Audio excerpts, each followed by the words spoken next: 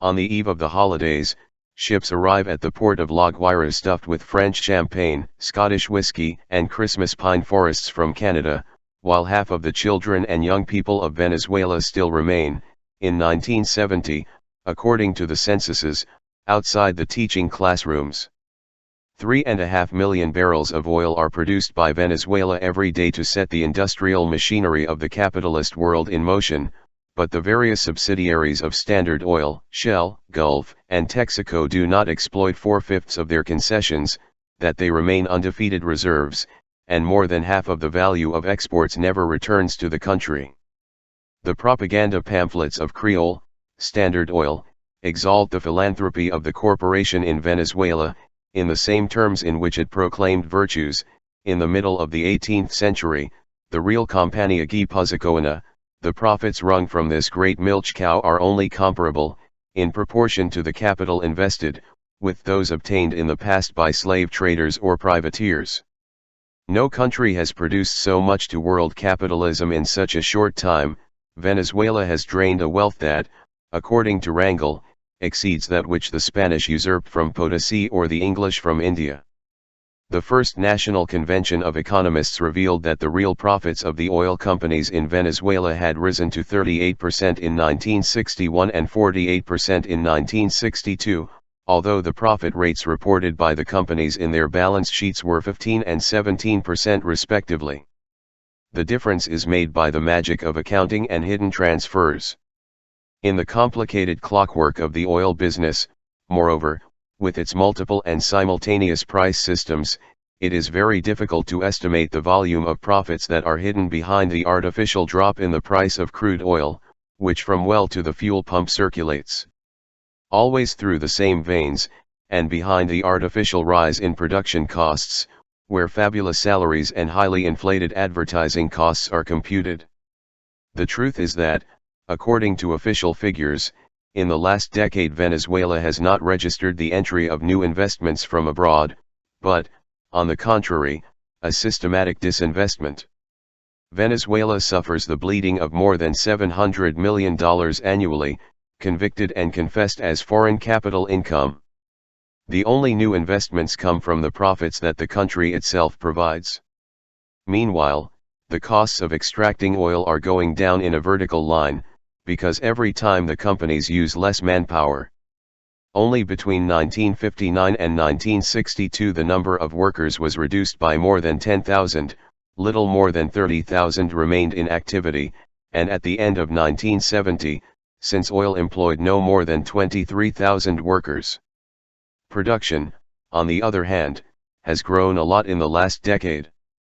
As a consequence of growing unemployment, the crisis in the oil camps on Lake Maracaibo worsened. The lake is a forest of towers.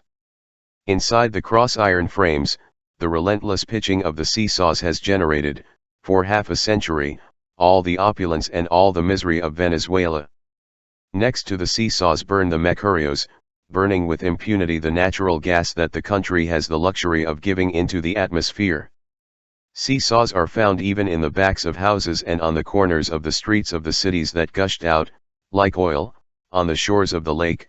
There the oil stains the streets and clothes, food, and the walls, and even the love professionals carry oil nicknames, such as the pipe or La Cuatro Valvulas, La Cabria or La Remolcadora.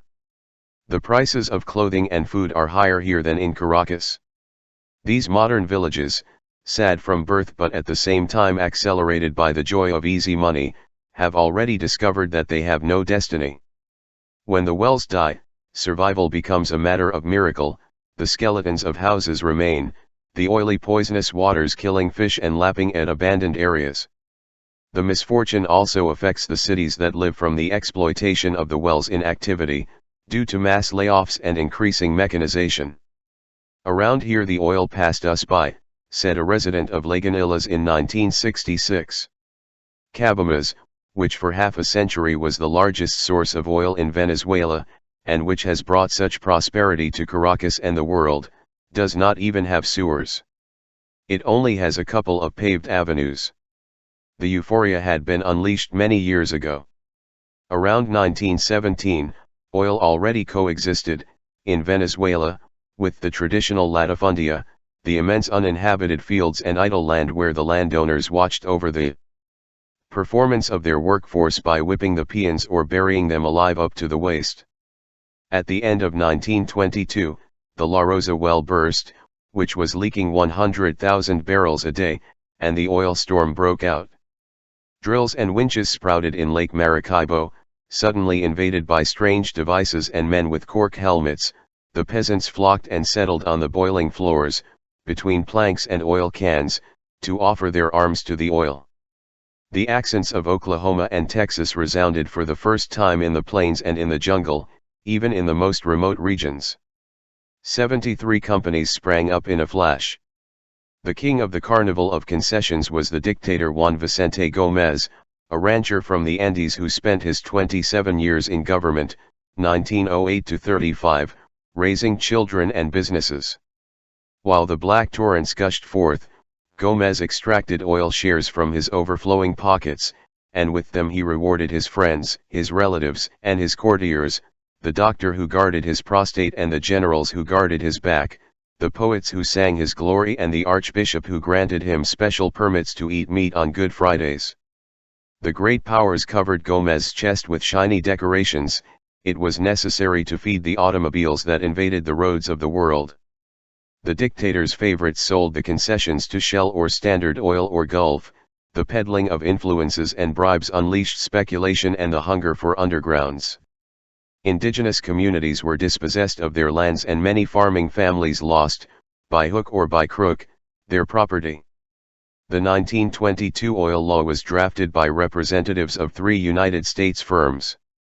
The oil fields were fenced off and had their own police. Entry was prohibited to those who did not carry the company registration form. It was forbidden even to transit through the highways that carried the oil to the ports. When Gómez died in 1935, oil workers cut the barbed wire fences that surrounded the camps and went on strike. In 1948, with the fall of the government of Romulo Gallegos, the reformist cycle inaugurated 3 years earlier came to an end, and the victorious military quickly reduced the state's participation in the oil extracted by the cartel's subsidiaries. The tax cut translated, in 1954, into more than $300 million of additional benefits for Standard Oil. In 1953, a businessman from the United States had declared in Caracas, "Here, you have the freedom to do with your money what you like. To me, that freedom is worth more than all political and civil liberties combined." When the dictator Marcos Pérez Jiménez was overthrown in 1958, Venezuela was a vast oil well surrounded by prisons and torture chambers, which he imported everything from the United States: automobiles and refrigerators, condensed milk, eggs, lettuce, laws and decrees. The largest of Rockefeller's companies, Creole, had declared profits in 1957 that reached almost half of its total investments. The revolutionary government junta raised the income tax of the largest companies, from 25 to 45%. In retaliation, the cartel ordered the immediate drop in the price of Venezuelan oil, and that's when it began laying off workers en masse. The price fell so low that despite the increase in taxes and the greater volume of oil exported, in 1958 the state collected $60 million less than in the previous year. Subsequent governments did not nationalize the oil industry, but neither did they grant, until 1970, new concessions to foreign companies for the extraction of black gold. Meanwhile, the cartel ramped up production from its Near Eastern and Canadian fields. In Venezuela, prospecting for new wells has virtually ceased and exports are paralyzed. The policy of denying new concessions lost its meaning to the extent that the Corporación Venezolana del Petróleo, the state body, did not assume the vacant responsibility. On the other hand, the corporation has limited itself to drilling a few wells here and there, confirming that its function is none other than the one that President Romulo Betancourt had assigned it, not to reach the size of a large company, but to serve as an intermediary for negotiations on the new formula of concessions. The new formula was not put into practice, although it was announced several times. Meanwhile, the strong industrialization drive that had gained strength for 2 decades is already showing visible signs of exhaustion, and is experiencing a well-known impotence in Latin America. The internal market, limited by the poverty of the majority, is not capable of sustained manufacturing development beyond certain limits. The agrarian reform, on the other hand, inaugurated by the Acción Democrática government, has remained less than halfway along the path that it proposed, in the promises of its creators, to travel. Venezuela buys a good part of the food it consumes abroad, and especially from the United States. The national dish, for example, black beans, arrives in large quantities from the north, in bags bearing the word beans. Salvador Garmendia, the novelist who reinvented the prefabricated hell of all this culture of conquest, the oil culture, wrote me in a letter in mid-1969, "Have you seen a seesaw, the device that extracts crude oil? It has the shape of a large black bird whose pointed head rises and falls heavily, day and night, without pausing for a second. It is the only vulture that don't eat shit. What will happen when we hear the characteristic noise of the sniffer when the liquid runs out?" The grotesque overture is already beginning to be heard in Lake Maracaibo, where fabulous towns sprang up overnight with cinematographs, supermarkets, dance halls, hotbeds of whores, and gambling dens, where money had no value. I recently took a tour there and felt a claw in my stomach. The smell of death and junk is stronger than that of oil. The towns are semi-deserted, eaten away, all ulcerated by ruin, the streets muddy, the shops in rubble. A former company diver dives daily, armed with a hacksaw, to cut pieces of abandoned pipes to sell as scrap iron. People start talking about companies like someone evoking a golden fable. One lives from a mythical and tightrope walking past of fortunes squandered in a roll of dice and drunkenness for 7 days. Meanwhile, the seesaws continue to rock and the rain of dollars falls on Miraflores, the government palace, to be transformed into highways and other reinforced concrete monsters. 70% of the country lives marginalized from everything. In the cities there thrives a reckless middle class with high salaries, gorging themselves on useless objects, living in a daze from publicity and stridently professing imbecility and bad taste. The government recently announced with a loud bang that it had exterminated illiteracy. Result, in the last electoral festival, the registered census showed 1 million illiterates between 18 and 50 years of age. Second part. Development is a journey with more shipwreck than navigators. Story of early death. British ships of war salute independence from the river. In 1823, George Canning, mastermind of the British Empire, was celebrating his universal triumphs. The charge d'affaires of France had to endure the humiliation of this toast: "Yours be the glory of triumph," followed by disaster and ruin; "Ours be the inglorious traffic of industry and ever-increasing prosperity." The age of chivalry is past, and it has been succeeded by an age of economists and calculators. London was experiencing the beginning of a long party. Napoleon had been definitively defeated a few years before, and the era of the Pax Britannica was opening up on the world. In Latin America, independence had riveted in perpetuity the power of the owners of the land and of the enriched merchants, in the ports, at the cost of the anticipated ruin of the nascent countries. The former Spanish colonies, and also Brazil, were eager markets for English cloth and sterling at a certain percentage. Canning was not wrong to write, in 1824, "The thing is done, the nail is in place, Latin America is free, and if we do not sadly misrule our affairs, she is English." The steam engine, the power loom, and the perfection of the weaving machine had brought the industrial revolution to a heady pace in England. Factories and banks multiplied, internal combustion engines had modernized navigation, and many large ships sailed to the 4 cardinal points, universalizing English industrial expansion. The British economy paid with cotton fabrics for leather from the Rio de la Plata, guano and nitrate from Peru, copper from Chile, sugar from Cuba, coffee from Brazil. Industrial exports, freight, insurance, interest on loans, and profits on investments would, throughout the 19th century, fuel England's burgeoning prosperity. Actually, before the Wars of Independence, the English already controlled a good part of the legal trade between Spain and its colonies, and they had thrown a mighty and persistent flow of contraband goods. The slave trade provided an effective cover for clandestine trade, although after all customs also registered, throughout Latin America, an overwhelming majority of products that did not come from Spain. The Spanish monopoly had not existed, in fact, ever. The colony was already lost to the mother country long before 1810, and the revolution represented no more than a political recognition of such a state of affairs. British troops had conquered Trinidad in the Caribbean at the price of a single casualty, but the expedition's commander, Sir Ralph Abercrombie, was convinced that further military conquests in Spanish America would not be easy. Shortly after, the English invasions in the Rio de la Plata failed. The defeat gave strength to Abercrombie's view on the inefficiency of armed expeditions and the historic turn of diplomats, merchants, and bankers. A new liberal order in the Spanish colonies would offer Great Britain the opportunity to encompass 9/10 of the world. Trade of Spanish America. The fever for independence boiled in Spanish American lands. From 1810 London applied a zigzagging and duplicitous policy, whose fluctuations were due to the need to favor English trade, prevent Latin America from falling into American or French hands, and prevent a possible infection of Jacobinism in the new countries that were being born at the same time. Freedom.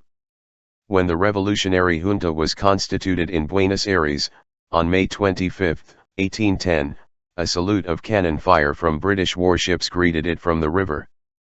The captain of the ship Mutton delivered, in the name of His Majesty, a fiery speech. Jubilation invaded the British hearts.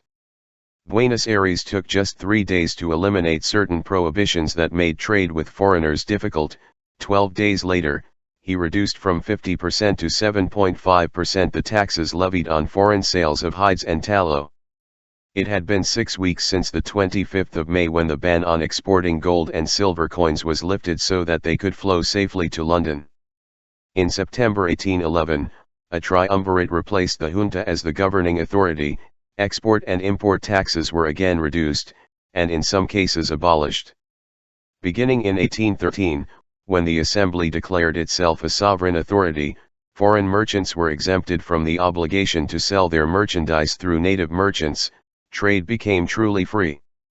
As early as 1812, some British merchants reported to the Foreign Office, "We have succeeded in successfully replacing German and French fabrics." They had also replaced the production of Argentine weavers, strangled by the free trade port, and the same process occurred, with variations, in other regions of Latin America. From Yorkshire and Lancashire, from the Cheviots and Wales, articles of cotton and wool, of iron and leather, of wood and china, flowed endlessly. The looms of Manchester, the hardware stores of Sheffield, the potteries of Worcester and Staffordshire, flooded the Latin American markets. Free trade enriched the ports that lived on exports and raised to the skies the level of waste of the oligarchies eager to enjoy all the luxury that the world offered, but it ruined the incipient local manufactures and frustrated the expansion of the internal market. Domestic industries, precarious and with a very low technical level, had emerged in the colonial world despite the prohibitions of the metropolis and experienced a boom, on the eve of independence, as a consequence of the loosening of the oppressive ties of Spain and the supply difficulties caused by the European War. In the early years of the 19th century, the workshops were resurrecting, after the deadly effects of the provision that the king had adopted, in 1778, to authorize free trade between the ports of Spain and America. An avalanche of foreign goods had crushed the textile manufactures and the colonial production of pottery and metal objects, and the artisans did not have many years to recover from the blow. Independence opened the doors completely to the free competition of the already developed industry in Europe. The subsequent fluctuations in the customs policies of the independence governments would generate successive deaths and awakenings of the Creole manufactures, without the possibility of sustained development over time. The dimensions of industrial infanticide. At the dawn of the 19th century, Alexander von Humboldt estimated the value of Mexico's manufacturing output at about 7 or 8 million pesos, most of which corresponded to the textile obrajes. The specialized workshops produced cloth, cotton fabrics, and canvases.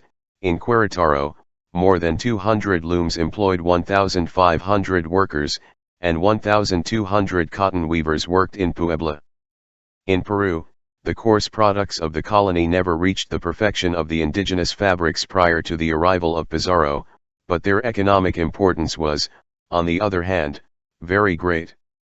The industry rested on the forced labor of the Indians, imprisoned in the workshops from before daylight until late at night. Independence annihilated the precarious development achieved. In Ayacucho, Cacamarsa, Tarma, the obrajes were of considerable magnitude. The entire town of Pacayaquesa, now dead, formed a single and vast loom establishment with more than 1,000 workers, says Romero in his work, Pacarcala, which supplied a vast region with woolen blankets, is disappearing and currently there is not a single factory there. In Chile, one of the most remote Spanish possessions, isolation favored the development of an incipient industrial activity from the very dawn of colonial life. There were spinning mills, weaving mills, tanneries. Chilean rigging supplied all the ships in the South Sea. Metal items were made, from stills and cannons to jewelry, fine china, and watches. Boats and vehicles were built. Also in Brazil, the textile and metallurgical mills, which had been rehearsing their first modest steps since the 18th century, were devastated by foreign imports. Both manufacturing activities had managed to prosper to a considerable extent despite the obstacles imposed by the colonial pact with Lisbon, but since 1807, the Portuguese monarchy, established in Rio de Janeiro, was no more than a toy in British hands, and power of London had another force. Until the opening of the ports, the deficiencies of Portuguese trade had acted as a protective barrier for a small local industry, says Caio Prado Jr., poor handicraft industry, it is true, but also enough to satisfy a part of internal consumption. This small industry will not be able to survive free foreign competition, even in the most insignificant products. Bolivia was the most important textile center of the Viceroyalty of the River Plate. In Cochabamba there were, at the turn of the century, 80,000 people dedicated to the manufacture of cotton linen, cloth, and tablecloths, according to the testimony of the mayor Francisco de Viedma. In Oruro and La Paz, obrajes had also sprung up which, together with those in Cochabamba, provided very resistant blankets, ponchos, and cloths to the population, army line troops and border garrisons. From Mojos, Chiquitos, and Guarayos came fine fabrics of linen and cotton, straw hats, vicuna, or ram and leaf cigars. All these industries have disappeared due to the competition of similar foreign articles. Verified, without much sadness, a volume dedicated to Bolivia in the first centenary of its independence. The Argentine coast was the most backward and least populated region of the country, before independence transferred to Buenos Aires, to the detriment of the Mediterranean provinces, the center of gravity of economic and political life. At the beginning of the 19th century, barely a tenth of the Argentine population resided in Buenos Aires, Santa Fe, or Entre Rios. At a slow pace and by rudimentary means, a native industry had developed in the central and northern regions, while on the coast, according to the attorney Larramendi in 1795, no art or manufacturing existed. In Tucumán and Santiago del Estero, which are currently wells of underdevelopment, textile workshops flourished, which made ponchos of 3 different kinds, and excellent wagons and cigars and cigarettes, leathers and solace were produced in other workshops. All kinds of linens were born from Catamarca, fine cloth, black cotton cloths for the clergy to use. Córdoba manufactured more than 70,000 ponchos, 20,000 blankets, and 40,000 varas of baize per year, shoes, and leather articles, straps, and cordons. The most important tanneries and saddlers were in Corrientes. Salta's fine armchairs were famous. Mendoza produced between 2 and 3 million liters of wine per year, in no way inferior to those of Andalusia, and San Juan distilled 350,000 liters of spirits per year. Mendoza and San Juan formed the throat of commerce between the Atlantic and the Pacific in South America. Commercial agents from Manchester, Glasgow, and Liverpool toured Argentina and copied the models of the ponchos from Santiago and Córdoba and the leather goods from Corrientes, as well as the wooden stirrups turned in the country's use. Argentine ponchos cost 7 pesos, those of Yorkshire, 3. The most developed textile industry in the world triumphed at a gallop over native weaving, and the same thing happened in the production of boots, spurs, iron bars, bridles, and even nails. Misery devastated the Argentine interior provinces, which soon raised spears against the dictatorship of the port of Buenos Aires. The main merchants, Escalada, Belgrano, Puritan, Vieites, Las Leras, Cervino, had seized power from Spain, and trade gave them the opportunity to buy English silks and knives, fine cloth from Louviers, Flanders lace, Swiss sabres, Dutch gin, Westphalian hams, and Hamburg cigars. In exchange, Argentina exported hides, tallow, bones, and salted meat, and the cattle farmers of the province of Buenos Aires expanded their markets thanks to free trade. The English consul in Plata, Woodbine Parish, described a stout gaucho from the Pampas in 1837, "Take all the pieces of his clothing, examine everything that surrounds him, and, excepting what is made of leather, what is there that is not English? If your wife has a skirt, there are 10 chances against 1 that is a Manchester manufacture. The cauldron or pot in which he cooks, the coarse earthenware cup in which he eats, his knife, his spurs, the bridle, the poncho that covers him, all are effects brought from England." Argentina received even the stones for the sidewalks from England. At about the same time, James Watson Webb, United States ambassador in Rio de Janeiro, reported, "On all the farms in Brazil, the masters and their slaves dress in the manufactures of free labor, and 9/10 of them are English. England supplies all the capital necessary for the internal improvements of Brazil, and manufactures all the utensils of common use, from the hoe upwards, and almost all the articles of luxury or practical use, from the pin to the most expensive dress. English pottery, English glass, iron, and wooden items are as common as woolen cloth and cotton cloth. Great Britain supplies Brazil with its steamboats and sailboats, makes its paving stones and fixes its streets, lights its cities with gas, builds its railways, explores its mines, is its banker, erects its telegraph lines, he transports the mail, builds the furniture, engines, wagons." The euphoria of free importation drove the merchants in the ports crazy. In those years, Brazil also received coffins, already lined and ready for the accommodation of the deceased, saddles, crystal chandeliers, pans and ice skates, of rather improbable use on the burning coasts of the tropics, also wallets, although paper money did not exist in Brazil, and an inexplicable number of mathematical instruments. The Treaty of Commerce and Navigation signed in 1810 taxed the import of English products with a lower rate than that applied to Portuguese products, and its text had been so hastily translated from the English language that the word policy, for example, passed to mean, in Portuguese, police instead of politics. The English enjoyed in Brazil a special right of justice, which removed them from the jurisdiction of national justice. Brazil was an unofficial member of the economic empire of Great Britain. In the middle of the century, a Swedish traveler arrived in Valparaiso and witnessed the waste and ostentation that free trade encouraged in Chile. "The only way to rise is to submit," he wrote, "to the opinions of the fashion magazines of Paris, to the black frock coat and all the corresponding accessories. The lady buys an elegant hat, which makes her feel consummately Parisian, while the husband dons a stiff, high tie and feels himself at the pinnacle of European culture."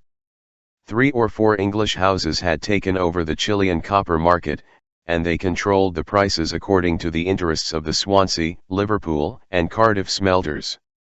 The Consul General of England reported to his government, in 1838, about the prodigious increase in sales of copper, which was exported mainly, if not entirely, in British ships or for the account of British. English merchants monopolized trade in Santiago and Valparaiso, and Chile was Latin America's second largest market for British products. The great ports of Latin America, stopovers for the wealth extracted from the soil and the subsoil bound for distant centers of power, were consolidated as instruments of conquest and domination against the countries to which they belonged, and were the dumping grounds through which national income was squandered. The ports and the capitals wanted to resemble Paris or London, and the desert was behind them. Protectionism and free trade in Latin America, the brief flight of Lucas Alaman. The expansion of the Latin American markets accelerated the accumulation of capital in the nurseries of British industry. The Atlantic had long since become the axis of world trade, and the English had known how to take advantage of the location of their island, full of ports, halfway between the Baltic and the Mediterranean and pointing to the coasts of America. England organized a universal system and became the prodigious factory supplying the planet. Raw materials came from the entire world and finished goods spilled over the entire world. The empire. It had the largest port and the most powerful financial apparatus of its time, it had the highest level of commercial specialization, had a world monopoly on insurance and freight, and dominated the international gold market. Friedrich List, father of the German customs union, had warned that free trade was Britain's main export. Nothing infuriated the English more than customs protectionism, and sometimes they made it known in a language of blood and fire, as in the Opium War against China. But free competition in the markets became a revealed truth for England only from the moment when she was sure that she was the strongest, and after she had developed her own textile industry sheltered from the most severe protectionist legislation of England. Europe.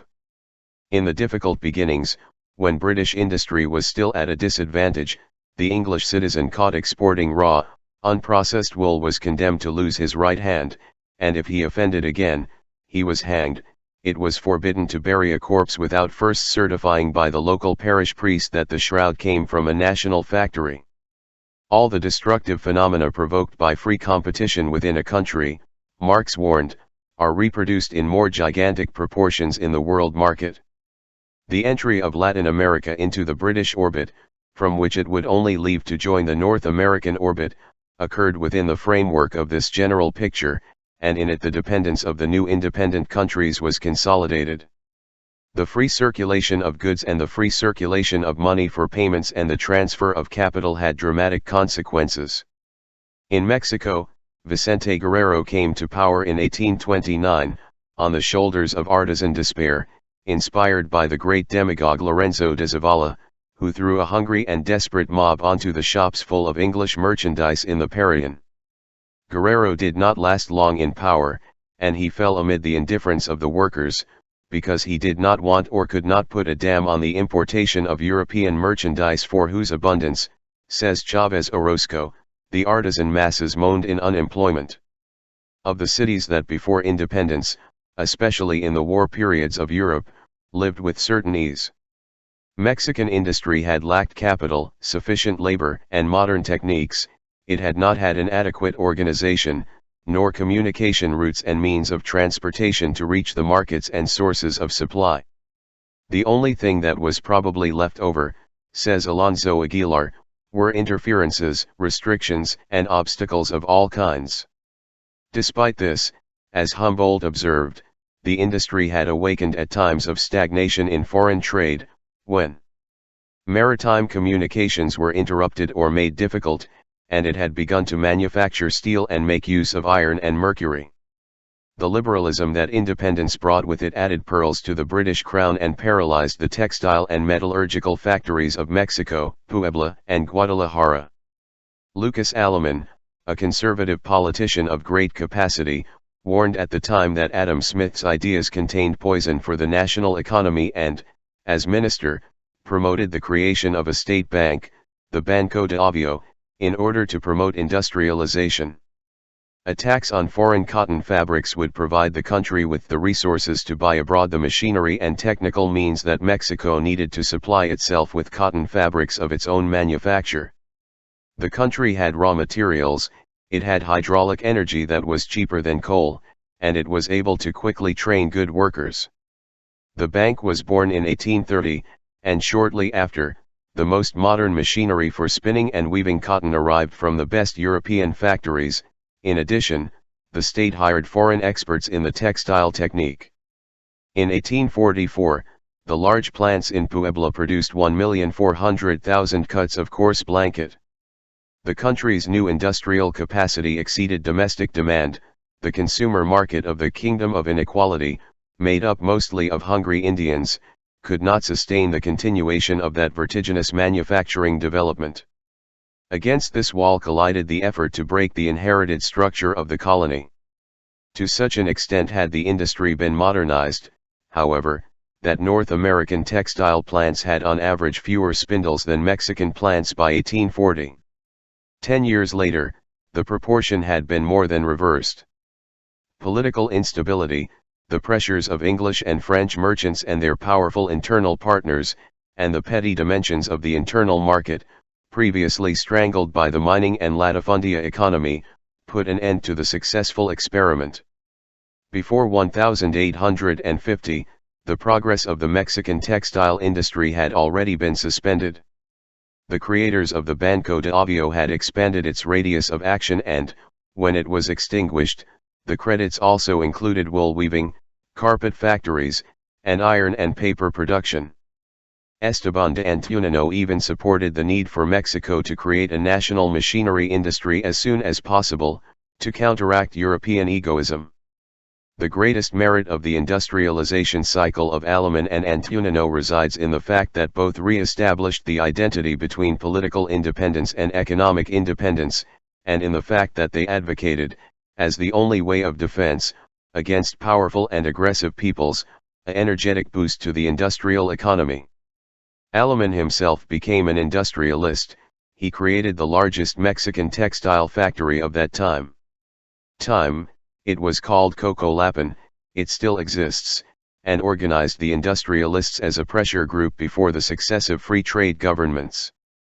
But Aleman, conservative and Catholic, did not come to raise the agrarian question, because he himself felt ideologically linked to the old order, and he did not realize that industrial development was condemned beforehand to remain in the air, without any basis of support, in that country of infinite large estates and widespread misery.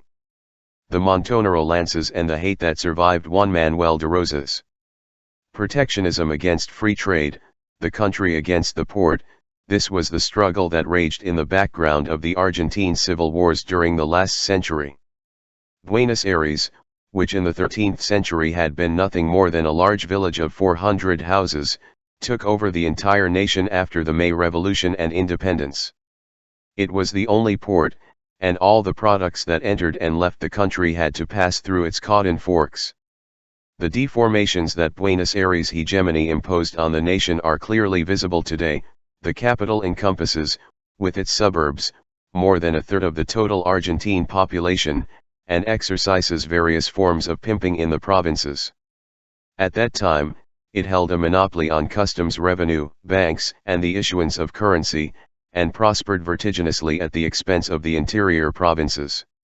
Almost all of Buenos Aires' income came from the national customs, which the port usurped for its own benefit, and more than half went to war expenses against the provinces, which thus paid to be annihilated. From the Buenos Aires Trade Hall, founded in 1810, the English set out their telescopes to monitor the transit of ships, and supplied the porteños with fine cloth, artificial flowers, lace, umbrellas, buttons and chocolates, while the flood of English-made ponchos and stirrups raged inland. To measure the importance that the world market attached to Rio de la Plata leather at that time, it is necessary to go back to a time when plastics and synthetic coatings did not even exist as a suspicion in the heads of chemists. There is no more propitious setting than the fertile coastal plain for large-scale livestock production.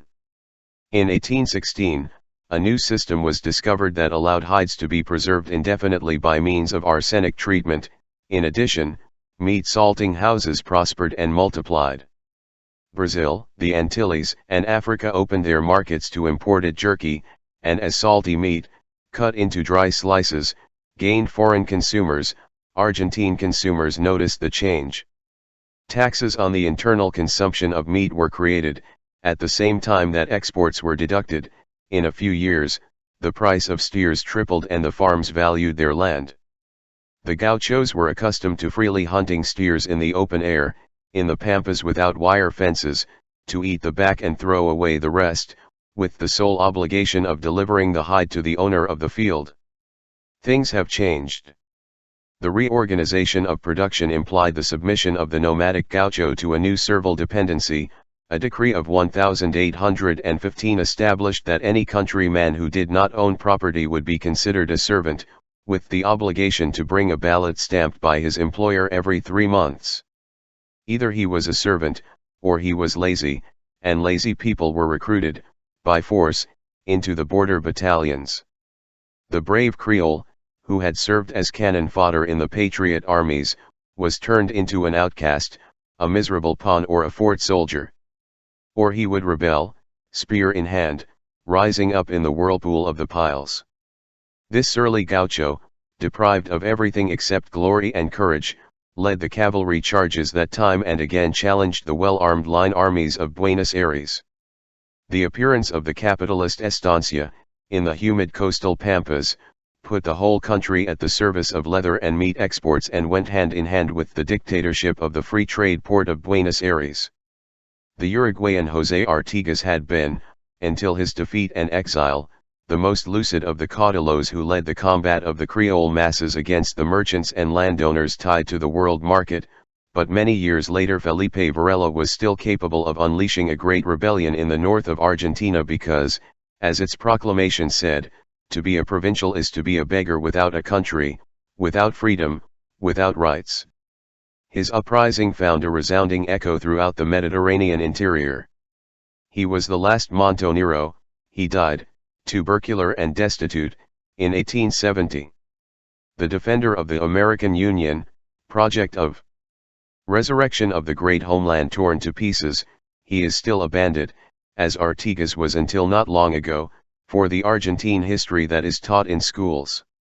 Felipe Varela was born in a small town lost among the mountains of Catamarca and had been a painful witness to the poverty of his province ruined by the proud and distant port.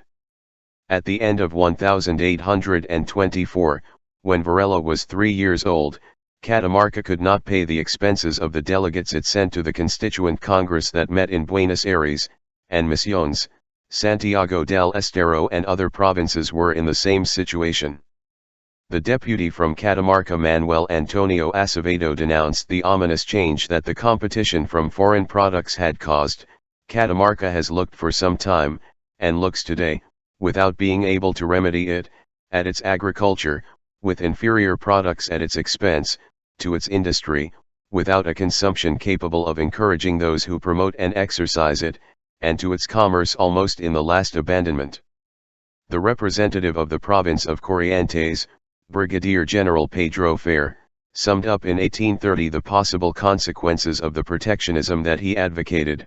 Yes, without a doubt a small number of wealthy men will suffer, because they will deprive themselves of drinks at their table, exquisite wines and liquors. The less affluent classes will not find much difference between the wines and liquors they currently drink, but rather in the price, and they will reduce consumption, which I do not think is very harmful. Our English countrymen will not wear ponchos, they will not wear balls and bows made in England, we will not wear clothing made abroad, and other items that we can provide, but, on the other hand, the condition of entire Argentine towns will begin to be less miserable, and the idea of the appalling misery to which they are condemned today will no longer haunt us. Taking an important step towards the reconstruction of the national unity torn apart by the war, the government of Juan Manuel de Rosas enacted in 1835 a customs law with a markedly protectionist sign. The law prohibited the importation of iron and tin products, horse tack, ponchos, girdles, woolen or cotton girdles, pallets, farm products, carriage wheels, tallow candles, and combs, and levied heavy duties on the introduction of cars, shoes, laces, clothes, saddles, dried fruits and alcoholic beverages. Taxes were not collected on meat transported on Argentine-flagged ships, and national saddlery and tobacco cultivation were promoted. The effects were felt without delay. Until the Battle of Caseros, which demolished Rosas in 1852, schooners and ships built in the Corrientes and Santa Fe shipyards sailed the rivers. There were more than 100 prosperous factories in Buenos Aires, and all travelers agreed in pointing out the excellence of fabrics and shoes made in Córdoba and Tucumán, cigarettes and handicrafts from Salta, wines and spirits from Mendoza and San Juan. Tucumán cabinetry exported to Chile, Bolivia, and Peru. 10 years after the approval of the law, the warships of England and France broke the chains stretched across the Parana with cannon fire, to open the navigation of the interior Argentine rivers that Rosas kept tightly closed. The invasion was followed by the blockade. 10 memorials from the industrial centres of Yorkshire, Liverpool, Manchester, Leeds, Halifax, and Bradford, signed by 1,500 bankers, merchants, and industrialists, had urged the English government to take action against the restrictions imposed on trade in La Plata. The blockade revealed, despite the progress made possible by the customs law, the limitations of the national industry, which was not capable of satisfying internal demand. In reality, since 1841 protectionism had been languishing, instead of increasing. Rosas expressed the interests of the Solidero ranchers in the province of Buenos Aires like no other, and an industrial bourgeoisie capable of promoting the development of an authentic and thriving national capitalism did not exist, nor was it born. The large ranch occupied the center of economic life of the country, and no industrial policy could be undertaken with independence and vigor without demolishing the omnipotence of the export latifundio. Rosas always remained, deep down, faithful to his class. The most horseman in the entire province, a guitar player and dancer, a great tamer, who found his way on stormy and starless nights by chewing on a few strands of grass to identify the direction, was a great rancher, producer of dried meat and hides, and the landlords had made him their boss. The black legend that was later concocted to defame him cannot hide the national and popular character of many of his government measures, but the class contradiction explains the absence of a dynamic and sustained industrial policy, beyond customs surgery in the government of the chieftain of the ranchers. This absence cannot be attributed to the instability and hardship implicit in the national wars and the foreign blockade, because after all, it had been in the midst of the whirlwind of a beleaguered revolution that José Artigas had articulated, 20 years before, his industrialist norms, and inclusive with an in-depth agrarian reform. Vivian Trias has compared, in a prolific book, the protectionism of Rosas with the cycle of measures that Artigas irradiated. From the Eastern Band, between 1813 and 1815, to conquer the true independence of the area of the viceroyalty of the River Plate. Rosas did not prohibit foreign merchants from doing business in the domestic market, nor did he return to the country the customs revenues that Buenos Aires continued to usurp, nor did he end the dictatorship of the single port. Instead, the nationalization of trade, the interior and the bankruptcy of the port and customs monopoly of Buenos Aires had been fundamental chapters, like the agrarian question, of the Artiguista policy. Artigas had wanted free navigation of inland rivers, but Rosas never gave the provinces this access key to overseas trade. Rosas also remained faithful, deep down, to his privileged province. Despite all these limitations, the nationalism and populism of the blue-eyed gaucho continue to generate hatred in the Argentine ruling classes. Rosas remains a crime for lesa patria, under an 1857 law still in force, and the country still refuses to open a national burial ground for his bones buried in Europe. His official image is the image of a murderer. Once Rosas's heresy was overcome, the oligarchy was reunited with its destiny. In 1858, the president of the board of directors of the Rural Exposition declared the exhibition inaugurated with these words: "We, still in infancy, are content with the humble idea of sending our products and raw materials to those European bazaars, so that they can be return transformed by means of the powerful agents at their command. Raw materials is what Europe asks for, to change them into rich artifacts. The illustrious Domingo Faustino Sarmiento and other liberal writers saw in the peasant montonera nothing more than the symbol of barbarism, backwardness, and ignorance, the anachronism of the pastoral campaigns against the civilization that the city embodied, the poncho and the chiripa against the frock coat, the spear and the knife against the troops of the line, illiteracy against school. In 1861, Sarmiento wrote to Mitre, "Do not try to save gaucho blood, it is the only thing that is human about them. This is a fertilizer that must be made useful to the country." So much contempt and hatred revealed a denial of one's own homeland, which, of course, also had an expression of economic policy. "We are neither industrialists nor navigators," Sarmiento affirmed, "and Europe will provide us with its artifacts for centuries on end." Exchange of our raw materials. President Bartolomé Mitre carried out, from 1862, a war of extermination against the provinces and their last leaders. Sarmiento was appointed director of the war and the troops marched north to kill gauchos, bipedal animals of such perverse condition. In La Rioja, Chacho Peñalosa, general of the plains, who extended his influence over Mendoza and San Juan, was one of the last redoubts of the rebellion against the Porte, and Buenos Aires considered that the time had come to put an end to him. They cut off his head and nailed it, on display, in the center of Olta Square. The railway and roads culminated in the ruin of La Rioja, which had begun with the revolution of 1810.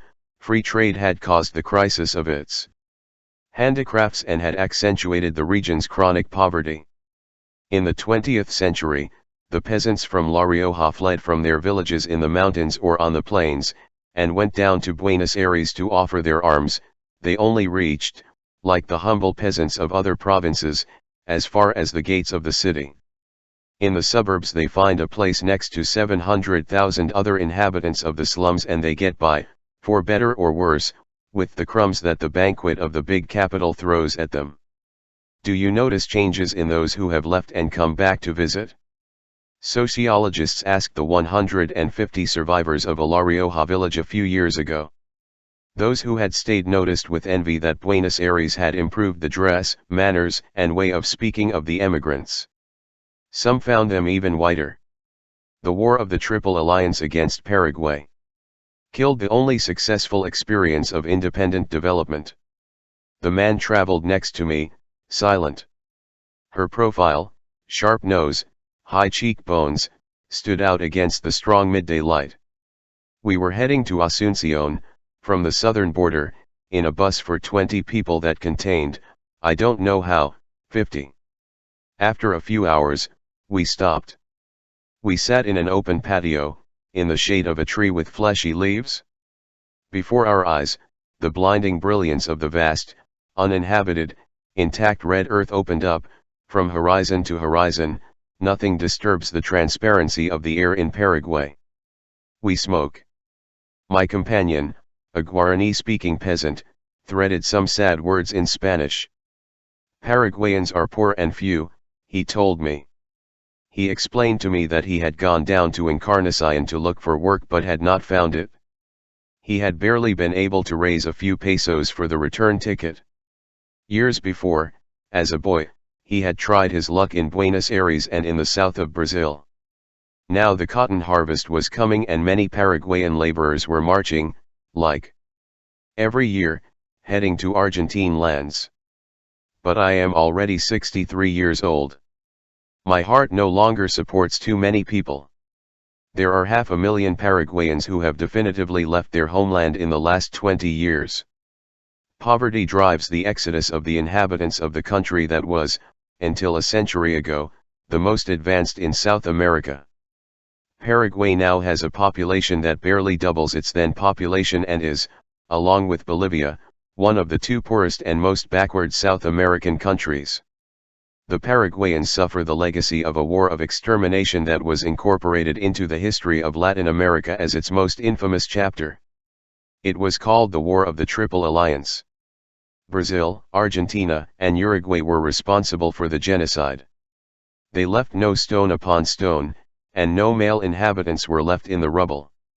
Although England did not directly participate in the horrifying feat, it was her merchants, her bankers, and her industrialists who benefited from Paraguay's crime. The invasion was financed, from beginning to end, by the Bank of London, the Baring Brothers House and the Rothschild Bank, in loans with leonine interests that mortgaged the fate of the victorious countries. Until its destruction, Paraguay stood as an exception in Latin America, the only nation that foreign capital had not deformed. The long government with the iron fist of the dictator Gaspar Rodriguez de Francia, 1814–1840, had incubated, in the matrix of isolation, an autonomous and sustained economic development. The state, omnipotent, paternalistic, occupied the place of a national bourgeoisie that did not exist, in the task of organizing the nation and directing its resources and its destiny. France had relied on the peasant masses to crush the Paraguayan oligarchy and had won internal peace by laying out a strict sanitary cordon against the other countries of the former viceroyalty of the Rio de la Plata. The expropriations, the exiles, the prisons, the persecutions and the fines had not served as instruments for the consolidation of the internal domination of the landowners and the merchants but, on the contrary, they had been used for their destruction. Political liberties and the right to oppose did not exist, nor would they be born later, but at that historical stage only those nostalgic for lost privileges suffered from the lack of democracy. There were no great private fortunes when France died, and Paraguay was the only country in Latin America that did not have beggars, the hungry, or thieves. The travelers of the time found there an oasis of tranquility in the middle of the other regions convulsed by the continuous wars. The North American agent Hopkins informed his government in 1845 that in Paraguay there is no child who does not know how to read and write. It was also the only country that did not live with its gaze fixed on the other side of the sea. Foreign trade was not the axis of national life, liberal doctrine, an ideological expression of the global articulation of markets, lacked answers to the challenges that Paraguay, forced to grow inward due to its Mediterranean isolation, had been posing since the beginning of the century. The extermination of the oligarchy made it possible to concentrate the fundamental economic resources in the hands of the state, to carry out this self-sufficient policy of development within borders. The subsequent governments of Carlos Antonio López and his son Francisco Solano continued and vitalized the task. The economy was booming. When the invaders appeared on the horizon, in 1865, Paraguay had a telegraph line, a railway, and a good number of factories manufacturing construction materials, fabrics, canvas, ponchos, paper and ink, earthenware, and gunpowder.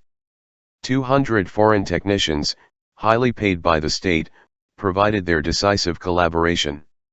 Since 1850, the Abiquiu foundry has been manufacturing cannons, mortars, and bullets of all calibers. Bronze cannons, howitzers, and bullets were produced in the Asunción arsenal. The national steel industry, like all other essential economic activities, was in the hands of the state. The country had a national merchant fleet, and several of the ships that flew the Paraguayan flag had been built in the Asunción shipyard along the Parana or across the Atlantic and the Mediterranean. The state virtually monopolized foreign trade. Herbs and tobacco supplied consumption in the south of the continent, valuable woods were exported to Europe. The trade balance showed a strong surplus. Paraguay had a strong and stable currency, and had enough wealth to make huge public investments without recourse to foreign capital. The country did not owe a penny abroad, despite which it was in a position to maintain the best army in South America, hire English technicians who put themselves at the country's service instead of putting the country at its service, and send Europe to a few young Paraguayan university students to perfect their studies.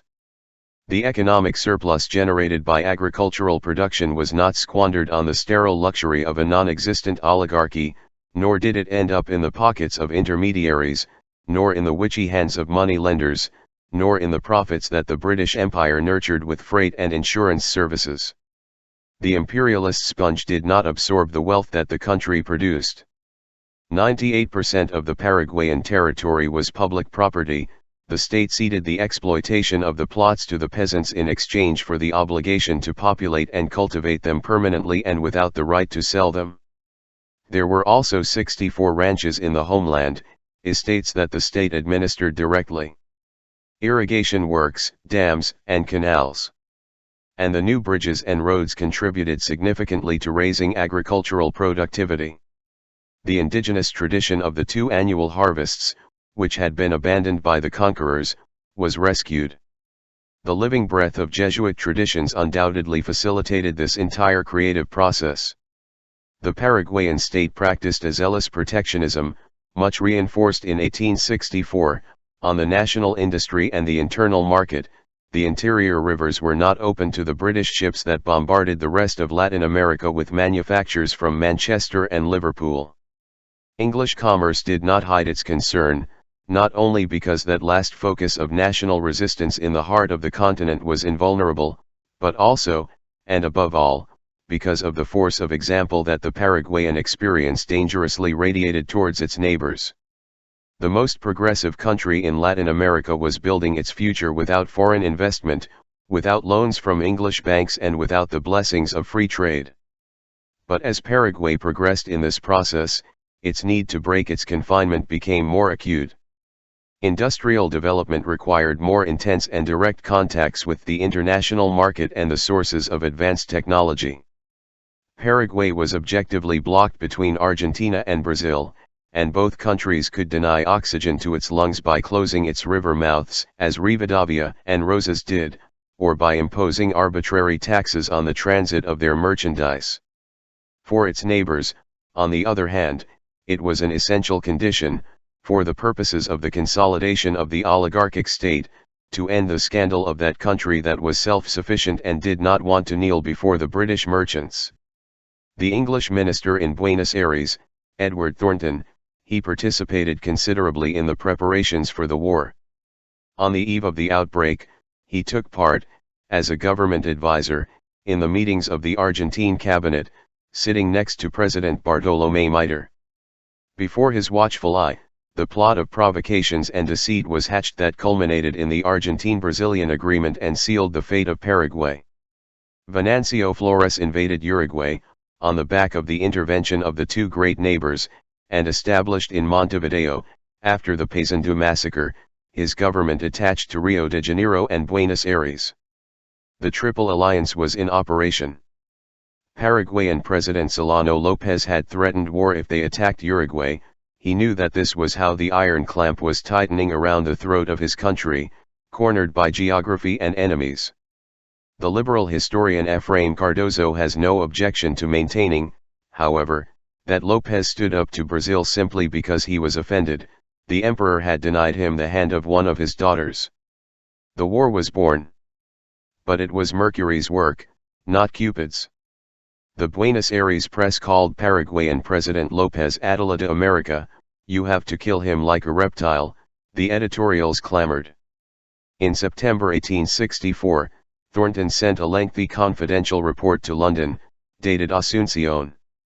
He described Paraguay as Dante to hell, but put the accent where it belonged. Import duties on almost all items are 20 or 25% ad valorem, but since this value is calculated on the current price of the articles, the duty paid frequently amounts to 40 to 45% of the invoice price. Export duties are from 10 to 20% of the value. In April 1865, The Standard, an English daily in Buenos Aires, was already celebrating Argentina's declaration of war against Paraguay, whose president has infringed all the uses of civilized nations, and announced that the sword of Argentine President Mitre will carry in his victorious career, in addition to the weight of past glories, the irresistible impulse of public opinion in a just cause. The treaty with Brazil and Uruguay was signed on May 10, 1865, its draconian terms were publicized a year later, in the British newspaper The Times, which obtained it from the creditor bankers of Argentina and Brazil. The future winners distributed in advance, in the treaty, the spoils of the defeated. Argentina secured all the territory of Misiones and the immense Chaco. Brazil devoured an immense expanse to the west of its borders. Uruguay, governed by a puppet of both powers, did not get anything. Mitre announced that he would take Asuncion in 3 months. But the war lasted 5 years. It was a slaughter, executed all along the forts that defended, section by section, the Paraguay River. The disgraceful tyrant Francisco Solano Lopez heroically embodied the national will to survive. The Paraguayan people, who had not suffered war for half a century, immolated themselves at their side. Men, women, children, and old people, they all fought like lions. Wounded prisoners ripped off their bandages so they wouldn't be forced to fight their brothers. In 1870, Lopez, at the head of an army of ghosts, old men and children who put on false beards to impress from afar, went into the jungle. The invading troops assaulted the rubble of Asuncion with the knife between their teeth. When the Paraguayan president was finally assassinated with a bullet and a spear in the thickets of Cerro Cora, he managed to say, "I die with my country," and it was true. Paraguay died with him. Before, Lopez had had his brother and a bishop shot, who were marching with him in that caravan of death. The invaders came to redeem the Paraguayan people, they exterminated it. Paraguay had, at the beginning of the war, a little less population than Argentina. Only 250,000 Paraguayans, less than a sixth, survived in 1870. It was the triumph of civilization. The victors, ruined by the high cost of the crime, were left in the hands of the English bankers who had financed the adventure. The slave empire of Pedro II, whose troops were nourished by slaves and prisoners, nevertheless gained territories, more than 60,000 square kilometers, and also labor, because many Paraguayan prisoners went to work in the coffee plantations of Sao Paulo with the brand iron slavery. The Argentina of President Mitre, who had crushed his own federal leaders, was left with 94,000 square kilometers of Paraguayan land and other fruits of the loot, according to what Mitre himself had announced when he wrote, "The prisoners and other articles of war we will divide them in the agreed way." Uruguay, where the heirs of Artigas had already been killed or defeated and the oligarchy ruled, participated in the war as a junior partner and without rewards. Some of the Uruguayan soldiers sent to the Paraguayan campaign had boarded the ships with their hands tied. All 3 countries suffered a financial bankruptcy that sharpened their dependence on England. The massacre in Paraguay marked them forever. Brazil had fulfilled the function that the British Empire had assigned it since the time when the English transferred the Portuguese throne to Rio de Janeiro. At the beginning of the 19th century, Canning's instructions to the ambassador, Lord Strangford, had been clear: make Brazil an emporium for British manufactures for the consumption of all South America. Shortly before going to war, the President of Argentina had inaugurated a new line of British railways in his country, and had made a fiery speech. What is the driving force behind this progress? Gentlemen, it is the English capital. From the defeated Paraguay not only the population disappeared, but also the customs fees. Smelting furnaces, rivers closed to free trade, economic independence, and vast areas of its territory. The victors implanted, within the borders reduced by dispossession, free trade, and latifundia. Everything was looted and everything was sold, the lands and forests, the mines, the herbs, the school buildings. Successive puppet governments would be installed, in Asuncion, by the foreign occupying forces. As soon as the war ended, the first foreign loan in its history fell on the still smoking ruins of Paraguay. He was British, of course. Its nominal value reached £1,000,000, but far less than half reached Paraguay. In the following years, the refinancings raised the debt to more than 3 million. The Opium War had ended in 1842 when the Free Trade Treaty was signed in Nanking.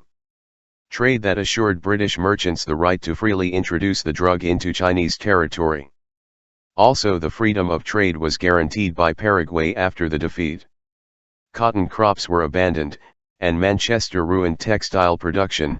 The national industry never revived. The Colorado Party, which today governs Paraguay, gleefully speculates on the memory of the heroes, but bears at the bottom of its founding act the signature of 22 traitors to Marshal Solano Lopez, legionnaires at the service of the Brazilian occupation troops.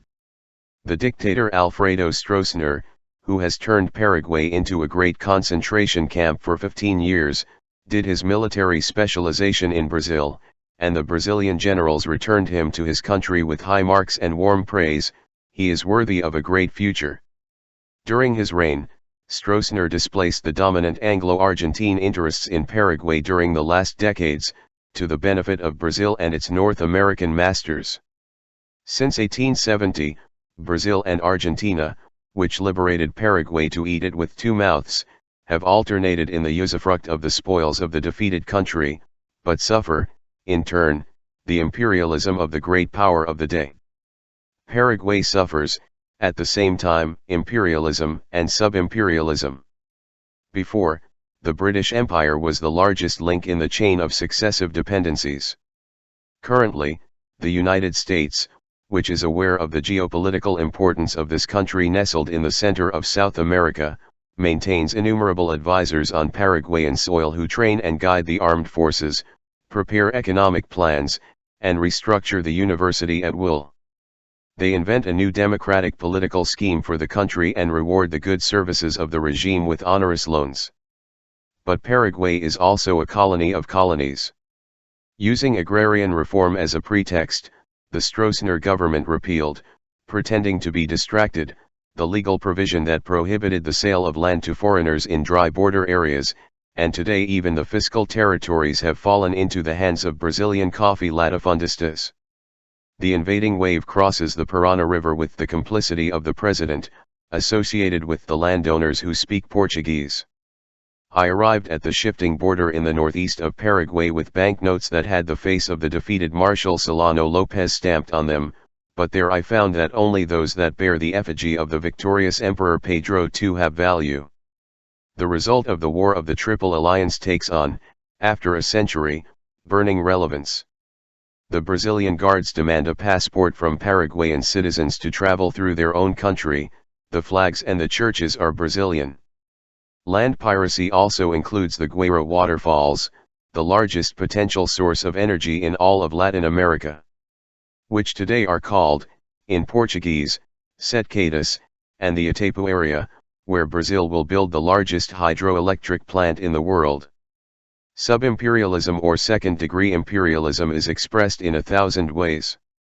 When President Johnson decided to plunge the Dominicans into blood in 1965, Stroessner sent Paraguayan soldiers to Santo Domingo to help with the task. The battalion was called, Sinister Joke, Marshal Solano Lopez. The Paraguayans acted under the orders of a Brazilian general, because it was Brazil that received the honors of treason. General Panisco Alvim led the Latin American troops complicit in the massacre. In the same way, other examples could be cited. Paraguay granted Brazil an oil concession in its territory, but the business of fuel distribution and petrochemicals are, in Brazil, in North American hands. The Brazilian Cultural Mission owns the Paraguayan University's Faculty of Philosophy and Pedagogy, but the Americans now run the Brazilian universities. The staff of the Paraguayan Army receives advice not only from Pentagon technicians, but also from Brazilian generals who, in turn, respond to the Pentagon like an echo to a voice. Through the open path of smuggling, industrial products from Brazil invade the Paraguayan market, but many of the factories that produce them in Sao Paulo are, since the denationalization avalanche of recent years, owned by multinational corporations. Stroessner considers himself heir to the Lopez family. Can the Paraguay of a century ago be compared with the Paraguay of today, an emporium of contraband in the La Plata Basin and a kingdom of institutionalized corruption? In a political act where the government party claimed, amid cheers and applause, both Paraguay and Paraguay, a boy sold contraband cigarettes, a tray on his chest.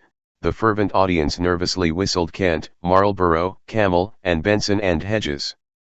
In Asunción, the slim middle class drinks Ballantine's whiskey instead of Paraguayan cane. One discovers the latest models of the most luxurious automobiles manufactured in the United States or Europe, brought into the country smuggled or after payment of reduced taxes, at the same time that one sees on the streets, carts pulled by oxen that slowly carry the fruits to the market. The land is worked with wooden plows and the taxi meters are Impala 70s. Stroessner says that smuggling is the price of peace, the generals line their pockets and do not conspire. The industry, of course, dies before it grows. The state does not even comply with the decree that orders to prefer the products of national factories in public procurement. The only triumphs that the government proudly exhibits in this matter are the Coca-Cola, Crush, and Pepsi plants. Cola, installed since the end of 1966 as a North American contribution to the progress of the Paraguayan people.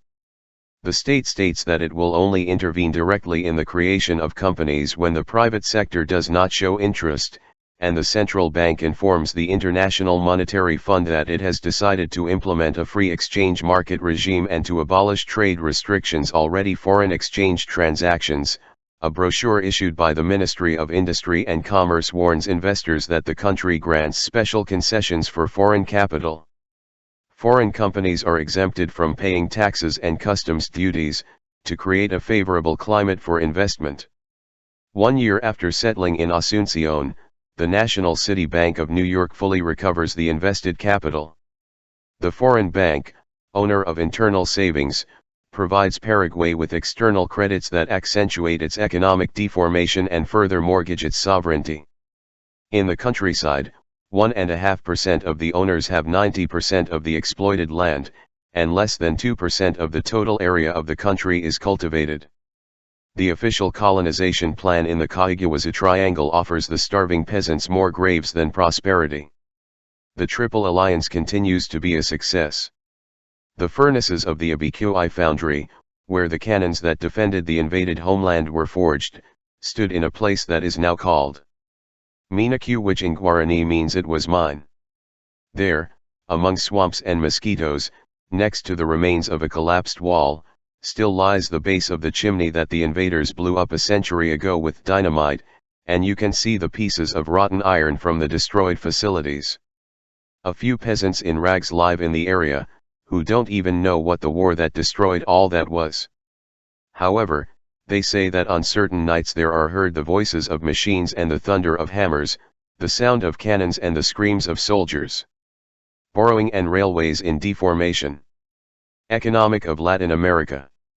Viscount Chateaubriand, France's foreign minister under Louis XVIII, wrote spitefully and presumably well informed, at the time of emancipation, the Spanish colonies became a kind of English colony. He quoted some numbers. He said that between 1822 and 1826 England had provided 10 loans to the liberated Spanish colonies, for a face value of about £21 million, but that, after interest and intermediary commissions had been deducted, the actual outlay that had arrived in the lands of the Americas, penalties reached 7 million. At the same time, more than 40 joint stock companies had been created in London to exploit the natural resources, mines, agriculture of Latin America and to set up public service companies. Banks were springing up like mushrooms on British soil.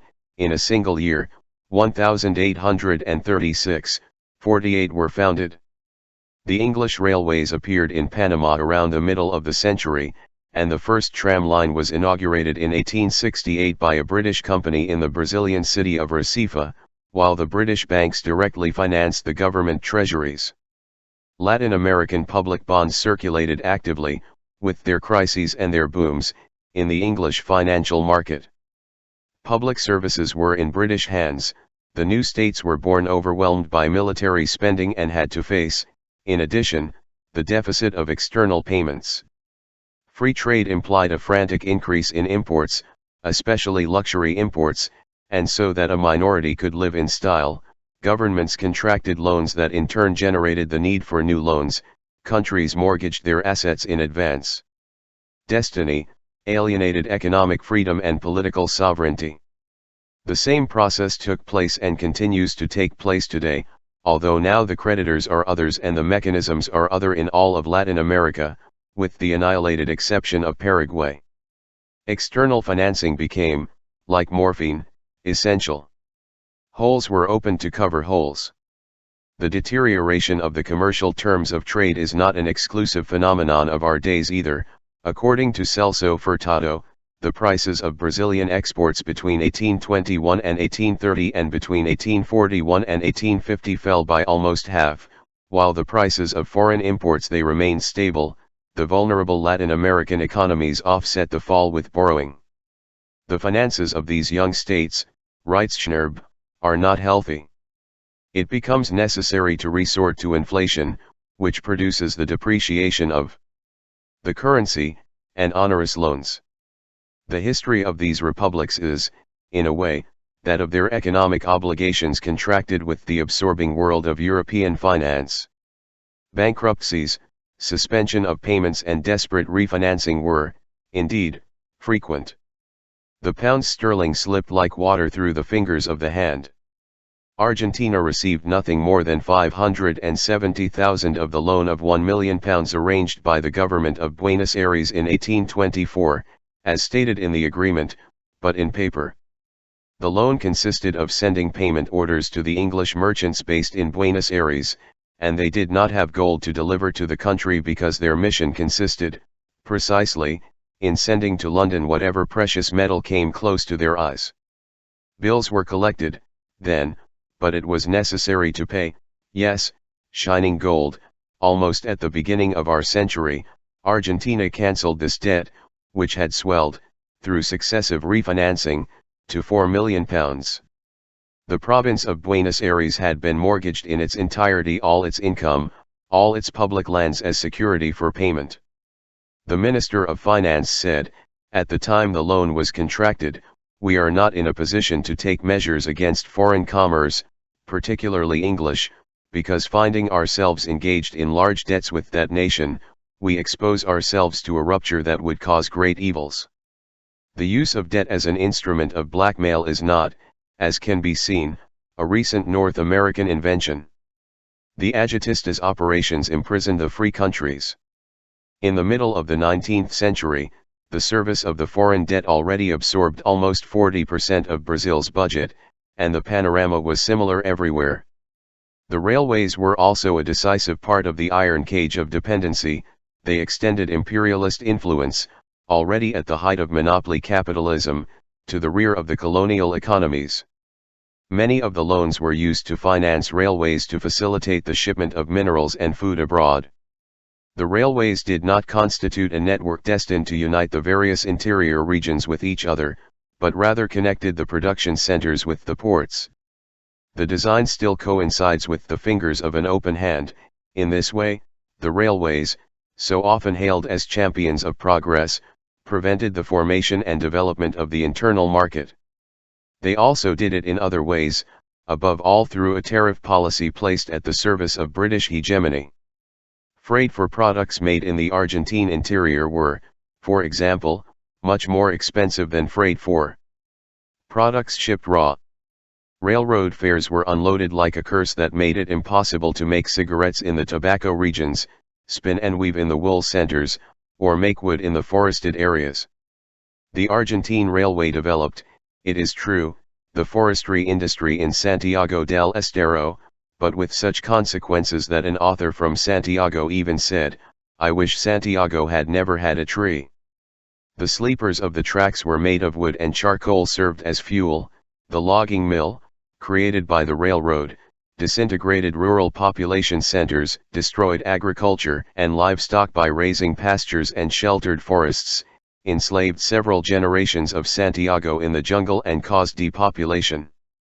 The mass exodus has not stopped, and today Santiago del Estero is one of the poorest provinces in Argentina. The use of oil as railway fuel plunged the region into a deep crisis. It was not English capital that laid the first tracks in Argentina, Brazil, Chile, Guatemala, Mexico, and Uruguay. Neither in Paraguay, as we have seen, but the railways built by the Paraguayan state with the contribution of European technicians hired by it passed into English hands after the defeat. The railways and trains of the other countries had the same fate, without the disbursement of a single cent of new investment. In addition, the state took care to ensure companies, by contract, a minimum level of profits, to avoid possible unpleasant surprises. Many decades later, at the end of the Second World War, when the railways no longer paid dividends and had fallen into relative disuse, the public administration recovered them. Almost all the states bought the old irons from the English and thus nationalized the losses of the companies. In the days of the rail boom, British companies had often obtained sizable land grants on either side of the tracks, in addition to the railway lines themselves and the right to build new spurs. The lands were a wonderful additional business. The fabulous gift granted in 1911 to the Brazil Railway led to the burning of innumerable cabins and the expulsion or death of the peasant families settled in the concession area. This was the trigger that triggered the Contestado Rebellion, one of the most intense pages of popular fury in the entire history of Brazil. Protectionism and free trade in the United States, the success was not the work of an invisible hand.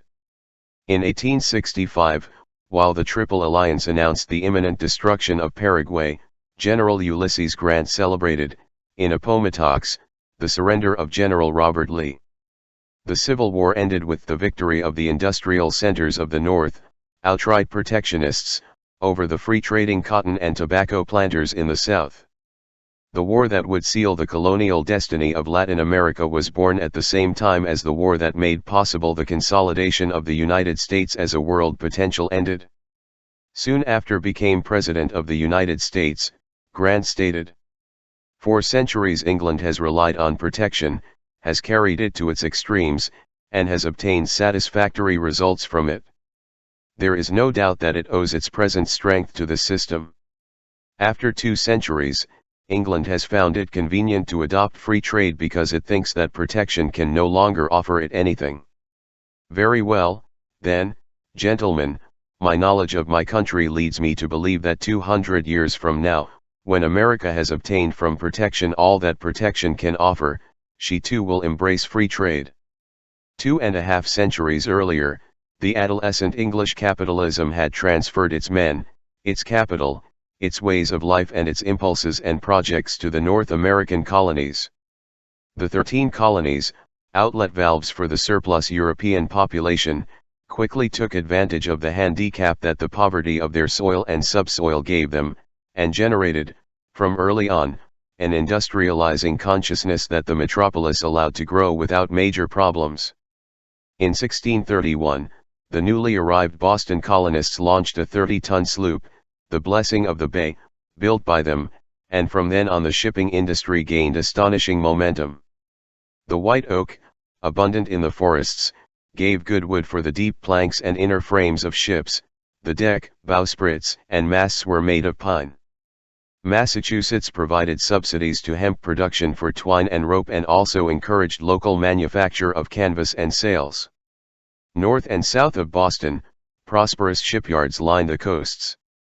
Colonial governments provided subsidies and premiums for manufactures of all kinds. The cultivation of flax and the production of wool were promoted, with incentives, raw materials for raw yarn fabrics that, although not very elegant, were resistant and national.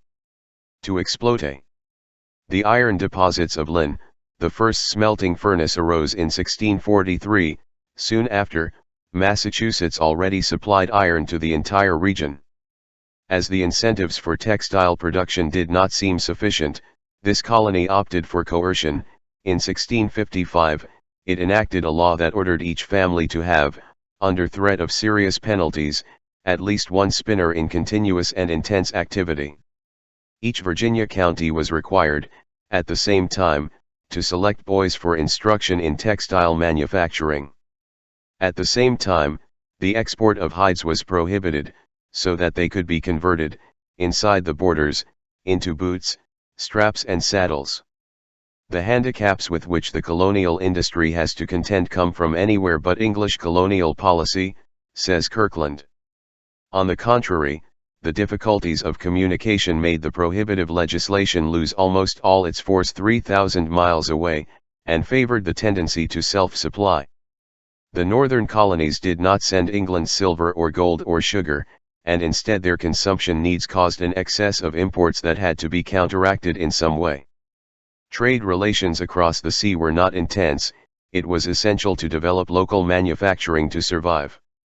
In the 18th century, England still paid so little attention to her northern colonies that she did not prevent the most advanced metropolitan techniques from being transferred to her workshops, in a real process that belied the paper prohibitions of the colonial pact. This was certainly not the case of the Latin American colonies, which provided air, water, and salt to rising capitalism in Europe, and could amply feed the luxurious consumption of their ruling classes by importing the finest and most sophisticated manufactures from overseas. Masks. The only expansive activities were, in Latin America, those that were oriented towards exports, and so it was also in the following centuries. The economic and political interests of the mining or land-owning bourgeoisie never coincided with the need for an internal economic development, and merchants were not linked to the New World to a greater extent than to foreign markets. Of the metals and food they sold and foreign sources of the manufactured goods they bought. When it declared its independence, the North American population was equivalent, in quantity, to that of Brazil. The Portuguese metropolis, as underdeveloped as the Spanish, exported its underdevelopment to the colony.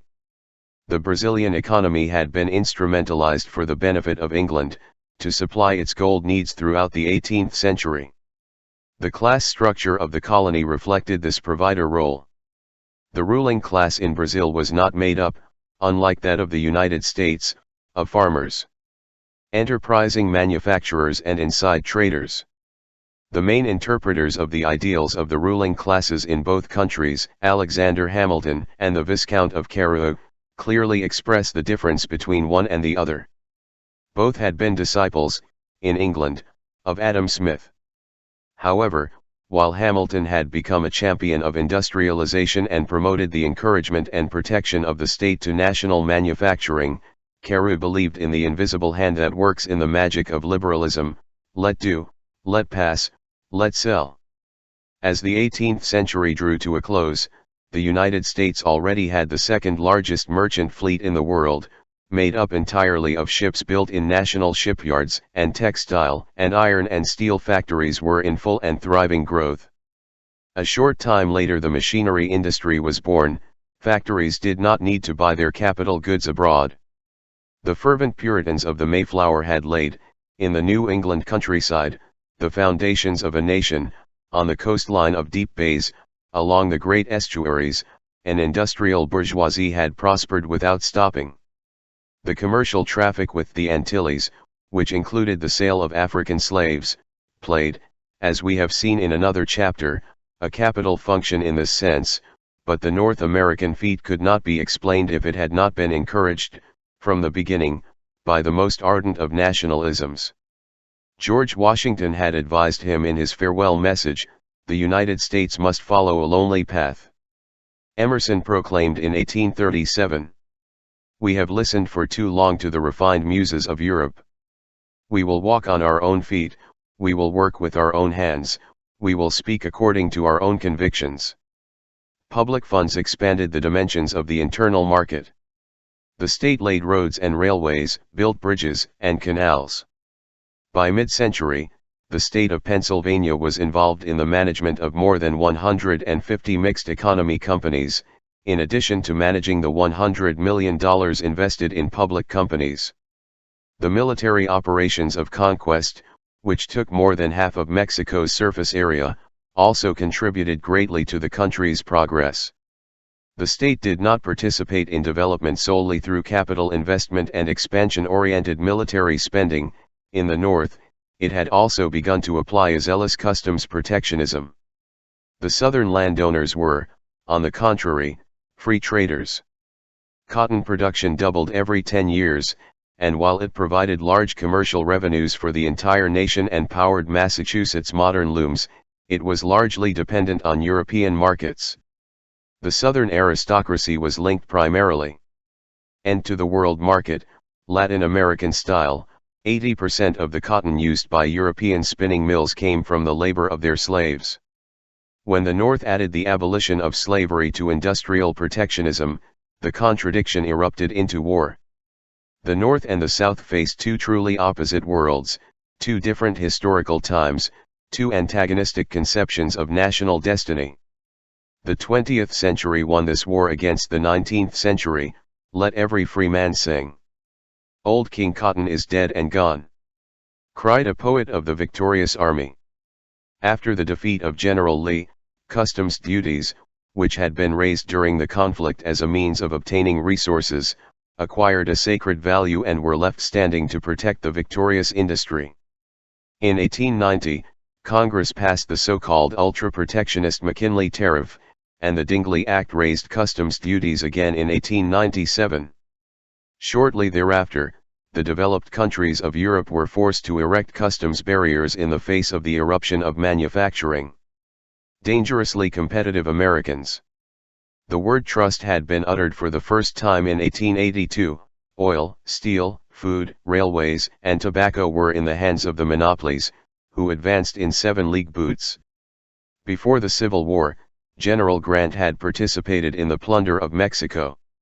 After the Civil War, General Grant was a president with protectionist ideas. It was all part of the same process of national affirmation. The industry of the North led history and, already the owner of political power, looked after the good health of its dominant interests from the state. The agricultural frontier flew to the west and to the south, at the expense of the Indians and the Mexicans, but in its wake it did not spread large estates, but planted the new open spaces with small owners. The promised land not only attracted European peasants, the master craftsmen of the most diverse trades and the workers specialized in mechanics, metallurgy, and iron and steel, also arrived from Europe to fecundate the intense North American industrialization. At the end of the last century, the United States was already the leading industrial power on the planet. In 30 years, since the Civil War, the factories had multiplied their production capacity 7-fold. The American volume of coal was already equal to that of England, and that of steel doubled it. The railways were 9 times as long. The center of the capitalist universe began to change places. Like England, the United States will also export, from the Second World War, the doctrine of free trade, and free competition, but for the consumption of others. The International Monetary Fund and the World Bank will be born together to deny underdeveloped countries the right to protect their national industries, and to discourage state action in them.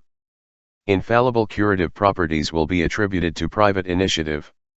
However, the United States will not abandon an economic policy that continues to be, today, rigorously protectionist, and that certainly pays a good ear to the voices of history itself. In the North, they never confused the disease with the cure. The contemporary structure of disposal. An empty talisman of powers. When Lenin wrote his book on imperialism in the spring of 1916, U.S. capital accounted for less than 1/5 of all direct private investment, of foreign origin, in Latin America. In 1970, it covered nearly 3/4. The imperialism that Lenin knew, the rapacity of the industrial centers in search of world markets for the export of their merchandise, the rush to capture all possible sources of raw materials, the looting of iron, coal, oil, the railways articulating the domain of the subject areas, the voracious loans of the financial monopolies, military expeditions and wars of conquest. It was an imperialism that watered with salt the places where a colony or semi-colony would have dared to build its own factory. Industrialization, a privilege of the metropolis, was, for poor countries, incompatible with the system of domination imposed by rich countries. After the Second World War, the withdrawal of the European interests, to the benefit of the overwhelming advance of North American investments. And since then, there has been an important change in the destination of investments. Step by step, year after year, capital applied to public services and mining is losing relative importance, while the proportion of investment in oil and, above all, in the manufacturing industry increases. Currently, for every $3 invested in Latin America, 1 corresponds to the industry. In exchange for insignificant investments, the subsidiaries of the large corporations jump over the Latin American customs barriers, paradoxically raised against foreign competition, and take over the internal processes of industrialization. They export factories or, frequently, corner and devour existing national factories. To do so, they have the enthusiastic help of most local governments and the extortion capacity put at their service by international credit organizations. Imperialist capital captures the markets from within, making the key sectors of local industry its own. It conquers or builds the decisive fortresses, from which it dominates the rest. The OAS describes the process thus. Latin American companies are having a predominance over established and less sophisticated industries and technologies, while North American private investment, and probably also that coming from other industrialized countries, is rapidly increasing its participation in certain dynamic industries that require a degree of advancement. Relatively high technological level and which are more important in determining the course of economic development. Thus, the dynamism of North American factories south of the Rio Grande is much more intense than that of Latin American industry in general. The rhythms of the three largest countries are eloquent. For an index of 100 in 1961, the industrial product in Argentina became 112.5 in 1965, and in the same period the sales of affiliated companies in the United States rose to 166. For Brazil, the respective figures are 109.2 and 120, for Mexico, 142.2 and 186.82. The interest of the imperialist corporations in appropriating Latin American industrial growth and capitalizing on it for their benefit does not imply, of course, a disinterest in all other traditional forms of exploitation. It is true that the railroad of the United Fruit Co., in Guatemala, was no longer profitable, and that the Electric Bond and Share and the International Telephone and Telegraph Corporation did splendid business when they were nationalized in Brazil, with indemnities of pure gold in return of its rusty facilities and its museum machinery. But the abandonment of public services in exchange for more lucrative activities has nothing to do with the abandonment of raw materials. What fate would the empire have without Latin America's oil and minerals? Despite the relative decline in investment in mines, the U.S. economy cannot do without, as we have seen in another chapter, vital supplies and juicy profits that come from the South. For the rest, investments that turn Latin American factories into mere cogs in the global gear of giant corporations do not alter the international division of labor at all. The system of communicating vessels through which capital and merchandise circulate between poor countries and rich countries does not suffer the slightest modification. Latin America continues to export its unemployment and misery, the raw materials that the world market needs and on whose sale the region's economy depends, and certain industrial products made, with cheap labor, by subsidiaries of multinational corporations. Unequal exchange works as usual. Latin American starvation wages help finance high wages in the United States and Europe. There is no shortage of politicians and technocrats willing to demonstrate that the invasion of industrializing foreign capital benefits the areas where it breaks in. Unlike the old one, this new type of imperialism would imply a truly civilizing action, a blessing for the dominated countries, so that for the first time the letter of the declarations of love of the ruling power would coincide with its real intentions. Guilty consciences would no longer need alibis, since they would not be guilty.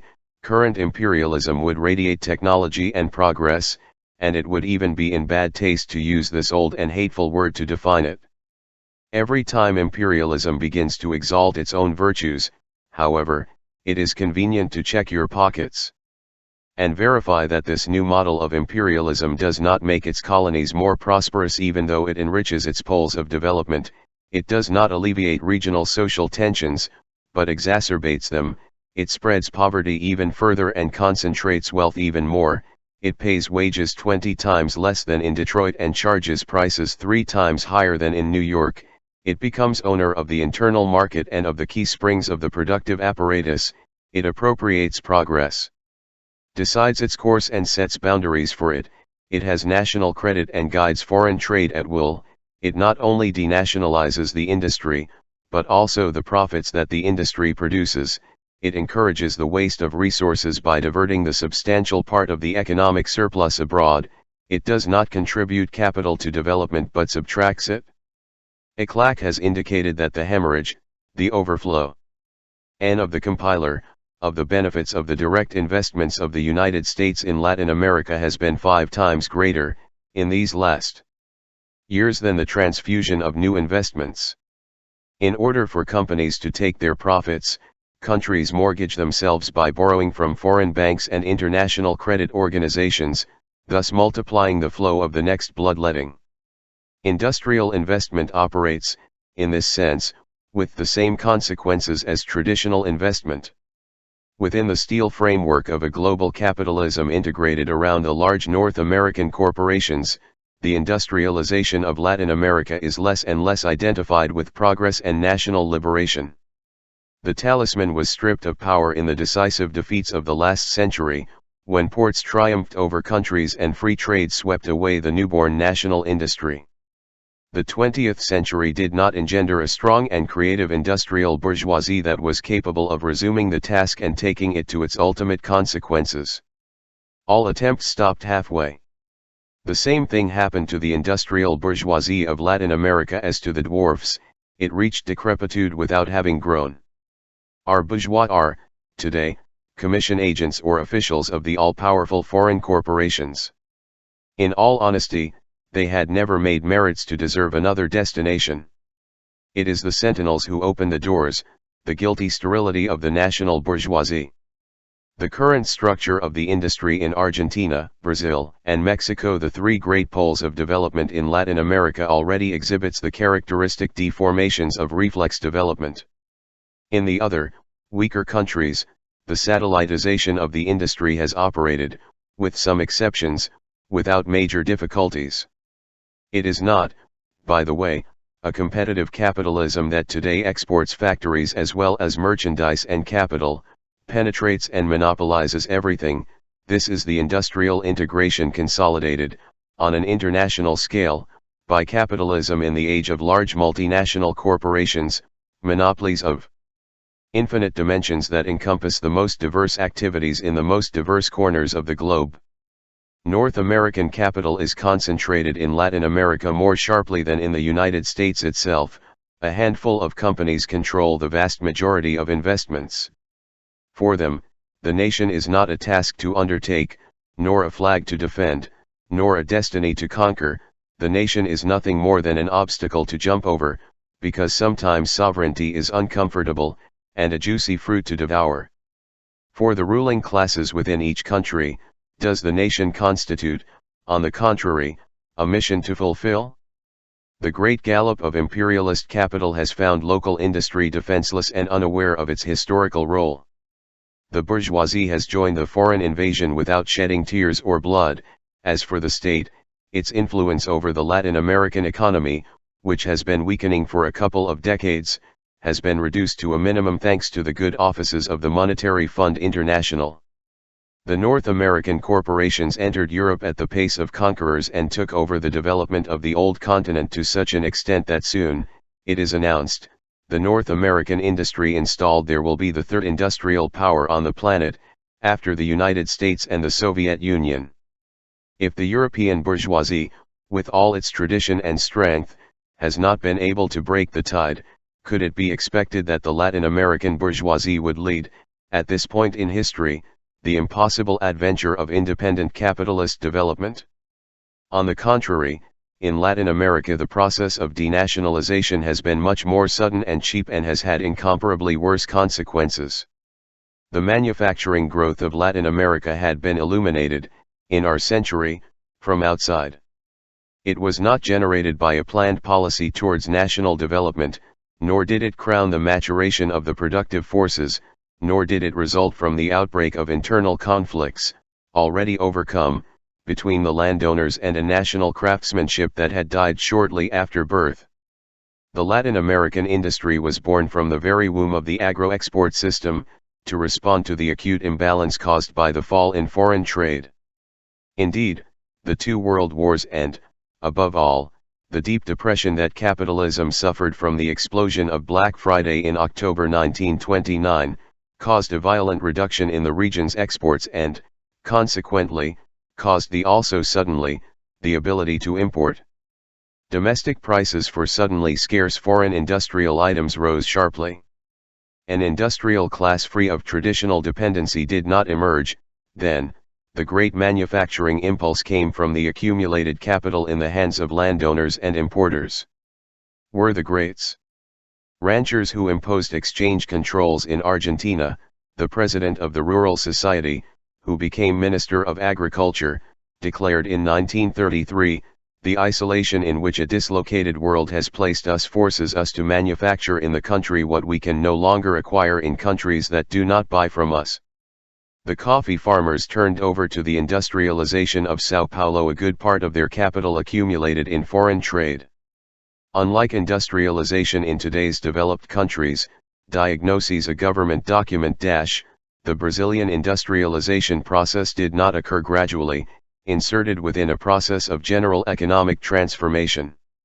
Rather, it was a rapid and intense phenomenon, which superimposed itself on the pre-existing economic social structure, without entirely modifying it, giving rise to profound sectoral and regional differences that characterize Brazilian society.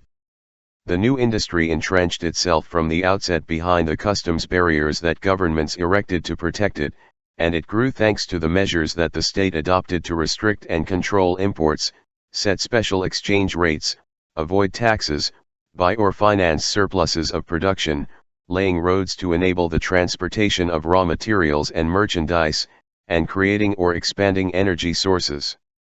The governments of Getulio Vargas, 1930–45 and 1951–54, Lázaro Cárdenas, 1934–40, and Juan Domingo Perón, 1946–55, of nationalist sign and wide popular projection, expressed in Brazil, Mexico, and Argentina the need to take off, development or consolidation, according to each case and each period, of the national industry. In reality, the enterprise spirit, which defines a series of characteristic features of the industrial bourgeoisie in the developed capitalist countries, was, in Latin America, a characteristic of the state, especially in these periods of decisive momentum. The state took the place of a social class whose appearance history called for without much success. It embodied the nation and imposed the political and economic access of the popular masses to the benefits of industrialization. In this matrix, the work of the populist caudillos, an industrial bourgeoisie essentially differentiated from the set of classes hitherto dominant, was not incubated. Perón unleashed, for example, the panic of the Industrial Union, whose leaders saw, not without reason, that the ghost of the provincial montañeras reappeared in the rebellion of the proletariat in the suburbs of Buenos Aires. The forces of the conservative coalition received, before Perón defeated them in the February 1946 elections, a famous check from the leader of the industrialists. At the time of the fall of the regime, 10 years later, the owners of the most important factories reconfirmed that their contradictions with the oligarchy were not fundamental, which, badly well, they were apart. In 1956, the Industrial Union, the Rural Society and the Stock Exchange agreed on a common front in defense of freedom of association, free enterprise, freedom of trade and free hiring of personnel. In Brazil, an important sector of the factory bourgeoisie joined forces with the forces that pushed Vargas to suicide. The Mexican experience had, in this sense, exceptional characteristics, and certainly promised much more than what it finally contributed to the process of change in Latin America. The nationalist cycle of Lázaro Cárdenas was the only one that broke spears against the landowners, carrying out the agrarian reform that had already agitated the country since 1910. In the other countries, and not only in Argentina and Brazil, the industrializing governments left the latifundia structure intact, which continued to strangle the development of the internal market and agricultural production. In general, the industry landed like an airplane, without modifying the airport in its basic structures, conditioned by the demand of a previously existing internal market. It served its consumption needs and did not go so far as to expand it to the deep and extensive extent that the major structural changes, if they had occurred, would have made it possible. In the same way, industrial development was forced to an increase in imports of machinery, spare parts, fuel, and intermediate products, but exports, a source of foreign exchange, could not respond to this challenge because they came from a field condemned, by their owners, backwards. Under Perón's government, the Argentine state came to monopolize the export of grains. On the other hand, it did not even scratch the land ownership regime, nor did it nationalize the large North American and British refrigerators or the wool exporters. The official impulse to heavy industry was weak, and the state did not warn in time that if it did not give birth to its own technology, its nationalist policy would fly away with clipped wings. As early as 1953, Perón, who had come to power by directly confronting the United States ambassador, welcomed the visit of Milton Eisenhower and called for the cooperation of foreign capital to boost dynamic industries. The need for association of the national industry with the imperialist corporations became urgent as stages in the substitution of imported manufactures were burning and the new factories required higher levels of technique and organization. The trend was also maturing within the industrialization model of Getulio Vargas, was revealed in the Caudillo's tragic final decision. The foreign oligopolies, which concentrate the most modern technology, were taking over not very secretly the national industry of all Latin American countries, including Mexico, through the sale of manufacturing techniques, patents, and new equipment. Wall Street had definitively taken the place of Lombard Street, and the main companies that made their way towards the usufruct of a superpower in the region were Americans. Added to the penetration in the manufacturing area was the increasing interference in the banking and commercial circuits. The Latin American market gradually became integrated into the internal market of multinational corporations. In 1965, Roberto Campos, economic czar of the Castelo Branco dictatorship, stated, "The era of charismatic leaders, surrounded by a romantic aura, is giving way to technocracy." The U.S. Embassy had directly participated in the coup d'état that overthrew the government of João Goulart. The fall of Goulart, Vargas' heir in style and intentions, signaled the liquidation of populism and mass politics. "We are a defeated nation, dominated, conquered, destroyed," a friend wrote to me from Rio de Janeiro, a few months after the triumph of the military conspiracy. The denationalization of Brazil implied the need to exercise, with an iron fist, an unpopular dictatorship. Capitalist development was no longer compatible with the great mobilizations of the masses around leaders like Vargas. Strikes had to be prohibited, unions and parties destroyed, imprisoned, tortured, killed, and workers' wages brought down by violence, to thus contain, at the cost of the greater poverty of the poor, the vertigo of inflation. A survey, carried out in 1966 and 1967, revealed that 84% of Brazil's big industrialists considered that the Goulart government had applied a harmful economic policy. Among them were, without a doubt, many of the great captains of the national bourgeoisie, on whom Goulart tried to rely to contain the imperialist bleeding of the Brazilian economy. The same process of repression and suffocation of the people took place during the regime of General Juan Carlos Onganía. In Argentina, it had actually begun with the Peronist defeat of 1955, just as in Brazil it had really been unleashed since the shooting of Vargas in 1954. The denationalization of the industry in Mexico also coincided with the tightening of the repressive policy of the party that monopolizes the government. Fernando Henrique Cardoso has pointed out that light or traditional industry, grown in the generous shadow of populist governments, requires an expansion of mass consumption, people who buy shirts or cigarettes. On the contrary, the dynamic industry intermediate goods and capital goods is aimed at a restricted market, at the top of which are large companies and the state, few consumers, with great financial capacity. The industry. The dynamic, currently in foreign hands, rests on the previous existence of the traditional industry, and subordinates it. In traditional, low-tech sectors, domestic capital retains some strength, the less linked he is to the international mode of production due to technological or financial dependence, the greater the tendency of the capitalist to look favorably on agrarian reform and the increase in the consumption capacity of the popular classes through union struggle. The most tied to the outside, representatives of the dynamic industry, simply require, instead, the strengthening of the economic ties between the islands of development of the dependent countries and the world economic system, and subordinate the internal transformations to this priority objective. It is the latter who call the shots of the industrial bourgeoisie, as revealed, among other things, by the results of the recent surveys carried out in Argentina and Brazil, which serve as raw material for Cardoso's work. Big businessmen speak out in forceful terms against agrarian reform. They deny, for the most part, that the manufacturing sector has divergent interests from the rural sectors and consider that nothing is more important, for the development of the industry, than the cohesion of all the producing classes and the strengthening of the Western Bloc.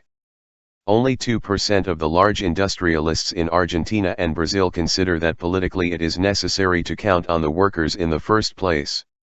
The respondents were, for the most part, national businessmen, for the most part, too, tied hand and foot to the foreign centers of power by the multiple ropes of dependency. Was it possible to expect, at this point, another result? The industrial bourgeoisie is part of the constellation of a ruling class that is, in turn, dominated from outside. The main landowners on the coast of Peru, today expropriated by the government of Velasco Alvarado, are also owners of 31 processing industries and many other diverse companies.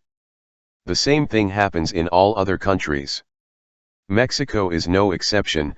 The national bourgeoisie, subordinated to the large North American consortiums, fears the pressure of the popular masses much more than the oppression of imperialism, within which it is developing without the independence or creative imagination that has been given to it. Attribute, and has effectively multiplied their interests. In Argentina, the founder of the Jockey Club, the center of the social prestige of the latifundistas, had been, at the same time, the leader of the industrialists, and thus began, at the end of the last century, an immortal tradition. Enriched artisans marry with the daughters of the landowners to open, through marriage, the doors of the most exclusive halls of the oligarchy, or they buy land for the same purposes, and there are not a few ranchers who, for their part, have invested in the industry, except in boom periods, the surplus capital accumulated in their hands. Faustino Fano, who made a good part of his fortune as a merchant and textile industrialist, became president of the Rural Society for 4 consecutive terms. Until his death in 1967, Fano destroyed the false antinomy between agriculture and industry, proclaimed the obituaries that the newspapers dedicated to him. The industrial surplus is converted into cows. The Di Tella brothers, powerful industrialists, sold their car factories and ice cream makers to foreign capital, and now they breed herd bulls for the Sociedad Rural exhibitions.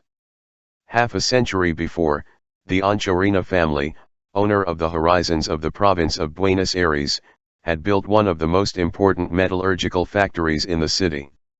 In Europe and the United States, the industrial bourgeoisie appeared on the historical scene in a very different way, and grew and consolidated its power in a very different way. What flag flames over the machines? The old woman leaned over and waved her hand to fan the fire. Thus, with his back bent and his neck stretched out all coiled with wrinkles, he looked like an ancient black turtle. But that poor torn dress did not protect, by the way, like a shell, and after all she was so slow only because of the years. Behind him, also crooked, is his shack made of wood and tin, and further on, other similar shacks in the same suburb of Sao Paulo. In front of her, in a charcoal-colored kettle, the water for the coffee was already boiling. He raised a tin to his lips. Before drinking, he shook his head and closed his eyes. He said, "O Brazil e nosso, Brazil is ours." In the center of the same city and at that very moment, he thought exactly the same thing, but in another language, the executive director of Union Carbide, as he raised a crystal glass to celebrate the takeover of another Brazilian plastics factory by your company. One of the two was wrong. Since 1964, the successive military dictators of Brazil have celebrated the birthdays of state companies by announcing their upcoming denationalization, which they call recovery. Law 56570, promulgated on July 6, 1965, reserved the exploitation of the petrochemical company to the state. On the same day, Law 56571 repealed the previous one and opened exploitation to private investment. In this way, Dow Chemical, Union Carbide, Phillips Petroleum, and the Rockefeller Group obtained, directly or through association with the state, the much coveted filet mignon, the industry of chemical derivatives of petroleum, foreseeable boom of the 70s. What happened during the hours between one law and another? Trembling curtains, footsteps in the corridors, desperate knocks on the door, green bills flying through the air, turmoil in the palace. From Shakespeare to Brecht, many would have wanted to imagine it.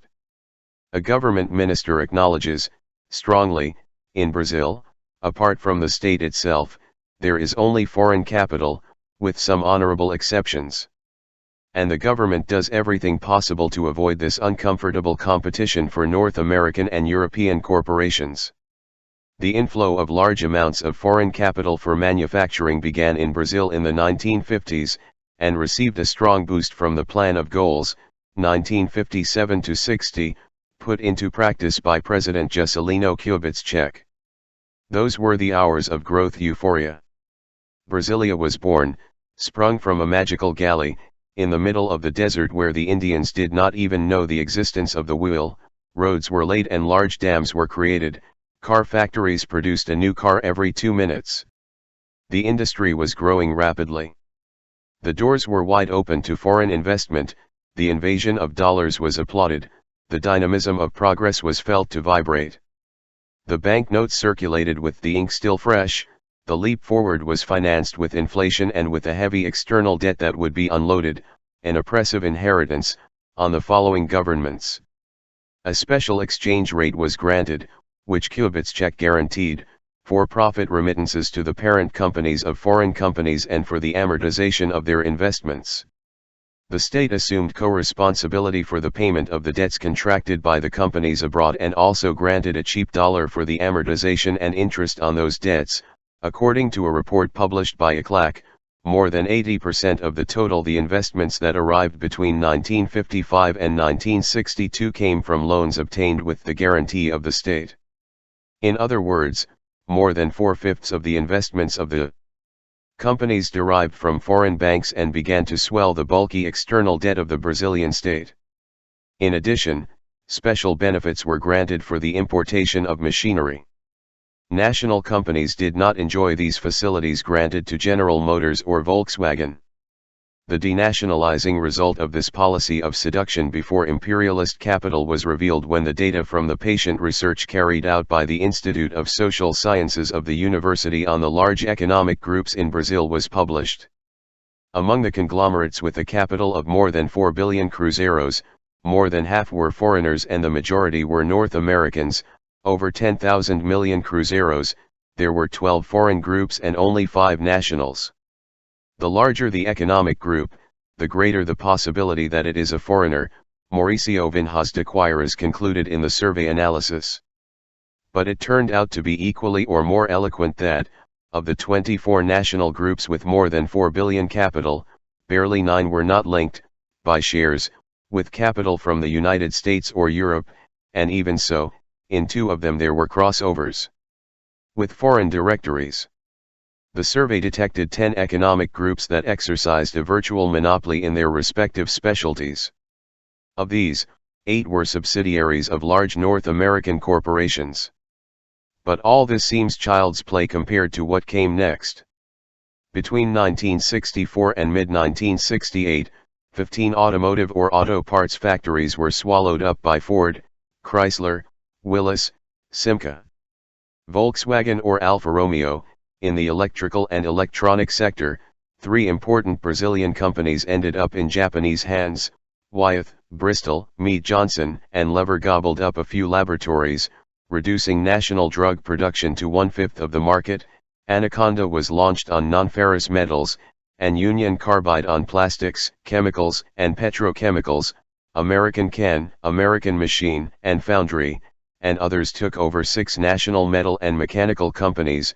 Companhia Mineração Geral, one of the largest metallurgical factories in Brazil, was bought at the price of ruin by a consortium that includes Bethlehem Steel, Chase Manhattan Bank and Standard Oil. The conclusions of a parliamentary commission formed to investigate the issue were sensational, but the military regime closed the doors of Congress and the Brazilian public was never made aware of these data. Under the government of Marshal Castelo Branco, an investment guarantee agreement had been signed that provided virtual extraterritoriality to foreign companies. Their income taxes had been reduced and they had been granted extraordinary facilities to enjoy credit, at the same time that the tourniquets applied by the previous Goulart government to drain profits were unleashed. The dictatorship tempted foreign capitalists by offering them the country as pimps offer a woman, and it placed the accent where it should. The treatment of foreigners in Brazil is one of the most liberal in the world. There are no restrictions on the nationality of shareholders, there is no limit to the percentage of registered capital that can be remitted as profit, there is no limitations on the repatriation of capital, and the reinvestment of profits is considered an increase of the original capital. Argentina disputes with Brazil the role of favorite place for imperialist investments, and its military government was not far behind in exalting the advantages. In this same period, in the speech where he defined the Argentine economic policy, in 1967, General Juan Carlos Onganía reaffirmed that the chickens give the fox equal opportunities. Foreign investments in Argentina will be considered on an equal footing with investments of internal origin, in accordance with the traditional policy of our country, which has never discriminated against the foreign capital. Neither does Argentina impose limitations on the entry of foreign capital or its influence on the national economy, nor on the output of profits, nor on the repatriation of capital. Payments for patents, royalties, and technical assistance are made freely. The government exempts companies from taxes and provides them with special exchange rates, in addition to many other incentives and franchises.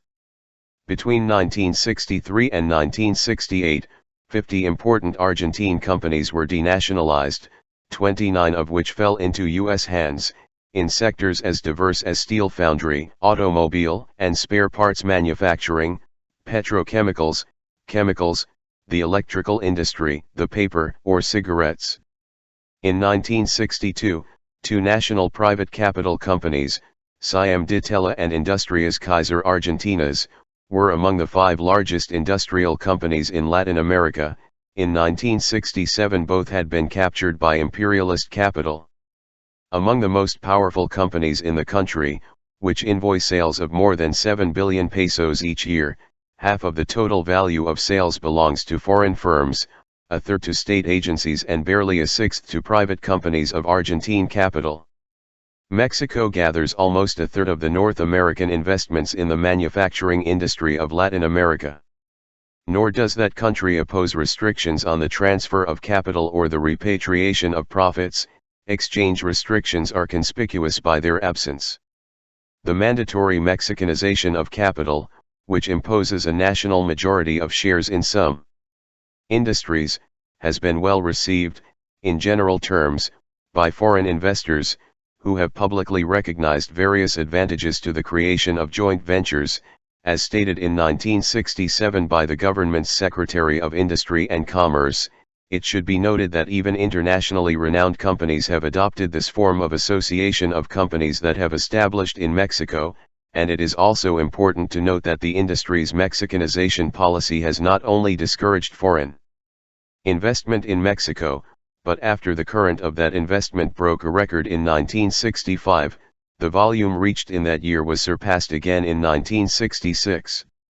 In 1962, of the 100 most important companies in Mexico, 56 were totally or partially controlled by foreign capital, 24 belonged to the state and 20 to Mexican private capital.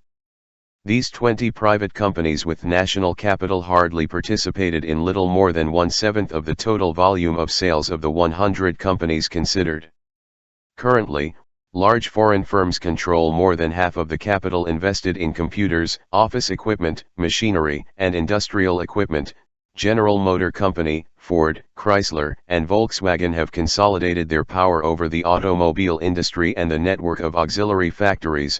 The new chemical industry belongs to DuPont, Monsanto, Imperial Chemical, Allied Chemical, Union Carbide, and Cyanamid. The main laboratories are in the hands of Parke-Davies, Merck & Co., Sidney Ross, and Squibb. The influence of the Celanese is decisive in the manufacture of artificial fibers. Anderson Clayton and Lieber brothers increasingly dispose of edible oils, and foreign capital participates overwhelmingly in the production of cement, cigarettes, rubber, and derivatives, household items, and various foods. The bombing of the International Monetary Fund. It facilitates the landing of the conquerors. Two of the government ministers who testified before the Parliamentary Commission on the Industrial Denationalization of Brazil recognized that the measures adopted under the Castelo Branco government to allow the direct flow of foreign credit to companies had left the factories of national capital. Both were referring to the famous Instruction 289. From the beginning of 1965, foreign companies obtained loans outside borders at 7 or 8%, with a special exchange rate that the government guaranteed in case of devaluation of the Cruzeiro, while companies' nationals had to pay close to 50% in interest for the credits that they arduously obtained within their country. The inventor of the measure, Roberto Campos, explained it this way: obviously, the world is unequal. There are those who are born intelligent and there are those who are born stupid. There are those who are born an athlete and there are those who are born crippled. The world is made up of small and large companies. Some die early, in the prime of their lives, others drag themselves criminally through a long useless existence. There is a fundamental basic inequality in human nature, in the condition of things. The credit mechanism does not escape this. To postulate that national companies should have the same access as foreign companies to foreign credit is simply to ignore the basic realities of the economy. According to the terms of this brief but juicy capitalist manifesto, the law of the jungle is the code that naturally governs human life, and injustice does not exist, since what we know as injustice is nothing more than the expression of cruel harmony of the universe. Poor countries are poor because they are poor. Destiny is written in the stars and we are only born to fulfill it, some, condemned to obey, others, appointed to command. Some putting the neck and others putting the rope. The author was the architect of the policy of the International Monetary Fund in Brazil. As in the other countries of Latin America, the implementation of the recipes of the International Monetary Fund served for foreign conquerors to step on devastated land. Since the end of the 1950s, the economic recession, monetary instability, credit crunch, and declining purchasing power in the domestic market have strongly contributed to the task of turning national industry upside down and placing it at the feet of imperialist corporations. Under the pretext of magical monetary stabilization, the International Monetary Fund, which self-interestedly confuses fever with disease and inflation with the crisis of the structures in force, imposes a policy in Latin America that exacerbates imbalances instead of alleviating them. It liberalizes trade, prohibiting multiple exchanges and barter agreements, forces contracting. It even suffocates internal credits, freezes salaries and discourages state activity. Added to the program are strong currency devaluations, theoretically designed to return the currency to its real value and stimulate exports. In reality, devaluations only stimulate the internal concentration of capital for the benefit of the ruling classes and favor the absorption of national companies by those who arrive from abroad with a handful of dollars in their suitcases. Throughout Latin America, the system produces far less than it needs to consume, and inflation results from this structural impotence. But the IMF does not attack the causes of the insufficient supply of the production apparatus. Rather, it launches its cavalry charges against the consequences, further crushing the petty consumption capacity of the domestic consumer market. An excessive demand, in these lands of the hungry, would be to blame for inflation. Its formulas have not only failed in stabilization and development, but have also intensified the external strangulation of countries, have increased the misery of the great dispossessed masses, heating up social tensions, and have precipitated denationalization economic and financial, under the influence of the sacred commandments of free trade, free competition, and free movement of capital. The United States, which employs a vast protectionist system, tariffs, quotas, internal subsidies, has never commanded the slightest scrutiny from the IMF. On the other hand, with Latin America, the IMF has been inflexible. That's what it was born for. Since Chile accepted the first of its missions in 1954, IMF advice has spread everywhere, and most governments today blindly follow its guidelines. Therapeutic worsens the patient to better impose the drug of loans and investments. The IMF provides loans or gives the necessary green light for others to provide them. Born in the United States, headquartered in the United States, and serving the United States, the fund operates, in effect, like an international inspector, without whose approval the North American Bank does not loosen the strings of the bag. The World Bank, the Agency for International Development, and other philanthropic organizations of universal scope also condition their credits to the signing and compliance with the letters of intent of the governments before the omnipotent organism. All the Latin American countries together do not manage to add half of the votes available to the United States to guide the policy of the supreme maker of monetary balance in the world. The IMF was created to institutionalize the financial dominance of Wall Street on the planet when, at the end of the Second World War, the dollar inaugurated its hegemony as international currency. He was never unfaithful to his master. The Latin American national bourgeoisie has, it is true, a rentier vocation, and has not put up considerable barriers to the foreign avalanche on industry, but it is also true that the imperialist corporations have used a whole range of methods of devastation. The previous bombardment of the IMF facilitated the penetration. Thus, companies have been conquered by a simple phone call, after a sharp drop in stock market prices, in exchange for a little oxygen translated into shares, or executing some debt for supplies or for the use of patents, trademarks, or technical innovations. Debts, multiplied by currency devaluations that force local companies to pay more national currency for their dollar commitments, thus become a death trap. The dependence on the supply of technology is expensive. The know-how of corporations includes great expertise in the art of devouring others.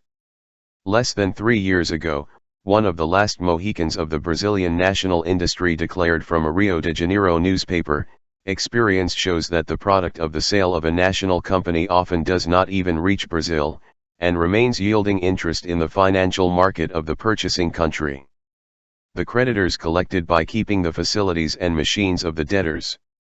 Figures from the Central Bank of Brazil indicate that no less than a fifth of the new industrial investment in 1965, 1966, and 1967 actually corresponded to the conversion of unpaid debts into investment. Added to financial and technological blackmail is unfair and free competition between the strong and the weak. Because subsidiaries of large multinational corporations are part of a global structure, they can afford to lose money for a year, or two, or however long it takes. Therefore, prices drop, and they sit down to wait for the surrender of the harassed. Banks collaborate with the site. The national company is not as solvent as it seemed, food is denied. Cornered, the company does not take long to raise the white flag. The local capitalist becomes a junior partner or functionary of his victors. Or conquer the most coveted of luck, collect the redemption of your assets in shares of the foreign parent company, and end your days living a fat rentier's life. With regard to price dumping, the story of the capture of a Brazilian adhesive tape factory, Adazit, by the powerful Union Carbide, is illustrative. Scotch, a well-known Minnesota-based company with universal tentacles, began to sell its own adhesive tapes more and more cheaply in the Brazilian market. Adazit sales were declining. The banks cut off their credit. Scotch kept lowering its prices. They fell 30%, then 40%. And then Union Carbide appeared on the scene. It bought the Brazilian factory at desperate prices. Subsequently, Union Carbide and Scotch agreed to divide the national market into two parts. They divided Brazil, half for each. And, by mutual agreement, they raised the price of duct tape by 50%. It was digestion. The antitrust law, from the old days of Vargas, had been repealed years before. The Organization of American States itself recognizes that the abundance of financial resources of the North American subsidiaries, in moments of very little liquidity for national companies, has favored, sometimes, that some of those national companies were acquired by foreign interests. The scarcity of financial resources, exacerbated by the contraction of domestic credit imposed by the Monetary Fund, stifles local factories. But the same OAS document reports that no less than 95.7% of the funds required by North American companies for their normal operation and development in Latin America come from Latin American sources, in the form of credits, loans, and reinvested profits. That proportion is 80% in the case of manufacturing industries. The United States takes care of its domestic savings, but disposes of others, the invasion of the banks. The channeling of national resources in the direction of imperialist subsidiaries is largely explained by the proliferation of North American bank branches that have sprouted, like mushrooms after the rain, in recent years, throughout the length and breadth of America Latina. The offensive on local savings from satellites is linked to the chronic deficit in the balance of payments in the United States, which forces it to contain investments abroad, and to the dramatic deterioration of the dollar as the world's currency. America Latina provides saliva in addition to food. And the United States is limited to put the mouth. The denationalization of the industry has been a gift.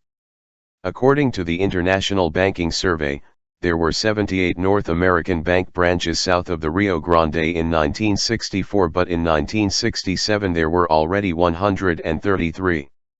They had $810 million in deposits in 1964, and in 1967 they already totaled $1,270 million. Then, in 1968 and 1969, foreign banking advanced with impetus. The First National City Bank currently has no less than 110 branches planted in 17 Latin American countries. The figure includes several national banks acquired by Citi in recent times. The Chase Manhattan Bank, from the Rockefeller Group, acquired Banco Lar Brasileiro in 1962, with 34 branches in Brazil. In 1964, Banco Continental, with 42 branches in Peru. In 1967 Banco del Comercio, with 120 branches in Colombia and Panama, and Banco Atlantida, with 24 branches in Honduras. In 1968, the Argentine Bank of Commerce. The Cuban Revolution had nationalized 20 banking agencies in the United States, but the banks have more than recovered from that hard blow. In the course of 1968 alone, more than 70 new subsidiaries of North American banks were opened in Central America, the Caribbean, and the smallest countries in South America.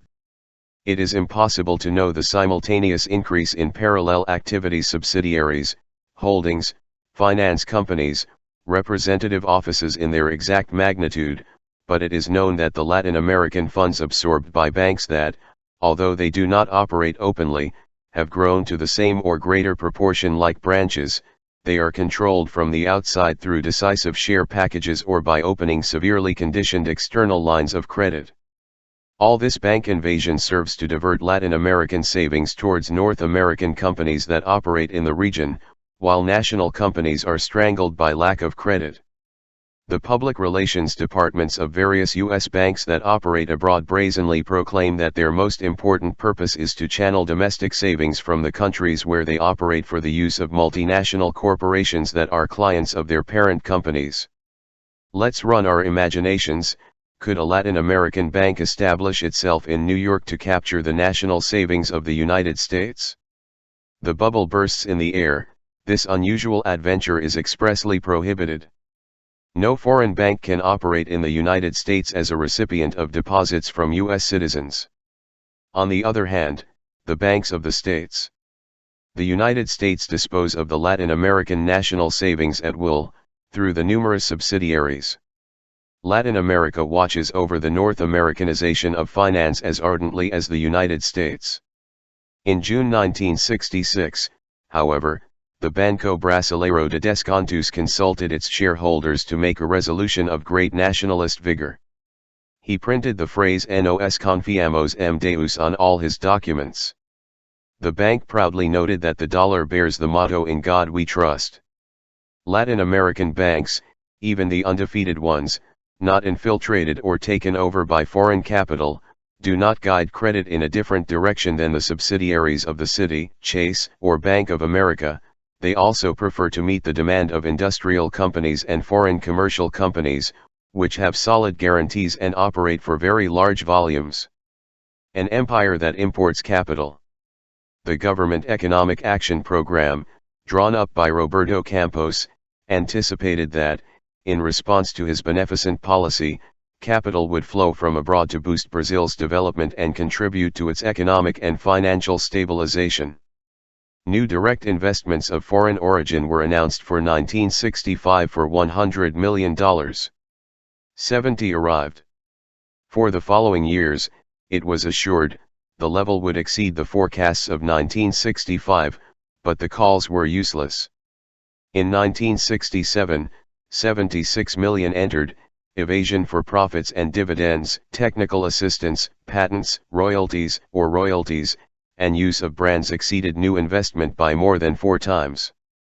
And to these bloodletting should be added, still, clandestine remittances.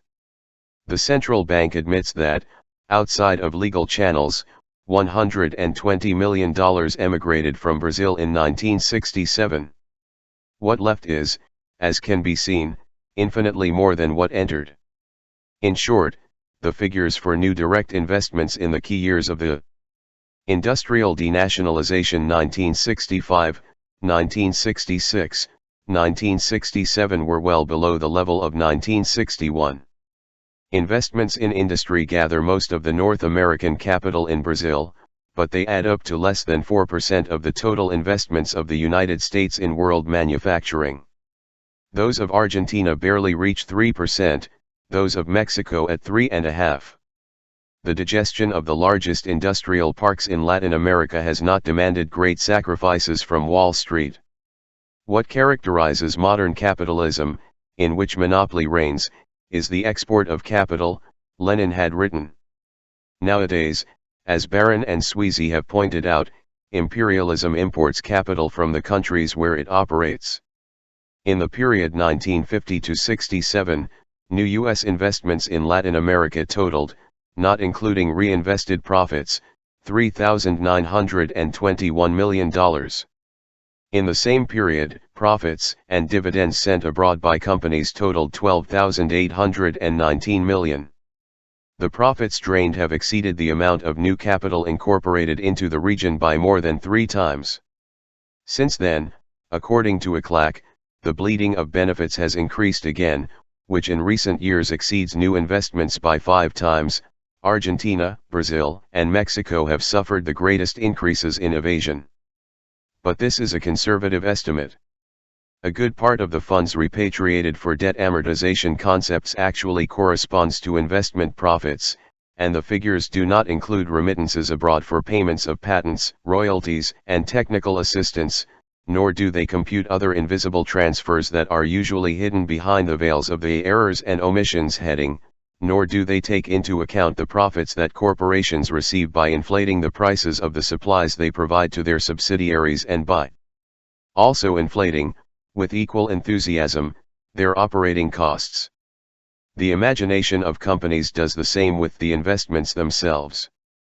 Indeed, as the vertigo of technological progress increasingly shortens fixed capital renewal periods in advanced economies, the vast majority of manufacturing facilities and equipment exported to Latin American countries have previously completed a useful life cycle in their places of origin. The amortization, then, has already been made, in whole or in part. For the purposes of investment abroad, this detail is not taken into account. The value attributed to the machinery, arbitrarily high, would certainly not be even the shadow of what it is, if the frequent cases of wear and tear were considered. Previous. For the rest, the parent company does not have to go to the expense of producing in Latin America the goods that it previously sold from afar. Governments are in charge of avoiding this, advancing resources to the subsidiary that reaches. Settling in and fulfilling its redemptive mission, the subsidiary has access to local credit from the moment it sticks a sign on the land where it will build its factory. It has exchange privileges for its imports purchases that the company usually makes itself and can even secure, in some countries, a special exchange rate to pay its debts abroad, which are frequently debts with the financial branch of the company. Same corporation. A calculation made by the magazine Ficas indicates that the foreign exchange consumed between 1961 and 1964 by the automotive industry in Argentina is 3.5 times greater than the amount needed to build 17 thermoelectric plants and 6 hydroelectric plants with a total capacity of more than 1,200 megawatts, and are equivalent to the value of imports of machinery and equipment required for 11 years by the dynamic industries to cause an annual increase of 2.8% in the product per inhabitant. The technocrats demand the pocket or the life more effectively than the Marines. By taking many more dollars than they bring in, companies contribute to exacerbating the region's chronic hunger for foreign currency. The beneficiary countries decapitalize instead of capitalizing. Then the loan mechanism comes into action. International credit organizations play a very important role in dismantling the weak defensive citadels of the Latin American industry with national capital, and in consolidating neocolonial structures. Aid works like the philanthropist in the story, who had put a wooden leg on his little pig, but it was because he was eating it little by little. The U.S. balance of payments deficit, caused by military spending and foreign aid, the critical sword of Damocles on U.S. prosperity, makes it possible, at the same time, that prosperity, the empire sends its marines abroad to save the dollars of its monopolies when they are in danger and, more effectively, it also spreads its technocrats and its loans to expand business and secure raw materials and markets. The capitalism of our days exhibits, in its universal center of power, an evident identity of the private monopolies and the state apparatus. Multinational corporations directly use the state to accumulate, multiply, and concentrate capital, deepen the technological revolution, militarize the economy and, through various mechanisms, ensure the success of the Americanization of the capitalist world. The Exim Bank, Export and Import Bank, AID, Agency for International Development, and other minor organizations fulfill their functions in this last sense. This is also how some supposedly international organizations operate in which the United States exercises its indisputable hegemony, the International Monetary Fund and its twin brother, the International Bank for Reconstruction and Development, and the IDB, Inter-American Development Bank, which claim the right to decide the economic policy, to be followed by the countries requesting the credits. Launching successfully to the assault of its central banks and its decisive ministries, they seize all the secret data of the economy and finances, they draft and impose national laws, and they prohibit or authorize the measures of the governments, whose orientations they draw with hair and hair signs.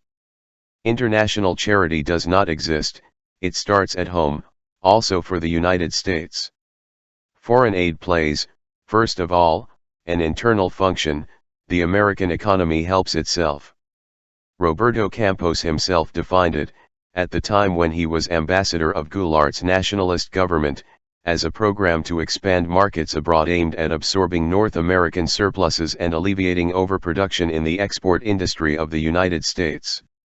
The United States Department of Commerce celebrated the good progress of the Alliance for Progress, shortly after it was born, noting that it had created new businesses and sources of work for private companies in 44 North American states.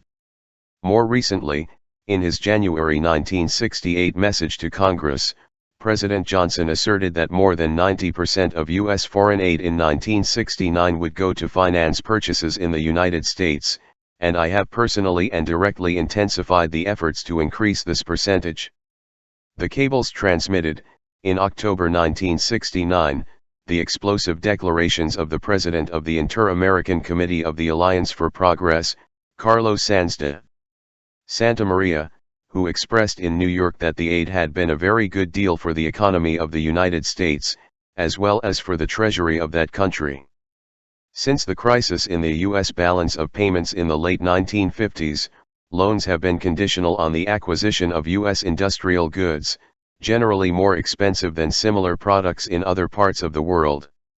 More recently, certain mechanisms were put into action, such as the negative lists, to prevent the credits from being used for the export of articles that the United States can place on the world market, under good competitive conditions, without resorting to the file of the self-philanthropy. Subsequent positive listings have made it possible, through aid, to sell certain U.S. manufactures at prices 30 to 50% higher than those from other international sources. The financing tie, says the OAS in the aforementioned document, grants a general subsidy to North American exports. Machinery firms suffer serious price disadvantages in the international market, as the U.S. Department of Commerce admits, unless they can take advantage of the more liberal financing that can be obtained under the various aid programs. When Richard Nixon promised to unleash the aid, in a speech at the end of 1969, he only referred to the possibility that purchases could be made, alternatively, in Latin American countries. This was already, from before, the case of the loans that the Inter-American Development Bank grants from its Fund for Special Operations. But experience shows that the United States, or the Latin American subsidiaries of its corporations, are always the suppliers finally chosen in the contracts. Aid loans, the Exim Bank and, for the most part, those of the IDB, also require that no less than half of the shipments be carried out on US-flagged ships. Freight for United States ships is so expensive that in some cases it is even double the prices of the cheapest shipping lines available in the world. Normally, the companies that insure the goods transported are also American, and the banks through which the operations are carried out are American. The Organization of American States has made a revealing estimate of the magnitude of actual aid that Latin America receives. After separating the wheat from the chaff, it is concluded that only 38% of nominal support can be considered real support. Loans for industry, mining, communications, and compensatory credits only constitute aid for 1/5 of the total authorized. In the case of Exim Bank, aid travels from south to north. Financing granted by Exim Bank, says the OAS, instead of meaning help, it implies an additional cost for the region, due to the overpriced items that the United States exports through it. Latin America provides the majority of the regular capital resources of the Inter-American Development Bank. But the IDB documents bear, in addition to their own seal, the emblem of the Alliance for Progress, and the United States is the only country that has veto power within it. The votes of the Latin American countries, proportional to their capital contributions, do not gather the 2/3 majority necessary for important resolutions. Although the veto power of the United States over IDB loans has not been used, the threat of using the veto for political purposes has influenced decisions, Nelson Rockefeller acknowledged, in August 1969, in his famous report to Nixon. In most of the loans it grants, the IDB imposes the same conditions as the openly North American organizations, the obligation to use the funds in merchandise from the United States and to transport at least half under the banner of the Stars and Stripes, in addition to the express mention of the Alliance for Progress in advertising. The bid determines the rate and tax policy for the services it touches with its good fairy wand. It decides how much water should be charged and fixes the taxes for the sewerage or the houses, previous proposal of the North American consultants designated with its permission. Approves the plans for the works, draws up the bids, manages the funds and monitors compliance. In the task of restructuring higher education in the region along the lines of cultural neocolonialism, the IDB has played a fruitful role. Their loans to universities block the possibility of modifying, without their knowledge and permission, the organic laws or the statutes, and at the same time impose certain educational, administrative, and financial reforms. The OAS Secretary-General appoints the arbitrator in case of controversy. The contracts of the Agency for International Development, AID, not only imply North American merchandise and freight, but also habitually prohibit trade with Cuba and North Vietnam and oblige to accept the administrative tutelage of their technicians. To compensate for the price gap between U.S. tractors or fertilizers and those that can be obtained, cheaper, on the world market, they impose the elimination of customs duties and taxes for products imported with the credits. Aid includes jeeps and modern weapons for the police, so that the internal order of the countries can be properly safeguarded. Not in vain a third of aid credits are obtained immediately after their approval, but the remaining two-thirds are conditional on the approval of the International Monetary Fund, whose recipes normally unleash the fires of social unrest. And if the IMF had not been able to disassemble, piece by piece, as a clock is disassembled, all the mechanisms of sovereignty, the aid usually also demands, incidentally, the approval of certain laws or decrees. Aid is the main vehicle for the funds of the Alliance for Progress.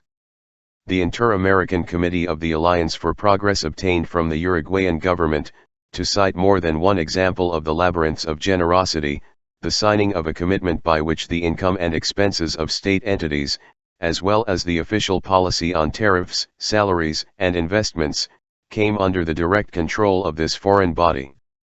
But the most harmful conditions rarely appear in the texts of contracts and public commitments, and are hidden in the secret complementary provisions. The Uruguayan parliament never knew that the government had agreed, in March 1968, to put a limit on rice exports for that year, so that the country could receive flour, corn, and sorghum under the United States Agricultural Surplus Law. Joined. Many daggers shine under the cloak of assistance to poor countries. Teodoro Moscoso, who was the general administrator of the Alliance for Progress, confessed, "It may happen that the United States needs the vote of a certain country in the United Nations organization, or in the OAS, and it is possible that then the government of that country, following the time-honored tradition of cold diplomacy, will ask a price in return." In 1962, the Haitian delegate to the Punta del Este conference traded his vote for a new airport, and thus the United States obtained the necessary majority to expel Cuba from the Organization of American States. The former dictator of Guatemala, Miguel Ydigoras Fuentes, has declared that he had to threaten the North Americans that he would deny his country's vote at the Alliance for Progress conferences, so that they would fulfill their promise to buy more sugar from him. It might appear, at first sight, paradoxical that Brazil was the country most favored by the Alliance for Progress during the nationalist government of João Goulart, 1961–64. But the paradox ceases, as soon as the internal distribution of the aid received is well known. The alliance's credits were planted like explosive mines on the Goulart Road. Carlos Lacerda, governor of Guanabara and, at that time, leader of the extreme right, obtained 7 times more dollars than the entire Northeast. The state of Guanabara, with its barely 4 million inhabitants, was thus able to invent beautiful gardens for tourists on the edges of the most spectacular bay in the world, and the Northeastern continued to be the living sore of Latin America. In June 1964, after the triumphant coup that installed Castelo Branco in power, Thomas Mann, Under-Secretary of State for Inter-American Affairs and President Johnson's right-hand man, explained, "The United States distributed among the efficient governors of certain states Brazilians the aid that was destined to the Goulart government. Thinking of financing democracy in this way, Washington did not give any money for the balance of payments or the federal budget, because that could directly benefit the central government." The North American administration had resolved to deny any type of cooperation to the government of Belonda in Peru, unless it gave the desired guarantees that it would follow a lenient policy towards the International Petroleum Company. Belonda refused and, as a result, by the end of 1965 he had not yet received his share in the Alliance for Progress. Later, as is known, Belonda compromised. And he lost oil and power he had obeyed to survive. In Bolivia, U.S. loans did not provide a single penny for the country to build its own tin smelters, so tin continued to travel raw to Liverpool and from there, already processed, to New York. Instead, the aid gave birth to a parasitic commercial bourgeoisie, inflated the bureaucracy, raised large buildings and laid out modern highways and other white elephants, in a country that disputes with Haiti the highest infant mortality rates in Latin America. Credits from the United States or its international organizations denied Bolivia the right to accept offers from the Soviet Union, Czechoslovakia, and Poland to create a petrochemical industry, exploit and smelt zinc, lead, and iron deposits, and install furnaces, casting tin and antimony. Instead, Bolivia was forced to import products exclusively from the United States. When the government of the Movimiento Nacionalista Revolucionario finally fell, devoured in its foundations by U.S. aid, the United States ambassador, Douglas Henderson, began to attend dictator René Barrientos's cabinet meetings punctually. Loans offer indications as accurate as a thermometer to assess the general business climate of each country, and help to clear political clouds or revolutionary storms from the transparent sky of millionaires. The United States is going to concert its program of economic aid in the countries that show the greatest inclination to favor the investment climate, and withdraw aid to the other countries in which a satisfactory performance is not demonstrated, they announced. In 1963, various businessmen headed by David Rockefeller. The text of the aid law is categorical in ordering the suspension of assistance to any government that has nationalized, expropriated, or acquired the property or control of the property belonging to any citizen of the United States or any corporation, partnership or association, belonging to U.S. citizens, in a proportion not less than half. Not in vain the Trade Committee of the Alliance for Progress counts, among its most distinguished members, with the highest executives of Chase Manhattan and Citibank, Standard Oil, Anaconda, and Grace. Aid clears the way for U.S. capitalists, in multiple ways, among others, demanding the approval of investment guarantee agreements against possible losses due to wars, revolutions, insurrections or currency crises. In 1966, according to the United States Department of Commerce, North American private investors received these guarantees in 15 Latin American countries, for 100 projects totaling more than $300 million, within the Aid Investment Guarantee Program. Adela is not a song from the Mexican Revolution, but the name of an international investment consortium. It was born at the initiative of the First National City Bank of New York, Standard Oil of New Jersey and Ford Motor Co. The Mellon Group joined with enthusiasm and also powerful European companies because, according to Senator Jacob Javits, Latin America provides an excellent opportunity for the United States, by inviting Europe to enter, to show that they are not seeking a position of dominance or exclusivity. Well then, in its 1968 annual report, Adela especially thanked the Inter-American Development Bank for the loans granted to promote the business of the consortium in Latin America, and in the same vein it hailed the work of the International Financing Corporation, one of the arms of the World Bank. Adela is in continuous contact with both institutions to avoid duplication of efforts and to assess investment opportunities. Multiple examples could be provided of other similar holy alliances. In Argentina, Latin American contributions to the ordinary resources of the IDB have served to benefit companies such as Petrosur SAIC, a subsidiary of Electric Bond and Share, with very convenient loans, with more than 10 million earmarked for the construction of a petrochemical complex, or for finance an automotive parts plant for R Metal SA, a subsidiary of the Budco, Philadelphia, USA. Aid credits made possible the expansion of the Atlantica Richfield chemical plant in Brazil, and Exim Bank provided generous loans to Icomi, a subsidiary of Bethlehem Steel in the same country. Thanks to the contributions of the Alliance for Progress and the World Bank, the Phillips Petroleum Co. was able to give birth in 1966, also in Brazil, to the largest complex of fertilizer factories in Latin America. Everything is computed from the aid, and everything weighs on the external debt of the countries graced by the goddess Fortuna.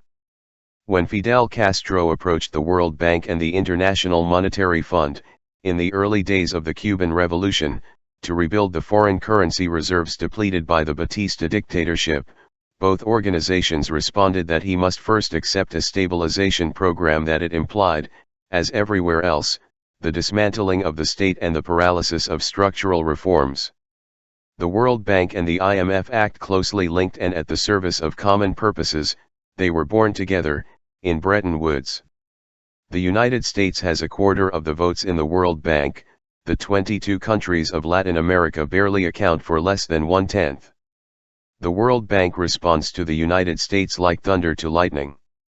According to the bank, most of its loans are dedicated to the construction of roads and other means of communication and the development of sources of electrical energy, which are an essential condition for the growth of private companies. These infrastructure works facilitate, in fact, the access of raw materials to ports and world markets, and serve the progress of industry, already denationalized, in poor countries. The World Bank believes that to the greatest extent practicable, competitive industry should be left to private enterprise. This does not mean that the bank absolutely excludes loans to state-owned industries, but it will only assume these financing in cases in which private capital is not accessible, and if it is satisfactorily assured, after examinations, that the government participation will be compatible with the efficiency of operations and will not have an unduly restrictive effect on the expansion of private enterprise and initiative. The loans are conditioned to the application of the IMF stabilizing recipe and the punctual payment of the foreign debt. Bank lending is incompatible with the adoption of corporate profit control policies so restrictive that profits cannot operate on a clear basis, let alone drive future expansion.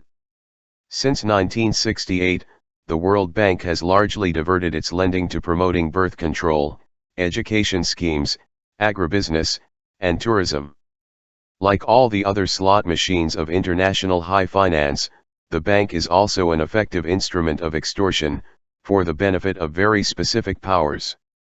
Its successive presidents have been, since 1946, prominent businessmen in the United States.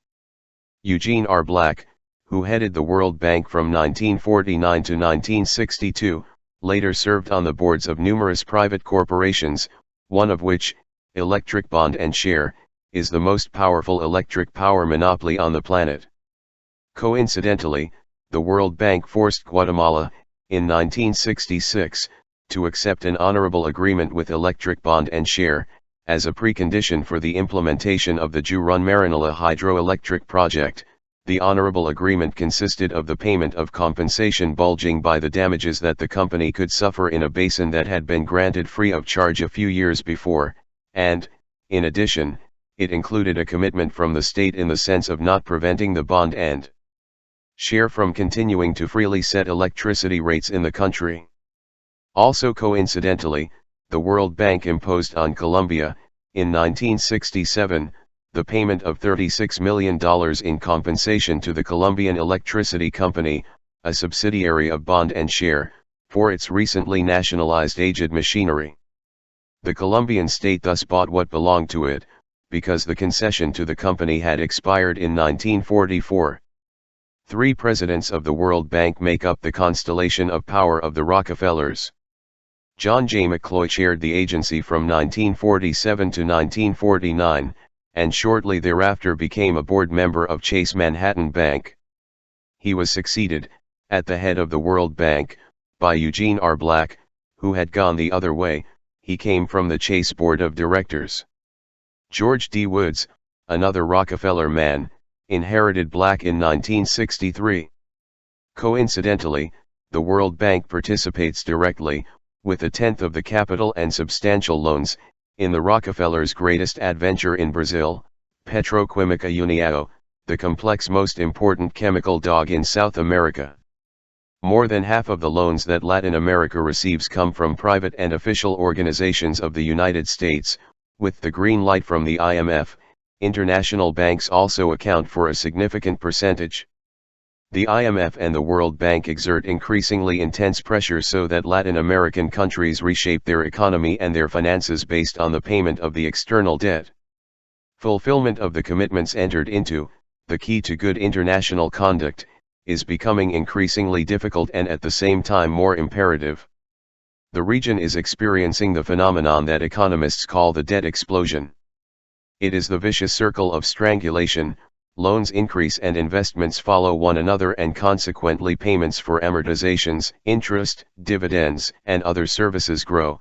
To comply with these payments, new injections of foreign capital are used, which generate greater commitments, and so on. Debt servicing eats up a growing share of export earnings, per se.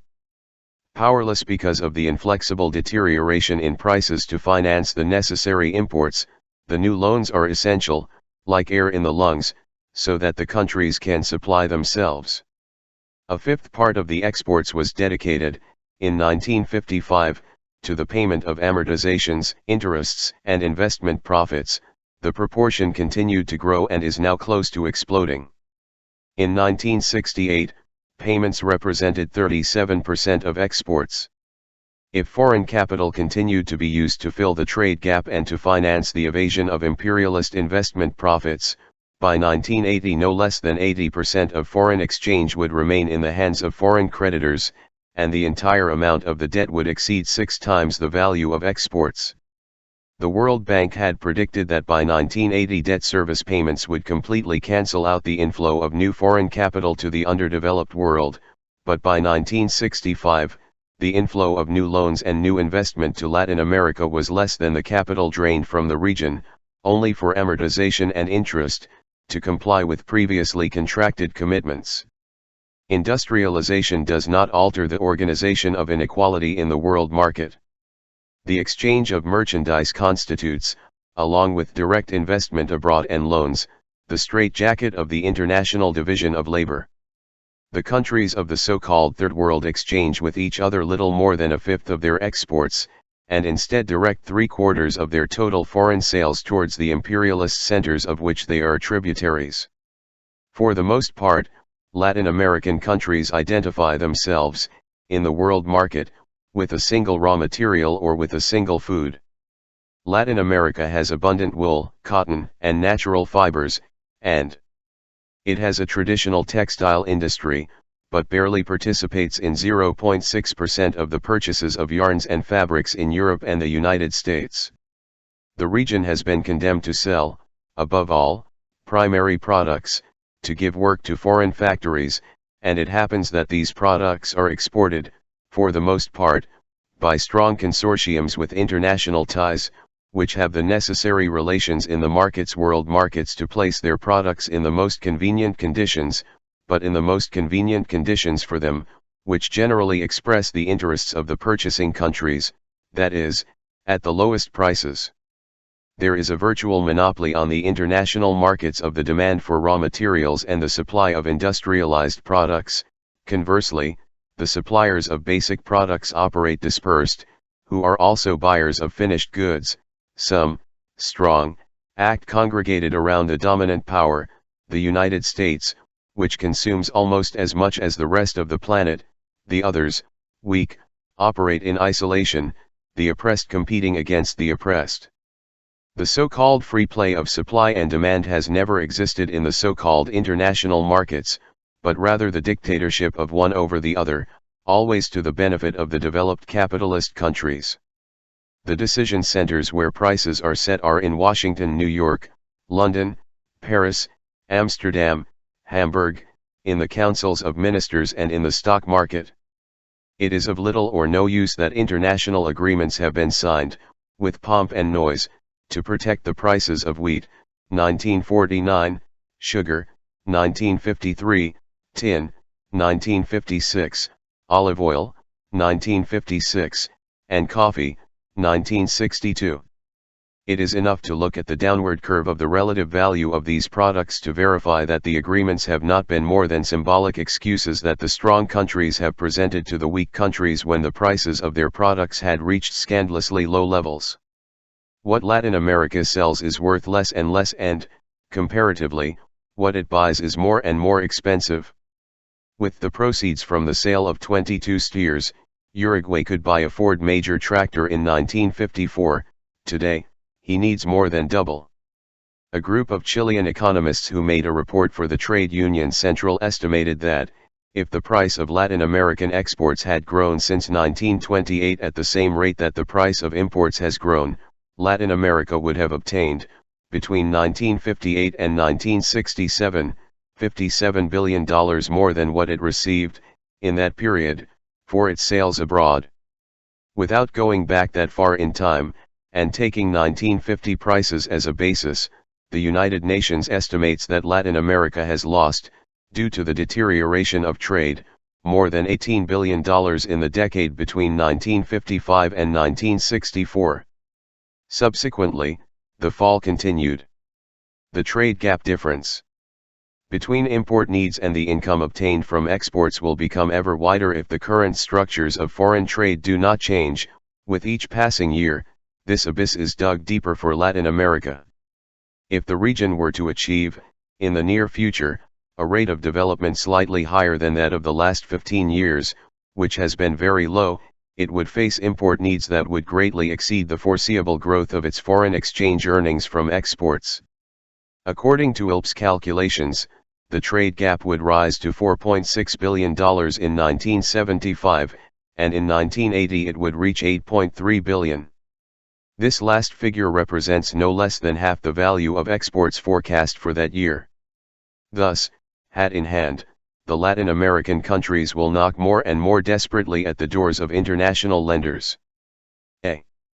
Emmanuel maintains that the curse of low prices does not weigh on certain products, but on certain countries.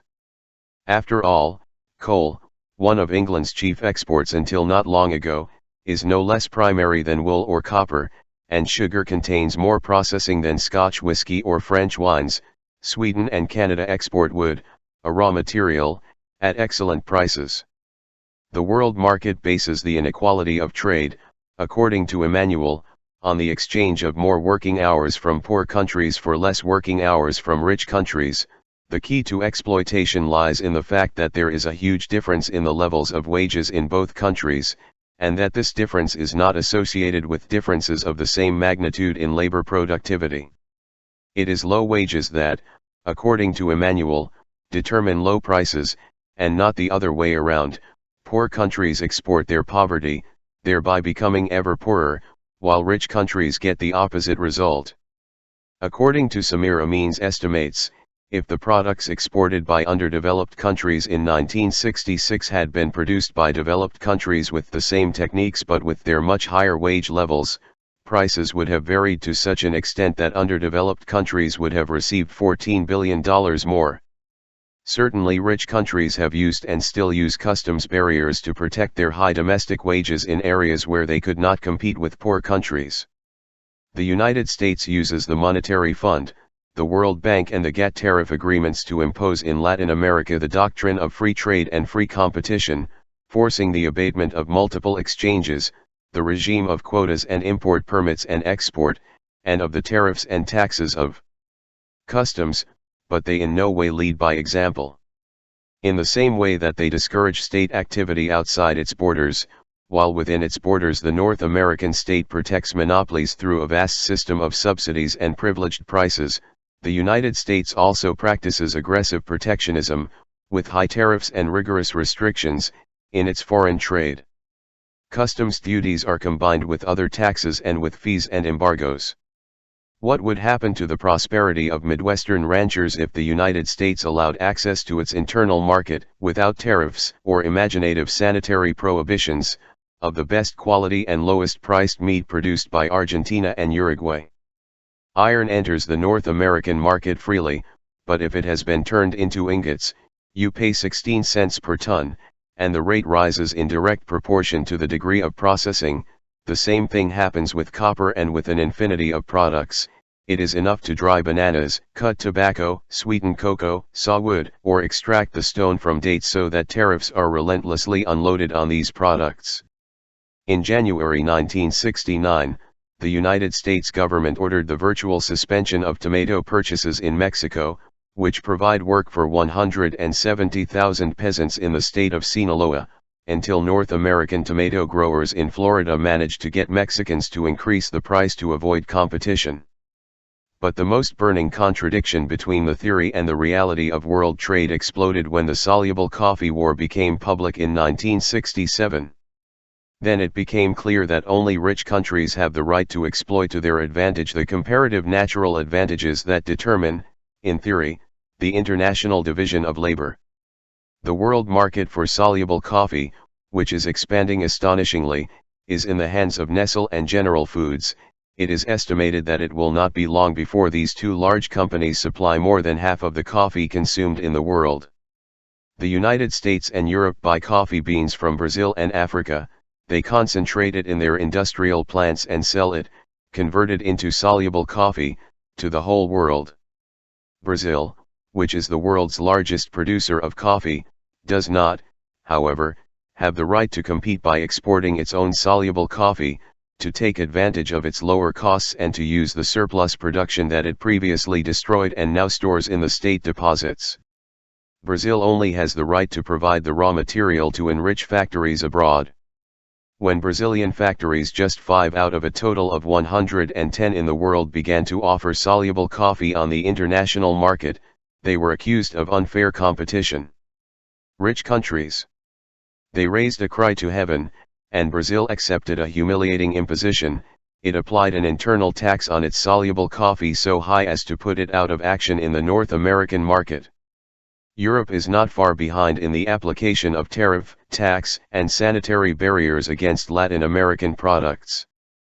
The common market waives import taxes, to defend the high internal prices of its agricultural products, and at the same time it subsidizes these agricultural products to be able to export them at competitive prices.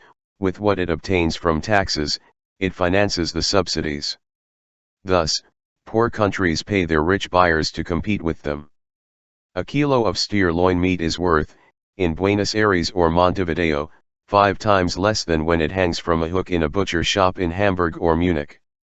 Developed countries want to allow us to sell them jets and computers, but nothing that we are in a position to produce with advantage, complained, rightly, a representative of the Chilean government at an international conference. Imperialist investments in the industrial area of Latin America have in no way changed the terms of its international trade. The region continues to be strangled in the exchange of its products for the products of the central economies.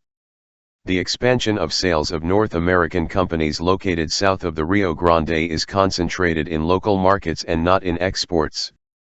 On the contrary, the proportion corresponding to exports tends to decrease. According to the OAS, North American affiliates exported 10% of their total sales in 1962, and only 7.5% 3 years later. The trade of industrialized products by Latin America only grows within Latin America.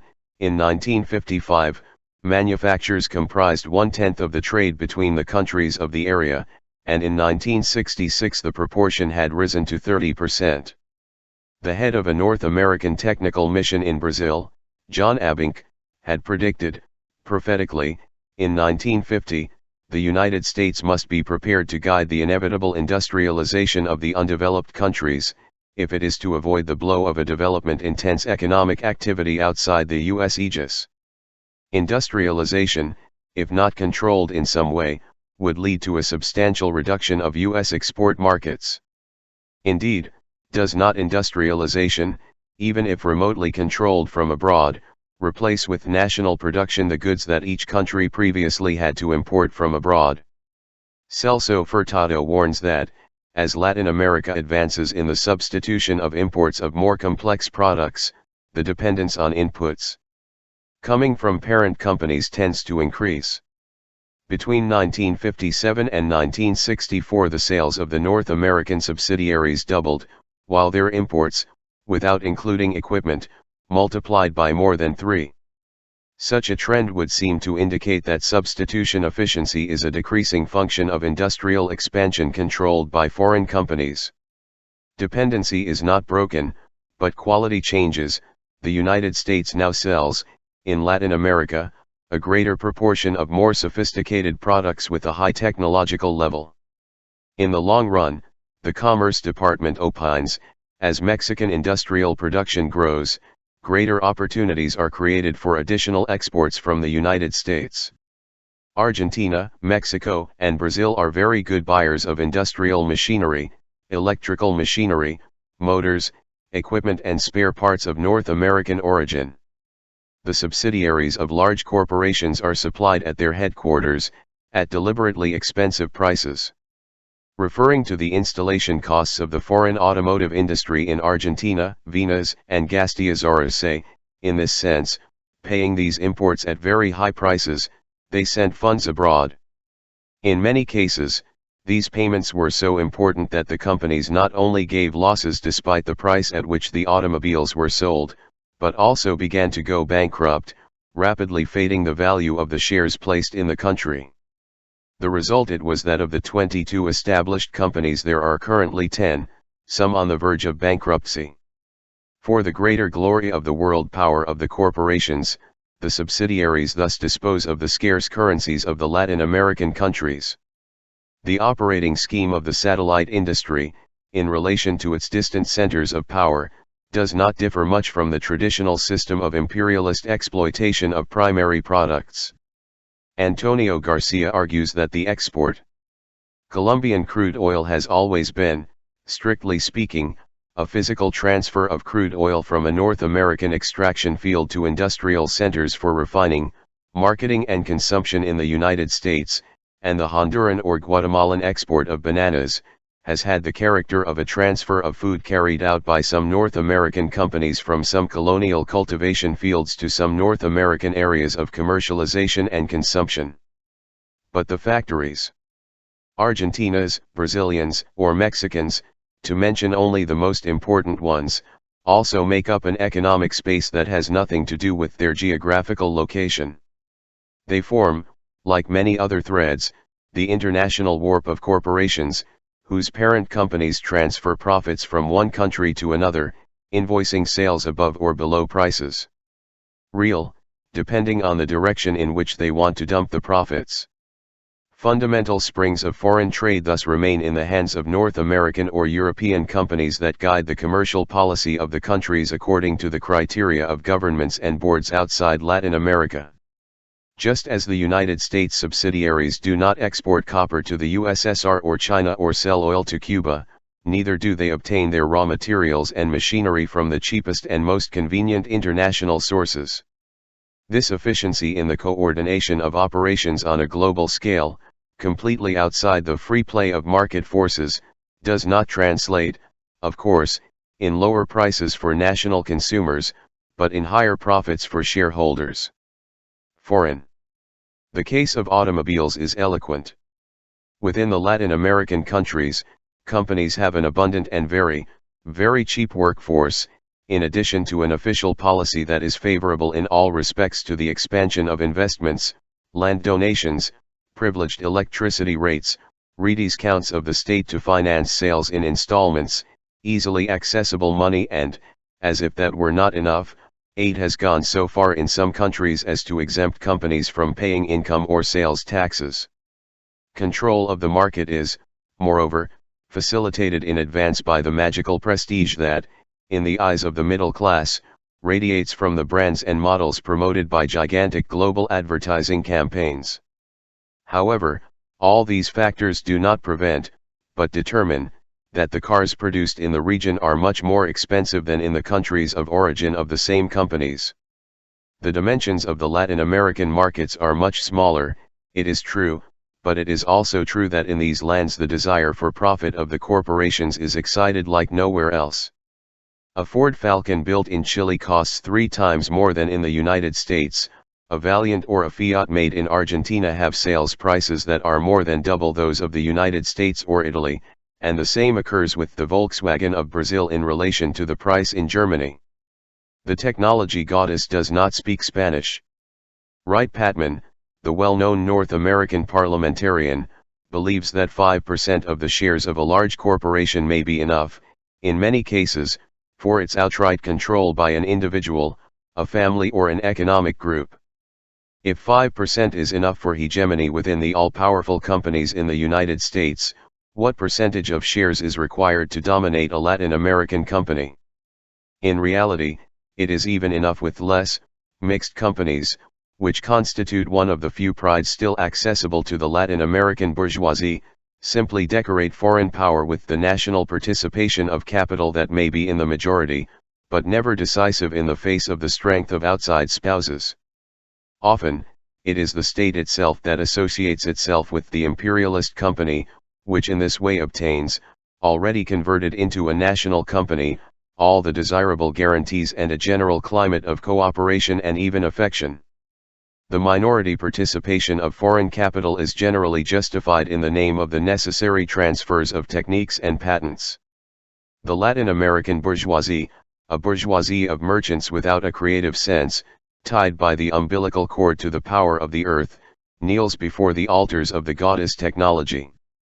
If one takes into account, as proof of denationalization, the actions in foreign power, even if they are few, and the technological dependence, which is very rarely little. How many factories could be considered truly national in Latin America?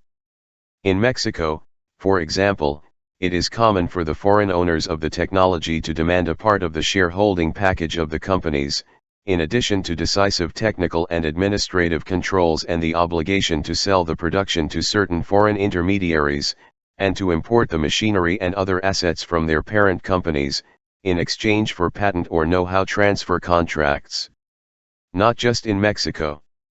It is illustrative that the countries of the so-called Andean group, Bolivia, Colombia, Chile, Ecuador, and Peru, have prepared a project for a common regime for the treatment of foreign capital in the area, which emphasizes the rejection of transfer contracts technology containing conditions like these. The project proposes to the countries that they refuse to accept, in addition, that the foreign companies that own the patents fix the prices of the products with them elaborated or that prohibit their export to certain countries.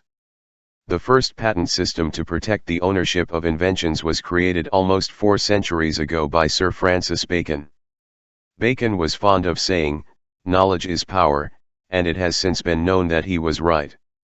Universal science has little that is universal, it is objectively confined within the limits of advanced nations.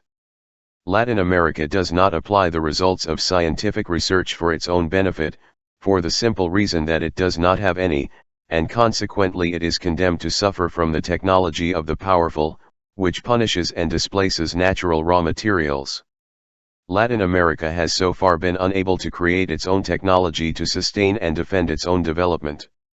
The mere transplantation of technology from the advanced countries not only implies cultural subordination and, ultimately, also economic subordination, but also, after 4.5 centuries of experience in the multiplication of oases of imported modernism in the midst of from the deserts of backwardness and ignorance, it can well be affirmed that it does not solve any of the problems of underdevelopment either. This vast region of illiterates invests 200 times less in technological research than the United States allocates for such purposes. There are less than 1,000 computers in Latin America and 50,000 in the United States, in 1970. It is in the North, of course, where the electronic models are designed and the programming languages that Latin America imports are created.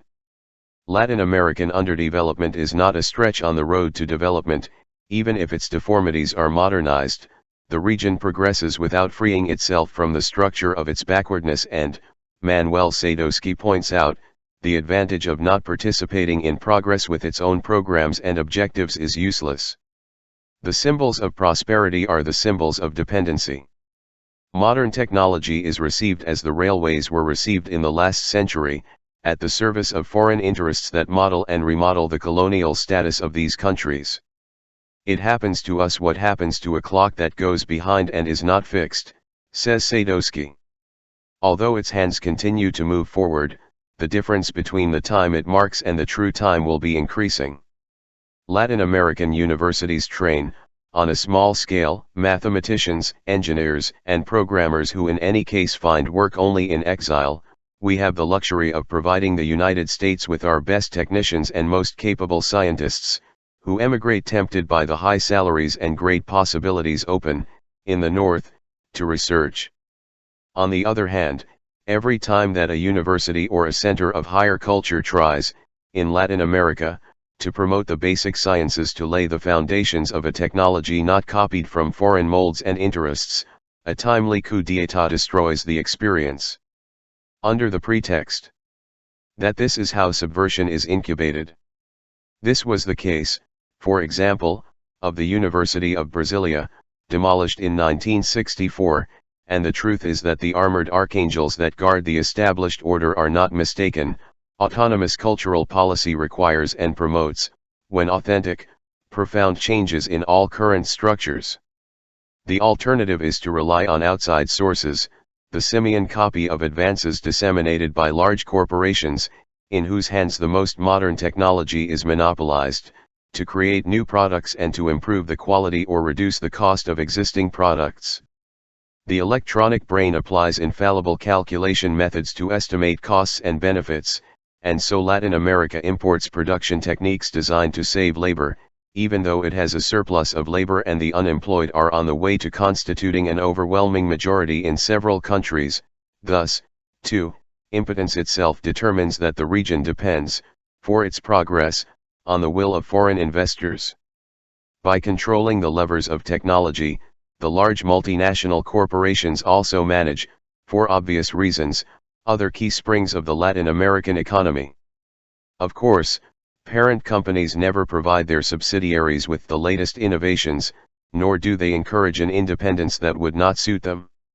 A Business International survey, conducted on behalf of the IDB, concluded that it is evident that subsidiaries of international corporations operating in the region do not make significant research and development efforts.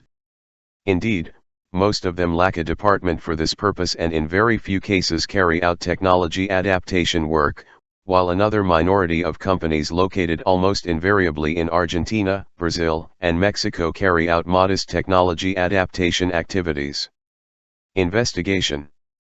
Raúl Prebis warns that U.S. companies in Europe install laboratories and carry out research that contributes to strengthening the scientific and technical capacity of those countries, which has not happened in Latin America, and denounces a very serious fact: national investment, he says, due to its lack of know-how, it does most of its technology transfer by receiving techniques that are in the public domain and imported as know-how licenses.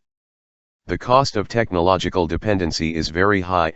In several ways, it is also high in hard-hitting dollars, although the estimates are not easy at all due to the multiple scams that companies practice in their declarations of remittances abroad.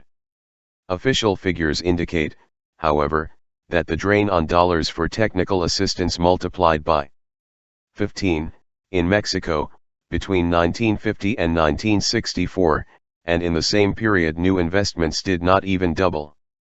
3/4 of the foreign capital in Mexico appears, today, destined for the manufacturing industry. In 1950, the proportion was 1/4. This concentration of resources in the industry only implies a reflective modernization, with second-hand technology, which the country pays for as if it were top of the line. The auto industry has drained Mexico of billions of dollars, one way or another, but a U.S. auto union official toured the new General Motors plant in Toluca, later writing, "It was worse than archaic." Worse, because it was deliberately archaic, with the obsolete carefully planned. Mexican plants are deliberately equipped with low-productivity machinery. What to say about the gratitude that Latin America owes to Coca-Cola, Pepsi, or Crush, which charge very expensive industrial licenses to their concessionaires to provide them with a paste that dissolves in water and mixes with sugar and gas? The marginalization of men and regions. Grow with Brazil. Large advertisements in New York newspapers exhort North American businessmen to join the impetuous growth of the giant of the tropics. The city of São Paulo sleeps with its eyes open, his ears are stunned by the cracklings of development. Factories and skyscrapers, bridges and roads spring up, just as certain wild plants sprout suddenly in the hot lands. But the correct translation of that advertising slogan would be, it is well known. Grow at the expense of Brazil. The development is a banquet with few guests, although its brightness deceives, and the main courses are reserved for foreign jaws. Brazil already has more than 90 million inhabitants, and will double its population before the end of the century, but modern factories save labor and the intact latifundio also denies work, inland. A boy in rags contemplates, with a sparkle in his eyes, the longest tunnel in the world, recently inaugurated in Rio de Janeiro.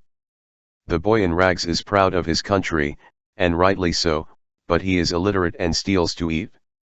Throughout Latin America, the eruption of foreign capital in the manufacturing area, received with such enthusiasm, has further highlighted the differences between the classic models of industrialization, as read in the history of today's developed countries, and the characteristics that the process shows in Latin America.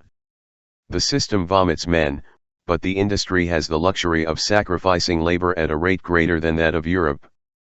There is no coherent relationship between the available labor and the technology that is applied, other than the one that arises from the convenience of using one of the cheapest labor forces in the world. Rich lands, extremely rich subsoils, very poor men in this kingdom of abundance and helplessness, the immense marginalization of workers that the system throws on the side of the road frustrates the development of the internal market and lowers the level of wages. The perpetuation of the current land tenure regime not only exacerbates the chronic problem of low rural productivity, due to the waste of land and capital in the large unproductive farms and the waste of labor in the proliferation of small holdings, but it also implies a mighty and growing drain of unemployed workers towards the cities. Rural underemployment turns into urban underemployment. The bureaucracy and marginal populations grow, where men deprived of the right to work end up, a bottomless dump. Factories provide no refuge for surplus labor, but the existence of this vast, ever-ready reserve army makes it possible to pay wages several times lower than those earned by American or German workers. Wages may remain low even as productivity increases, and productivity increases at the cost of decreasing labor. Satellite industrialization has an exclusive character, the masses are multiplying at a dizzying rate, in this region that boasts the highest demographic growth rate on the planet, but the development of dependent capitalism, a journey with more shipwreck than navigators, marginalizes many more people than it is capable of integrating. The proportion of workers in the manufacturing industry within the total Latin American active population decreases instead of increasing. There were 14.5% of workers in the 50s, today there are only 11.5%. In Brazil, according to a recent study, the total number of new jobs to be created will average 1.5 million per year over the next decade. But the total number of workers employed by factories in Brazil, the country with the largest industrialized of Latin America, amounts, however, barely 2.5 million. The invasion of the arms coming from the poorest areas of each country is massive. Cities excite and disappoint the job prospects of entire families attracted by the hope of raising their standard of living and finding a place in the great magical circus of urban civilization. An escalator is the revelation of paradise, but the dazzle is not eaten. The city makes the poor even poorer, because it cruelly shows them mirages of wealth to which they will never have access, automobiles, mansions, powerful machines like God and like the devil, and instead denies them a secure occupation and a decent roof to shelter under, full plates on the table for each noon. A United Nations agency estimates that at least a quarter of the population of Latin American cities inhabits settlements that escape modern urban construction standards, an extensive euphemism used by technicians to designate the slums known as favelas in Rio de Janeiro. Janeiro, shacks in Santiago de Chile, jackals in Mexico, neighborhoods in Caracas and slums in Lima, shanty towns in Buenos Aires and Conte grills in Montevideo. In the houses made of tin, mud, and wood that sprout before each dawn in the belts of the cities, the marginal population thrown to the cities by misery and hope accumulates. Hueco means, in Quechua, a landslide, and Hueco is what Peruvians call the human avalanche discharged from the mountains on the capital on the coast. Almost 70% of the inhabitants of Lima come from the provinces. In Caracas they are called taderos, because they do everything. The marginalized live on chain jaws, nibbling work bit by bit and from time to time, or perform sordid or prohibited tasks. They are servants, stonecutters, or occasional bricklayers, vendors of lemonade or anything, occasional electricians or plumbers or wall painters, beggars, thieves, car attendants, arms available for whatever comes. As the marginalized grow faster than the integrated, the United Nations foresees, in the cited study, that in a few years irregular settlements will house a majority of the urban population.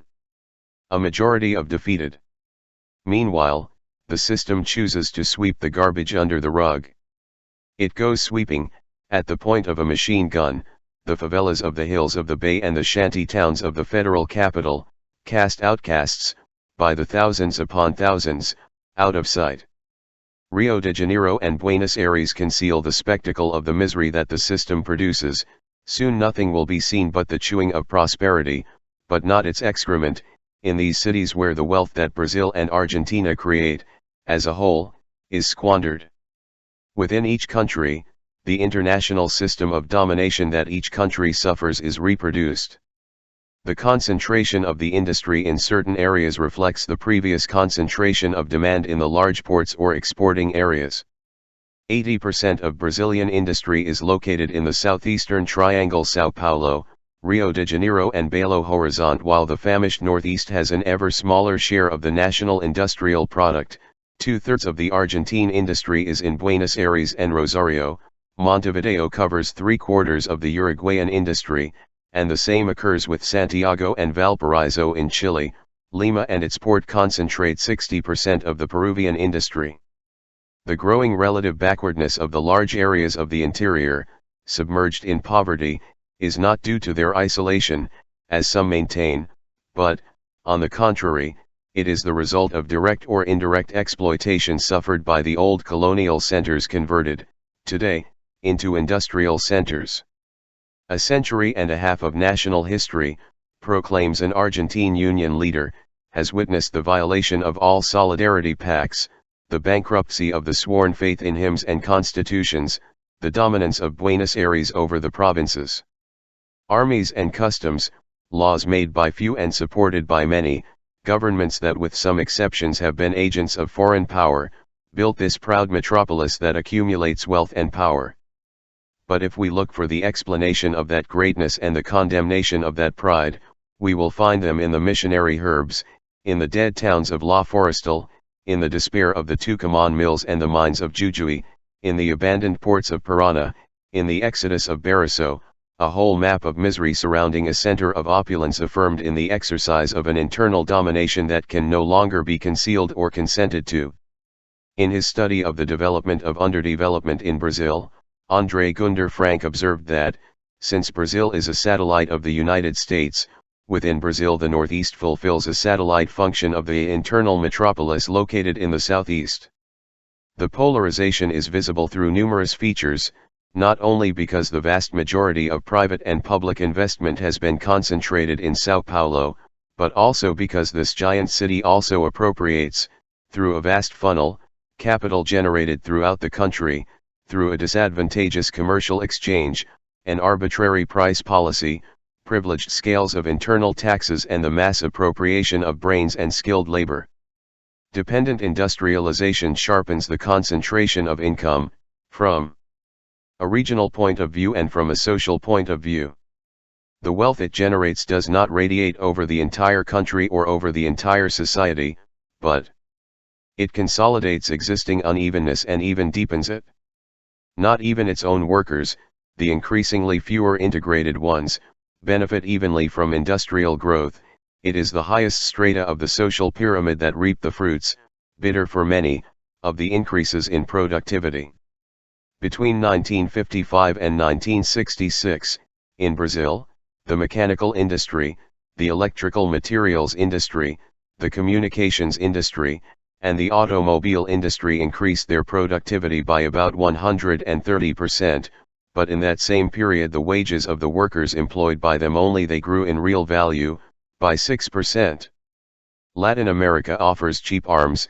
In 1961, the average hourly wage in the United States was $2, in Argentina it was 32 cents, in Brazil 28, in Colombia, 17, in Mexico, 16, and in Guatemala it barely reached 10 cents. Since then, the gap has grown. To earn what a French worker earns in an hour, the Brazilian currently has to work 2.5 days. With little more than 10 hours of service, the American worker earns, in equivalent, a month of work from the Carioca. And to receive a salary higher than that corresponding to an 8-hour day for a worker in Rio de Janeiro, it is enough that English and German work less than 30 minutes. The low level of wages in Latin America only translates into low prices in international markets, where the region offers its raw materials at meager prices so that consumers in rich countries can benefit. In the internal markets, on the other hand, where the denationalized industry sells manufactures, the prices are high, so that the profits of the imperialist corporations are very high. All economists agree in recognizing the importance of growth in demand as a catapult for industrial development. In Latin America, the industry, foreignized, does not show the slightest interest in expanding, in extension and in depth, the mass market that could only grow horizontally and vertically if the implementation of deep transformations in the entire economic structure were promoted. Social, which would imply the outbreak of inconvenient political storms. The purchasing power of the salaried population, once the unions in the most industrialized cities have been intervened or annihilated or tamed, do not grow sufficiently, nor do the prices of industrial items drop. This is a gigantic region, with an enormous potential market and a real market reduced by the poverty of its majorities. Virtually, the production of the large automobile or refrigerator factories is directed to the consumption of only 5% of the Latin American population. Barely 1 in 4 Brazilians can be considered a real consumer. 45 million Brazilians earn the same total income as 900,000 privileged people located at the other end of the social scale. The integration of Latin America under the flag of the Stars and Stripes. There are angels who still believe that all countries end at the edge of their borders. They are the ones who affirm that the United States has little or nothing to do with Latin American integration, for the simple reason that the United States is not part of the Latin American Free Trade Association, ALALC, or the Central American Common Market. As the liberator Simon Bolivar wanted, they say, this integration does not go beyond the limit that separates Mexico from its powerful neighbor to the north. Those who support this seraphic criterion forget, interested in amnesia, that a legion of pirates, merchants, bankers, marines, technocrats, Green Berets, ambassadors, and North American company captains have taken over, throughout a black history, life, and space. Destiny of the majority of the peoples of the South, and that currently also the industry of Latin America lies at the bottom of the digestive system of the empire. Our union makes its strength, to the extent that the countries, by not previously breaking with the molds of underdevelopment and dependency, integrate their respective servitudes. In the official documentation of LAFTA, the role of private capital in the development of integration is often exalted. We have already seen, in the previous chapters, in which hands this private capital is. In mid-April 1969, for example, the Advisory Commission on Business Affairs met in Asunción. Among other things, he reaffirmed the orientation of the Latin American economy, in the sense that the economic integration of the zone must be achieved based on the development of private companies fundamentally. And recommended that governments establish common legislation for the formation of multinational companies, constituted predominantly by capital and entrepreneurs from the member countries. All locks are handed over to the thief. At the Punta del Este Conference of Presidents in April 1967, in the final declaration that Lyndon Johnson himself closed with a gold seal, the creation of a common market for shares, a kind of integration of the stock markets, so that companies based anywhere in the region can be bought from anywhere in Latin America. And it goes further in the official documents, even the denationalization of public companies is simply recommended. In April 1969, the first sectoral meeting of the meat industry in ALALC was held in Montevideo. It resolved to request the governments, to study the appropriate measures to achieve a progressive transfer of state-owned meat processing plants to the private sector. Simultaneously, the Uruguayan government, one of whose members had chaired the meeting, stepped on the accelerator to the full in its policy of sabotage against the state-owned national refrigerator, for the benefit of foreign private refrigerators. The disarmament of tariffs, which gradually frees the circulation of goods within the LAFTA area, is intended to reorganize, for the benefit of large multinational corporations, the distribution of production centers and markets in Latin America. The economy of scale reigns, in the first phase, completed in recent years, the foreignization of the launching pads. The industrialized cities that will have to be projected on the regional market as a whole has been perfected. The Brazilian companies most interested in Latin American integration are precisely the foreign companies, and above all the most powerful.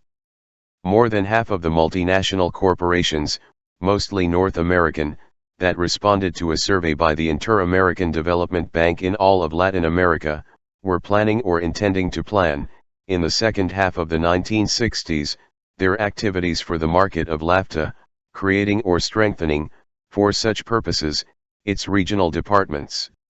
In September 1969, Henry Ford II announced, from Rio de Janeiro, that he wanted to join the economic process in Brazil, because the situation is very good. Our initial participation consisted in the purchase of Willis Overland do Brazil, as stated in a press conference, and affirmed that it will export Brazilian vehicles to several Latin American countries. Caterpillar, a firm that has always treated the world as one market, says Business International, was quick to take advantage of tariff reductions as soon as they were negotiated, and by 1965 had been supplying graders and tractor parts since its inception. Plant of São Paulo, to several countries in South America. With the same speed, Union Carbide irradiated electrotechnical products over several Latin American countries, from its factory in Mexico, making use of the exonerations of customs duties, taxes, and previous deposits for exchanges in the ILALC area. Impoverished, isolated, undercapitalized and with very serious structural problems within each border, the Latin American countries are gradually lowering their economic, financial, and fiscal barriers so that the monopolies, which still strangle each country separately, can expand their movements and consolidate a new division of labor, on a regional scale, through the specialization of its activities by countries and by branches, the establishment of optimal dimensions for its subsidiary companies, the reduction of costs, the elimination of competitors outside the area and the stabilization of markets. The subsidiaries of multinational corporations can only aim to conquer the Latin American market, in certain areas and under certain conditions that do not affect the world policy drawn up by their parent companies. As we have seen in another chapter, the international division of labor continues to function, for Latin America, in the same terms as always.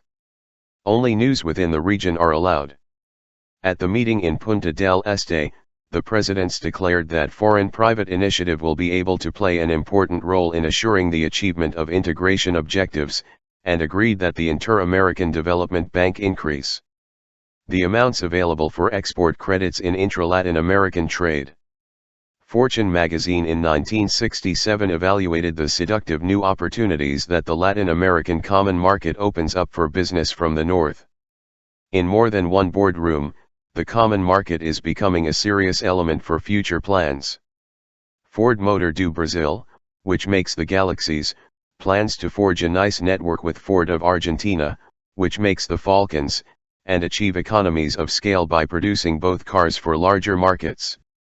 Kodak, which now makes photographic paper in Brazil, would like to produce exportable film in Mexico and cameras and projectors in Argentina.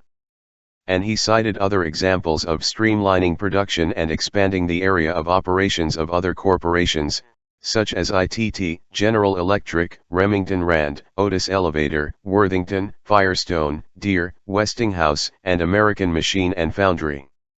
9 years ago, Raul Prebis, a vigorous LAFTA lawyer, wrote, "Another argument that I frequently hear from Mexico to Buenos Aires, passing through Sao Paulo and Santiago, is that the common market will offer the industry foreign expansion opportunities that today it does not have in our limited markets.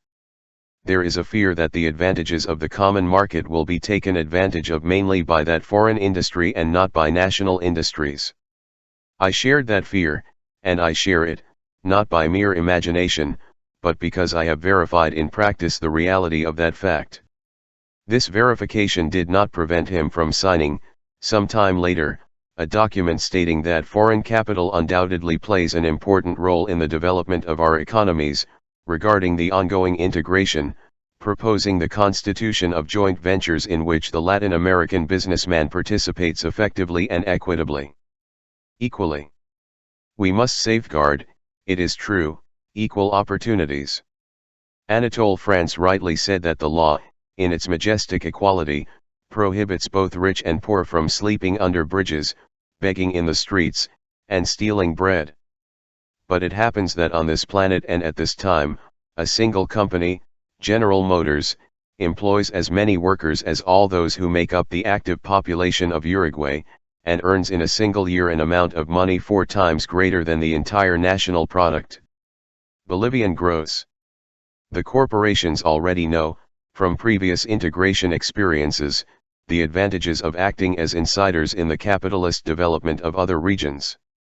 It is not for nothing that the total sales of the North American subsidiaries throughout the world is 6 times greater than the value of the exports of the United States. In Latin America, as in other regions, the uncomfortable antitrust laws of the United States do not apply. Here countries become, with complete impunity, pseudonyms for the foreign companies that dominate them. The first complementarity agreement in ALALC was signed, in August 1962, by Argentina, Brazil, Chile and Uruguay, but it was actually signed between IBM, and IBM. The agreement eliminated import duties for the trade of statistical machinery and its components between the 4 countries, at the same time that it raised the taxes on the importation of these machinery from outside the area, the IBM World Trade. He suggested to the governments that if they eliminated the rights to trade with each other, he would build plants in Brazil and Argentina. To the second agreement, signed between the same countries, Mexico was added. It was RCA and Philips of Eindhoven who promoted the exemption for the exchange of equipment for radio and television. And so on. In the spring of 1969, the Ninth Agreement enshrined the division of the Latin American market for electricity generation, transmission, and distribution equipment, between Union Carbide, General Electric, and Siemens. The Central American Common Market, for its part, a joint effort of the rickety and deformed economies of 5 countries, has served nothing more than to bring down the weak national producers of fabrics, paints, medicines, cosmetics, or biscuits, and to increase the profits and business orbit of General Tire and Rubber Co., Procter & Gamble, Grace & Co., Colgate-Palmolive, Sterling Products, or National Biscuits. The release of customs duties has also gone hand in hand, in Central America, with the raising of barriers against external foreign competition, so to speak, so that internal foreign companies can sell more expensively and with greater benefits. The subsidies received through tariff protection exceed the total value added by the domestic production process, concludes Roger Hansen. Foreign companies have, like nobody else, a sense of proportions. Own proportions and those of others.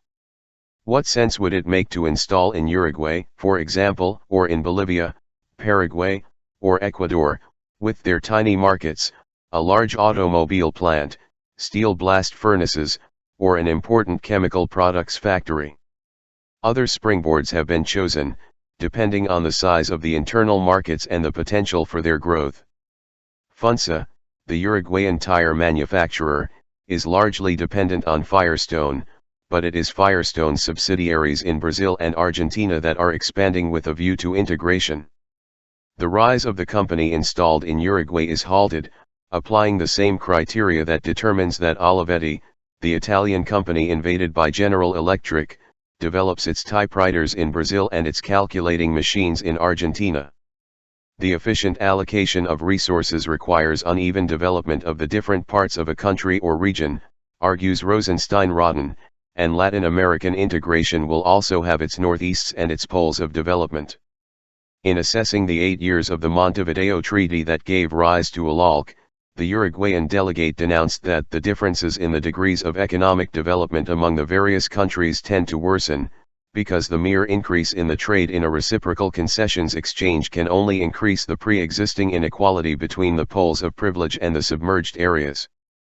The ambassador of Paraguay, for his part, complained in similar terms. He affirmed that the weak countries absurdly subsidize the industrial development of the most advanced countries in the free trade zone, absorbing their high internal costs through tariff reductions, and said that within LAFTA the deterioration of the terms of trade punishes his country as harshly as outside it. For every ton of products imported from the zone, Paraguay pays with 2. The reality, affirmed the representative of Ecuador, is given by 11 countries in different degrees of development, which translates into greater or lesser capacities to take advantage of the area of free trade and leads to a polarization of benefits and losses. The Colombian ambassador drew a single conclusion: the liberation program benefits the 3 large countries in a protruding disproportion. As integration progresses, small countries will forego their customs revenues, which in Paraguay finance almost half of the national budget, in exchange for the dubious advantage of receiving, for example, cars from Sao Paulo, Buenos Aires, or Mexico, made by the same companies that still sell them from Detroit, Wolfsburg, or Milan at half the price. This is the certainty that encourages beneath the frictions that the integration process causes to an increasing extent. The successful appearance of the Andean Pact, which brings together the nations of the Pacific, is one of the results of the visible hegemony of the Big Three in the expanded framework of LAFTA. The small ones try to unite separately. But despite all the difficulties, as thorny as they may seem, the markets are expanding as the satellites add new satellites to their orbit of dependent power. Under the military dictatorship of Castelo Branco, Brazil signed a guarantee agreement for foreign investments, which unloads on the state the risks and disadvantages of each business. It was very significant that the official who had concluded the agreement defended his humiliating conditions before Congress, stating that, in the near future, Brazil will be investing capital in Bolivia, Paraguay, or Chile, and then it will need agreements of this type. Within the governments that followed the coup d'état of 1964, there has indeed been a tendency that attributes to Brazil a sub-imperialist role over its neighbors. A very important military caste postulates his country as the great administrator of North American interests in the region, and calls on Brazil to exercise, in the South, a hegemony similar to the one that, against the United States, Brazil itself suffers. General Galbari do Couto e Silva invokes, in this sense, another manifest destiny. This ideologue of sub-imperialism wrote in 1952, referring to that manifest destiny, all the more, when it does not rub, in the Caribbean, with that of our older brothers in the North. General do Couto e Silva is the current president of Dow Chemical in Brazil.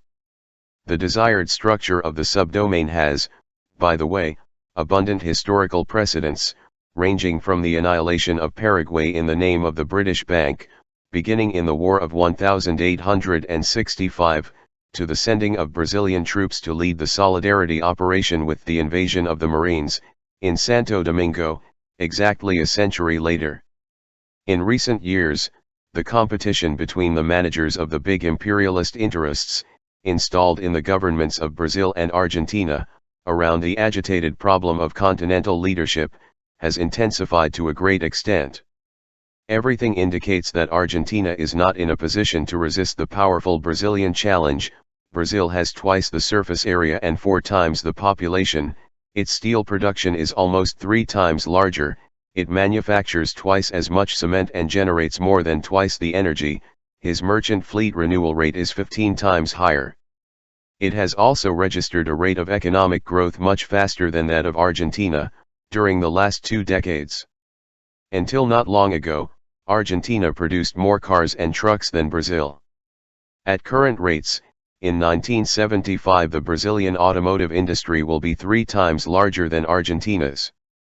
The maritime fleet, which in 1966 was equal to that of Argentina, will be equivalent to that of all of Latin America combined.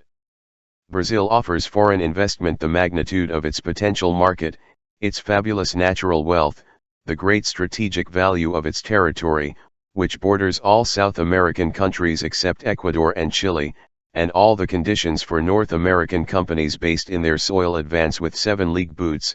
Brazil has cheaper and more abundant arms than its rival.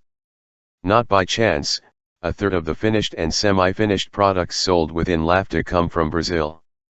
This is the country called to constitute the axis of the liberation or the servitude of all Latin America. Perhaps U.S. Senator Fulbright was not fully aware of the scope of his words when in 1965 he attributed to Brazil, in public statements, the mission of directing the Latin American common market. We will never be happy, never. He had prophesied. Simon Bolivar. In order for North American imperialism to integrate and reign in Latin America today, it was necessary for the British Empire to help divide us yesterday for the same purposes. An archipelago of countries, disconnected from each other, was born as a consequence of the frustration of our national unity. When the peoples in arms gained independence, Latin America appeared on the historical stage linked by the common traditions of its various regions, exhibited a seamless territorial unity and spoke fundamentally two languages of the same origin, Spanish and Portuguese. But we lacked, as Trias points out, one of the essential conditions for constituting a great single nation. We lacked the economic community. The poles of prosperity that flourished to respond to the European needs for metals and food were not linked to each other. The fans rods had their vertex on the other side of the sea. Men and capital moved to and fro in the fate of gold or sugar, silver or indigo, and only ports and capitals, leeches of productive regions, had a permanent existence. Latin America was born as a single space in the imagination and hope of Simon Bolivar, José Artigas, and José de San Martín, but it was broken beforehand by the basic deformations of the colonial system. The port oligarchies consolidated, through free trade, this structure of fragmentation, which was their source of profit. Those enlightened traffickers could not incubate the national unity that the bourgeoisie embodied in Europe and the United States. The English, heirs to Spain and Portugal since long before independence, perfected that structure throughout the last century, through the white-collar intrigues of diplomats, the extortion force of bankers, and the ability to seduce of the merchants. For us, the homeland is America, Bolivar had proclaimed. Gran Colombia was divided into 5 countries and the liberator died defeated. We will never be happy, never. He told General Urdaneta. Betrayed by Buenos Aires, San Martín stripped himself of the insignia of command and Artigas, who called his soldiers Americans, went to die in lonely exile in Paraguay. The viceroyalty of the Rio de la Plata had split into 4. Francisco de Morazan, creator of the Federal Republic of Central America, was shot to death. And the waste of America was fragmented into 5 pieces to which Panama would later be added, detached from Colombia by Teddy Roosevelt. The result is plain to see. Currently, any of the multinational corporations operates with greater coherence and a sense of unity than this group of islands that is Latin America, torn by so many borders and so many incommunications. What kind of integration can countries that have not even integrated from within be able to achieve with each other? Each country suffers deep fractures within its own bosom, acute social divisions and unresolved tensions between its vast marginal deserts and its urban oases. The drama is reproduced on a regional scale. The railways and roads, created to transfer production abroad by the most direct routes, still constitute irrefutable proof of the impotence or inability of Latin America to give life to the national project of its most lucid heroes. Brazil lacks permanent land connections with 3 of its neighbors, Colombia, Peru, and Venezuela, and the Atlantic cities do not have direct cable communication with the Pacific cities, in such a way that telegrams between Buenos Aires and Lima or Rio de Janeiro and Bogotá inevitably pass through New York. The same thing happens with the telephone lines between the Caribbean and the South. The Latin American countries continue to identify each one with their own port, denying their roots and their real identity, to such an extent that almost all of the intra-regional trade products are transported by sea. Internal transport is virtually non-existent. but it happens, in this sense, that the global freight cartel sets the rates and itineraries according to its taste, and Latin America is limited to suffering exorbitant rates and absurd routes. Of the 118 regular shipping lines that operate in the region, there are only 17 with regional flags. Freight charges bleed the Latin American economy by billions of dollars per year.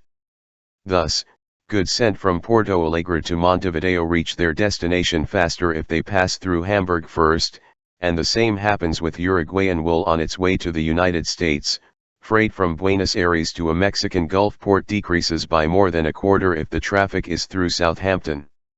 Transporting timber from Mexico to Venezuela costs more than twice as much as transporting timber from Finland to Venezuela, although Mexico is, according to the maps, much closer.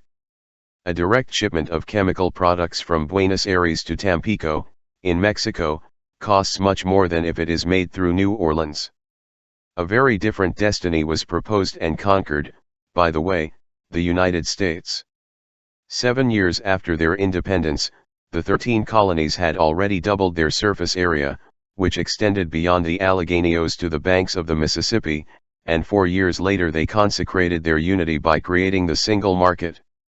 In 1803, they bought from France, for a ridiculous price, the territory of Louisiana, with which they doubled their territory again.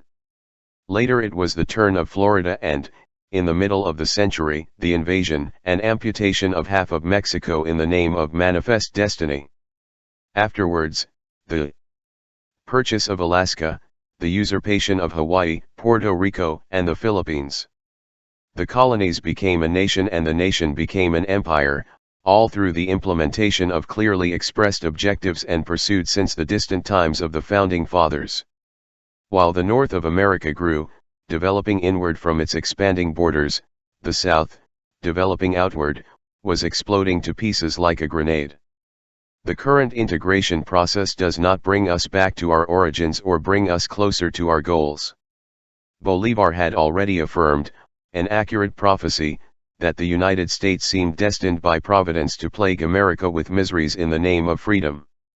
It should not be General Motors and IBM the ones that will have the courtesy to raise, instead of us, the old banners of unity and emancipation fallen in the fight, nor should it be the contemporary traitors who carry out, today, the redemption of the heroes betrayed yesterday.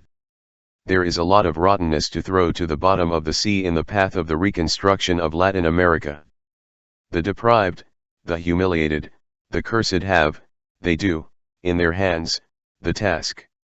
The Latin American national cause is, above all, a social cause.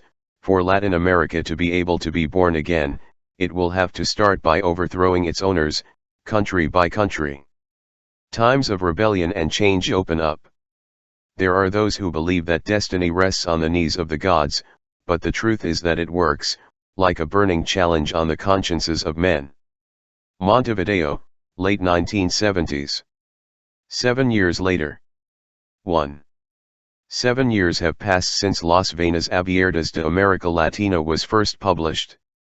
This book had been written to converse with people. A non-specialized author was addressing a non-specialized audience, with the intention of divulging certain facts that the official story, the story told by the victors, hides or lies. The most stimulating response did not come from the literary pages of the newspapers, but from some real episodes that occurred in the street. For example, the girl who was reading this book to her seatmate and ended up standing up and reading it aloud to all the passengers as the bus crossed the streets of Bogotá, or the woman who fled from Santiago de Chile, in the days of the massacre, with this book wrapped in the baby's diapers, or the student who for a week went through the bookstores on Corrientes Street, in Buenos Aires, and read it bit by bit, from bookstore to bookstore, because he had no money to buy it. In the same way, the most favorable comments that this book received did not come from any prestigious critic but from the military dictatorships that praised it by prohibiting it. For example, Las Venas cannot circulate in my country, Uruguay, nor in Chile, and in Argentina the authorities denounced it, on television and in the newspapers, as an instrument of youth corruption. They don't let you see what I write, said Blas de Otero, because I write what I see. I believe that there is no vanity in the joy of verifying, after time, that Las Venas has not been a silent book. 2. I know that it could be sacrilegious for this popularization manual to talk about political economy in the style of a love story or pirate novel. But it is difficult for me, I confess, to read some valuable works by certain sociologists, political scientists, economists, or historians who write in code. Hermetic language is not always the inevitable price of depth. It can simply hide, in some cases, an inability to communicate elevated to the category of intellectual virtue. I suspect that boredom thus often serves to bless the established order, it confirms that knowledge is a privilege of the elites. Something similar usually happens, by the way, with certain militant literature aimed at a convinced public. He strikes me as conformist, despite all his possible revolutionary rhetoric, a language that mechanically repeats, for the same airs, the same set phrases, the same adjectives, the same declamatory formulas. Perhaps that parish literature is as far from revolution as pornography is far from eroticism. 3. You write to try to answer the questions that buzz in your head, tenacious flies that disturb your sleep, and what you write can make collective sense when it somehow coincides with the social need for an answer. I wrote Las Venas to disseminate other people's ideas and my own experiences that perhaps help a little, in their realistic measure, to clear up the questions that have always haunted us. Is Latin America a region of the world condemned to humiliation and poverty? Condemned by whom? God's fault, nature's fault? The oppressive climate, the inferior races? Religion, customs? Isn't misfortune a product of history, made by men and that by men can, therefore, be undone? The veneration for the past always seemed reactionary to me. The right chooses the past because it prefers the dead, quiet world, quiet time. The powerful, who legitimize their privileges through inheritance, cultivate nostalgia. History is studied like visiting a museum, and that mummy collection is a scam. They lie to us about the past just as they lie to us about the present, they mask reality. The oppressed is forced to make as their own a memory manufactured by the oppressor, foreign, dissected, sterile. Thus, he will resign himself to living a life that is not his own as if it were the only one possible. In Las Venas, the past appears always summoned by the present, as a living memory of our time. This book is a search for keys to the past history that contribute to explain the present time, which also makes history, based on the fact that the first condition to change reality is to know it. A catalogue of heroes dressed as for a costume ball is not offered here, that when they die in battle they pronounce very long solemn sentences, but instead they investigate the sound and the imprint of the multitudinous footsteps that present our gate now.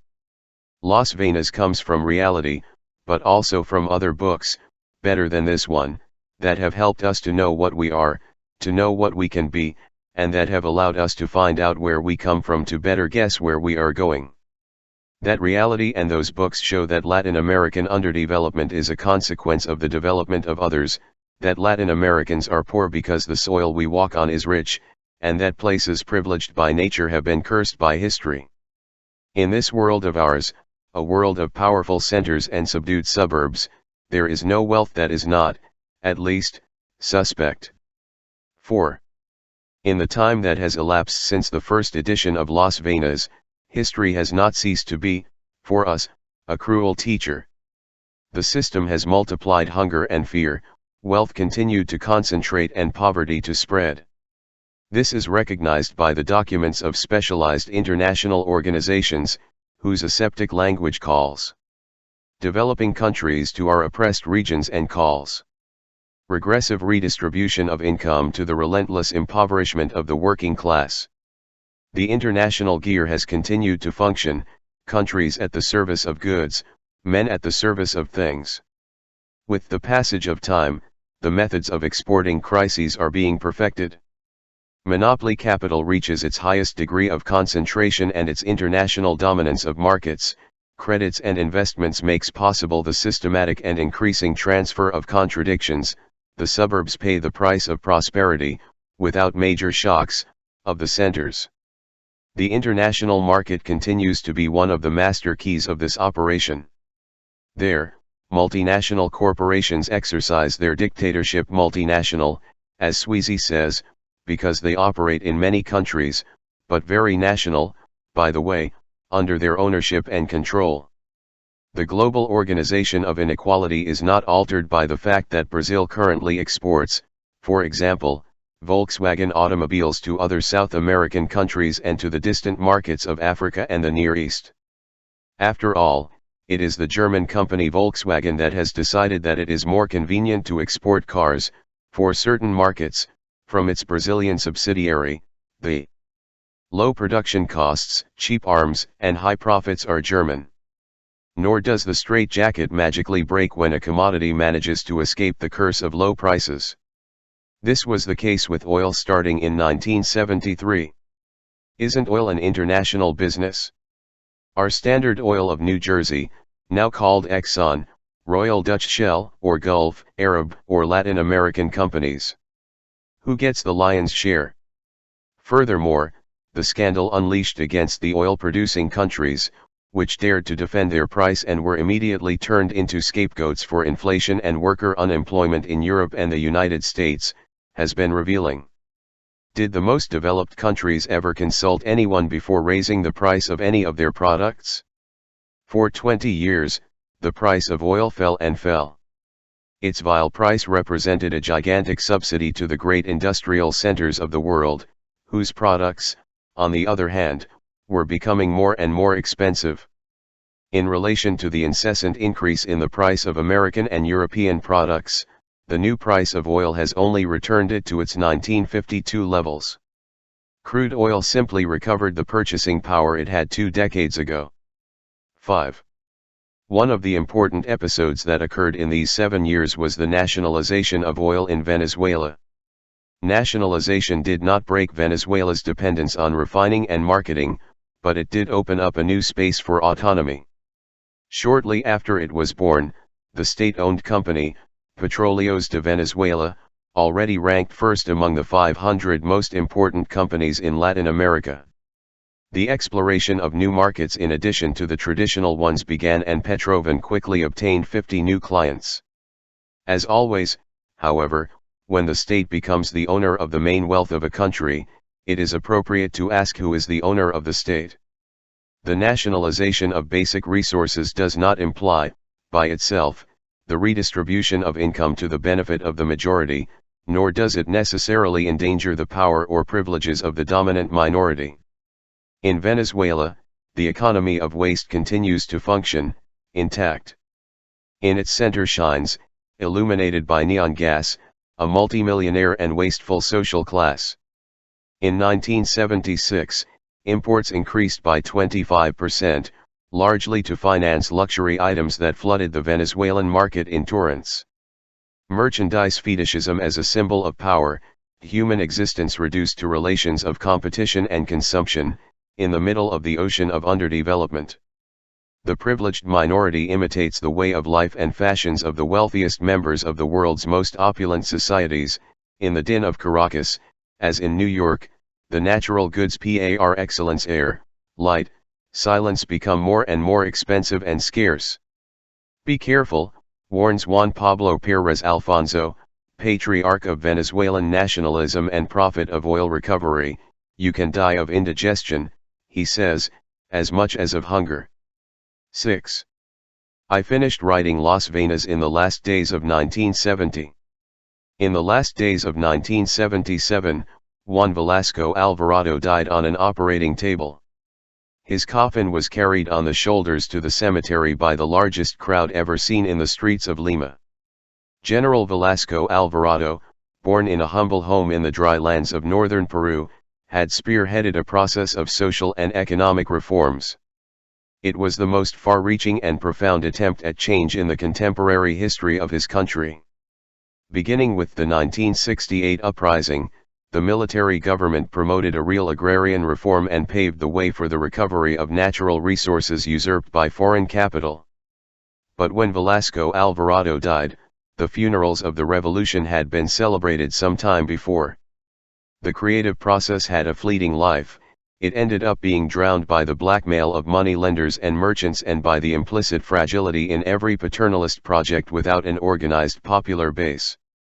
On the eve of Christmas 1977, while the heart of General Velasco Alvarado was beating for the last time in Peru, in Bolivia another general, who in no way resembles him, gave a sharp blow of his fist on the desk. General Hugo Banzer, dictator of Bolivia, said no to amnesty for prisoners, exiles and dismissed workers. 4 women and 14 children, who had come to La Paz from the tin mines, then began a hunger strike. "This is not the time," said the connoisseurs. "We'll tell you when." They sat on the floor. "You're not consulting us," the women said. "We are reporting. The decision is made. Back in the mine, there is always a hunger strike. Just born and the hunger strike begins. We also have to die there. Slower, but we also have to die." The government reacted by punishing, threatening, but the hunger strike unleashed long-suppressed forces. All of Bolivia shook and showed its teeth. 10 days later, there were 4 women and 14 children, 1,400 workers and students had gone on hunger strike. The dictatorship felt that the ground was opening under its feet. And the general amnesty was started. This is how 2 countries from the Andes crossed the border between 1977 and 1978. Further north, in the Caribbean, Panama awaited the promised liquidation of the canal's colonial status, after a thorny negotiation with the new United States government, and in Cuba the people were celebrating, the socialist revolution celebrated, undefeated, its first 19 years of life. A few days later, in Nicaragua, the angry crowd took to the streets. The dictator Somoza, son of the dictator Somoza, was peeping through the keyhole. Several companies were burnt down by popular anger. One of them, called Plasmapheresis, she specialized in vampirism. The Plasmapheresis company, devastated by fire in early 1978, was owned by Cuban exiles and was dedicated to selling Nicaraguan blood to the United States. In the blood business, as in all the others, the producers receive only a tip. The Hema Caribbean Company, for example, pays Haitians $3 for each liter that it resells at 25 in the North American market. 7. In August 1976, Orlando Letelier published an article denouncing that the terror of the Pinochet dictatorship and the economic freedom of small privileged groups are 2 sides of the same medal. Letelier, who had been a minister in the government of Salvador Allende, was in exile in the United States.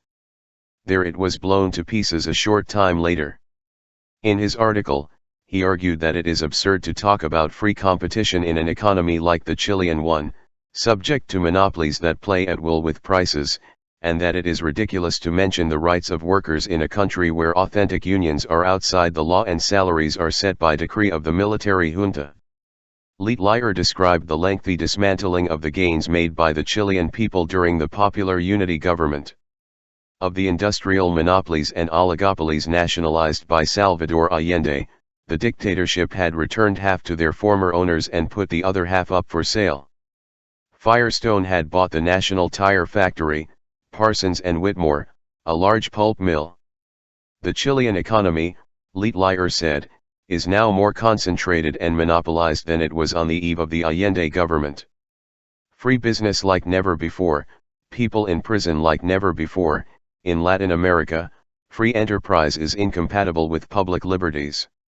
Market freedom.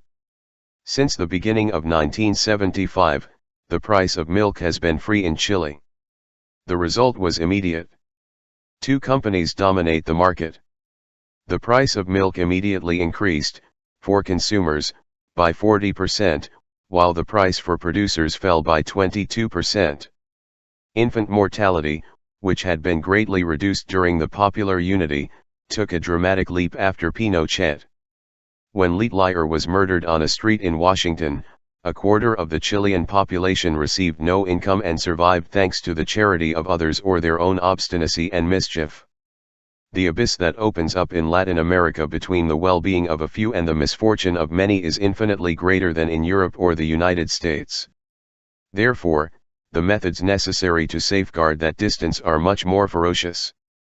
Brazil has a huge and well-equipped army, but spends 5% of the national budget on education. In Uruguay, half of the budget is currently absorbed by the armed forces and the police. A fifth of the active population has the role of monitoring, persecuting or punishing others. Undoubtedly, one of the most important events of these years in the 1970s in our lands was a tragedy, the military insurrection that on September 11, 1973 overthrew the democratic government of Salvador Allende and plunged Chile into a bath of blood. Shortly before, in June, a coup in Uruguay had dissolved parliament, outlawed unions, and banned all political activity. In March 1976, the Argentine generals returned to power. The government of the widow of Juan Domingo Perón, turned into a rotten place, collapsed without pain or glory. The three southern countries are, now, a sore in the world, continuous bad news. Torture, kidnapping, murder and exile have become daily customs. These dictatorships, are they tumors to be removed from healthy organisms or the pus that betrays the infection of the system? There is always, I believe, an intimate relationship between the intensity of the threat and the brutality of the response. I believe, what is happening today in Brazil and Bolivia cannot be understood without taking into account the experience of the regimes of Django Goulart and Juan José Torres. Before falling, these governments had put into practice a series of social reforms and had carried out a nationalist economic policy, throughout a process cut off in 1964 in Brazil and in 1971 in Bolivia.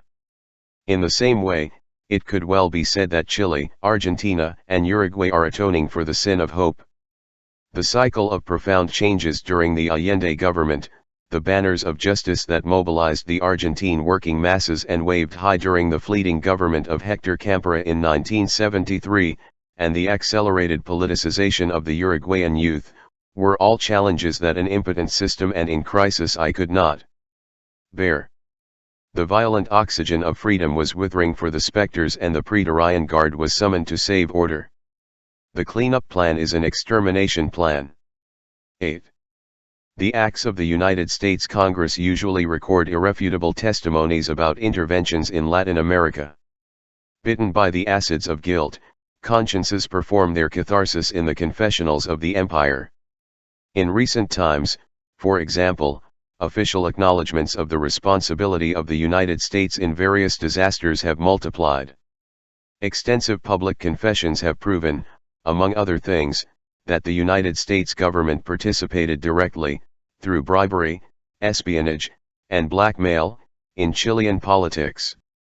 In Washington the crime strategy was planned. Since 1970, Kissinger and the information services have carefully prepared Allende's fall. Millions of dollars were distributed among the enemies of the legal government of popular unity.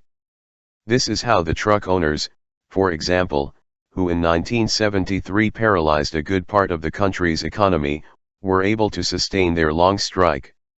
The certainty of impunity loosens tongues. At the time of the coup against Goulart, the United States had its largest embassy in the world in Brazil. Lincoln Gordon, who was the ambassador, admitted 13 years later, before a journalist, that his government had long financed the forces that opposed the reforms. What the hell, Gordon said. That was more or less a habit, in that period. The CIA was used to having political funds. In the same interview, Gordon explained that in the days of the coup the Pentagon stationed a huge aircraft carrier and 4 tankers off the Brazilian coast in case anti-Goulart forces asked for our help. This help, he said. It would not be just moral. We would provide logistical support, supplies, ammunition, oil. Since President Jimmy Carter inaugurated the human rights policy, it has become common for Latin American regimes imposed thanks to U.S. intervention to make fiery statements against U.S. intervention in their internal affairs. The United States Congress resolved, in 1976 and 1977, to suspend economic and military aid to various countries. Most of the foreign aid from the United States, however, does not pass through the congressional filter. Thus, despite the declarations and resolutions and protests, the regime of General Pinochet received, during 1976, $290 million in direct aid from the United States without parliamentary authorization. Upon completing its first year of life, the Argentine dictatorship of General Videla had received $500 million from private U.S. banks and $415 million from two institutions, World Bank and IDB, where the United States has decisive influence. Argentina's special drawing rights in the International Monetary Fund, which were $64 million in 1975, had risen to $700 million a couple of years later. President Carter's concern about the carnage being suffered by some Latin American countries seems healthy, but the current dictators are not self-taught. They have learned the techniques of repression and the art of governing in courses at the Pentagon in the United States and in the area of the Panama Canal. These courses continue today and, as far as is known, their content has not changed one iota. The Latin American military that today constitutes a scandal stone for the United States, have been good students. A few years ago, when he was Secretary of Defense, the current president of the World Bank, Robert McNamara, said it in all his words, "They are the new leaders." I don't need to dwell on the value of having in leadership positions men who have previously known firsthand how we Americans think and do things. Making friends with these men is priceless. Who made the paralytic? Can they offer us the wheelchair? 9. The bishops of France speak of another type of responsibility, deeper, less visible. We, who belong to the nations that claim to be the most advanced in the world, are part of those who benefit from the exploitation of countries in process of development. We do not see the suffering that this causes in the flesh and in the spirit of entire peoples. We contribute to reinforcing the division of today's world, in which the domination of the poor by the rich, of the weak by the powerful, stands out. Do we know that our waste of resources and raw materials would not be possible without the control of trade by Western countries? Do we not see who is taking advantage of arms trafficking, of which our country has given sad examples? Do we understand that the militarization of the regimes of poor countries is one of the consequences of the economic and cultural domination exercised by industrialized countries, in which life is governed by the desire for profit and the powers of money? Dictators, torturers, inquisitors, terror has officials, like the post office or the banks, and it is applied because it is necessary. It is not a conspiracy of perverts. General Pinochet may seem like a character from Goya's black painting, a banquet for psychoanalysts, or the heir to a gruesome tradition of the banana republics. But the clinical features or folklore of this or that dictator, which serve to flavor history, are not history. Who would dare to argue, today, that the First World War broke out because of Kaiser Wilhelm's complexes, who had one arm shorter than the other? In democratic countries the nature of violence that the economy has is not revealed. In authoritarian countries, the same thing happens with the economic nature of violence, Bertolt Brecht had written, at the end of 1940, in his work diary. In the countries of southern Latin America, the centurions have occupied power based on a need of the system, and state terrorism is put into operation when the ruling classes can no longer carry out their business through other means. Torture would not exist in our countries if it were not effective, and formal democracy would continue if it could be guaranteed that it would not escape the control of the holders of power. In difficult times, democracy becomes a crime against national security, that is, against the security of internal privileges and foreign investment.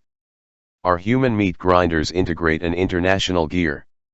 The entire society becomes militarized, the state of exception becomes permanent, and the apparatus of repression becomes hegemonic based on a tightening of the screws from the centers of the imperialist system. When the shadow of the crisis looms, it is necessary to multiply the looting of poor countries to guarantee full employment, public liberties, and high rates of development in rich countries. Relations of victim and executioner, sinister dialectic, there is a structure of successive humiliations that begins in international markets and financial centers and ends in the home of each citizen. 10. Haiti is the poorest country in the Western Hemisphere. There are more foot washers than shoe shiners, children who, in exchange for a coin, wash the feet of barefoot customers who don't have shoes to shine. Haitians live, on average, just over 30 years. Of every 10 Haitians, 9 cannot read or write. For domestic consumption, the rough slopes of the mountains are cultivated. For export, the fertile valleys, the best lands are dedicated to coffee, sugar, cocoa, and other products required by the North American market. No one plays baseball in Haiti, but Haiti is the world's leading producer of baseballs. There is no shortage of workshops in the country where children work for $1 a day assembling cassettes and electronic parts. They are, of course, export products, and, of course, the profits are also exported, after deducting the part that corresponds to the administrators of terror. The slightest hint of protest implies, in Haiti, imprisonment or death.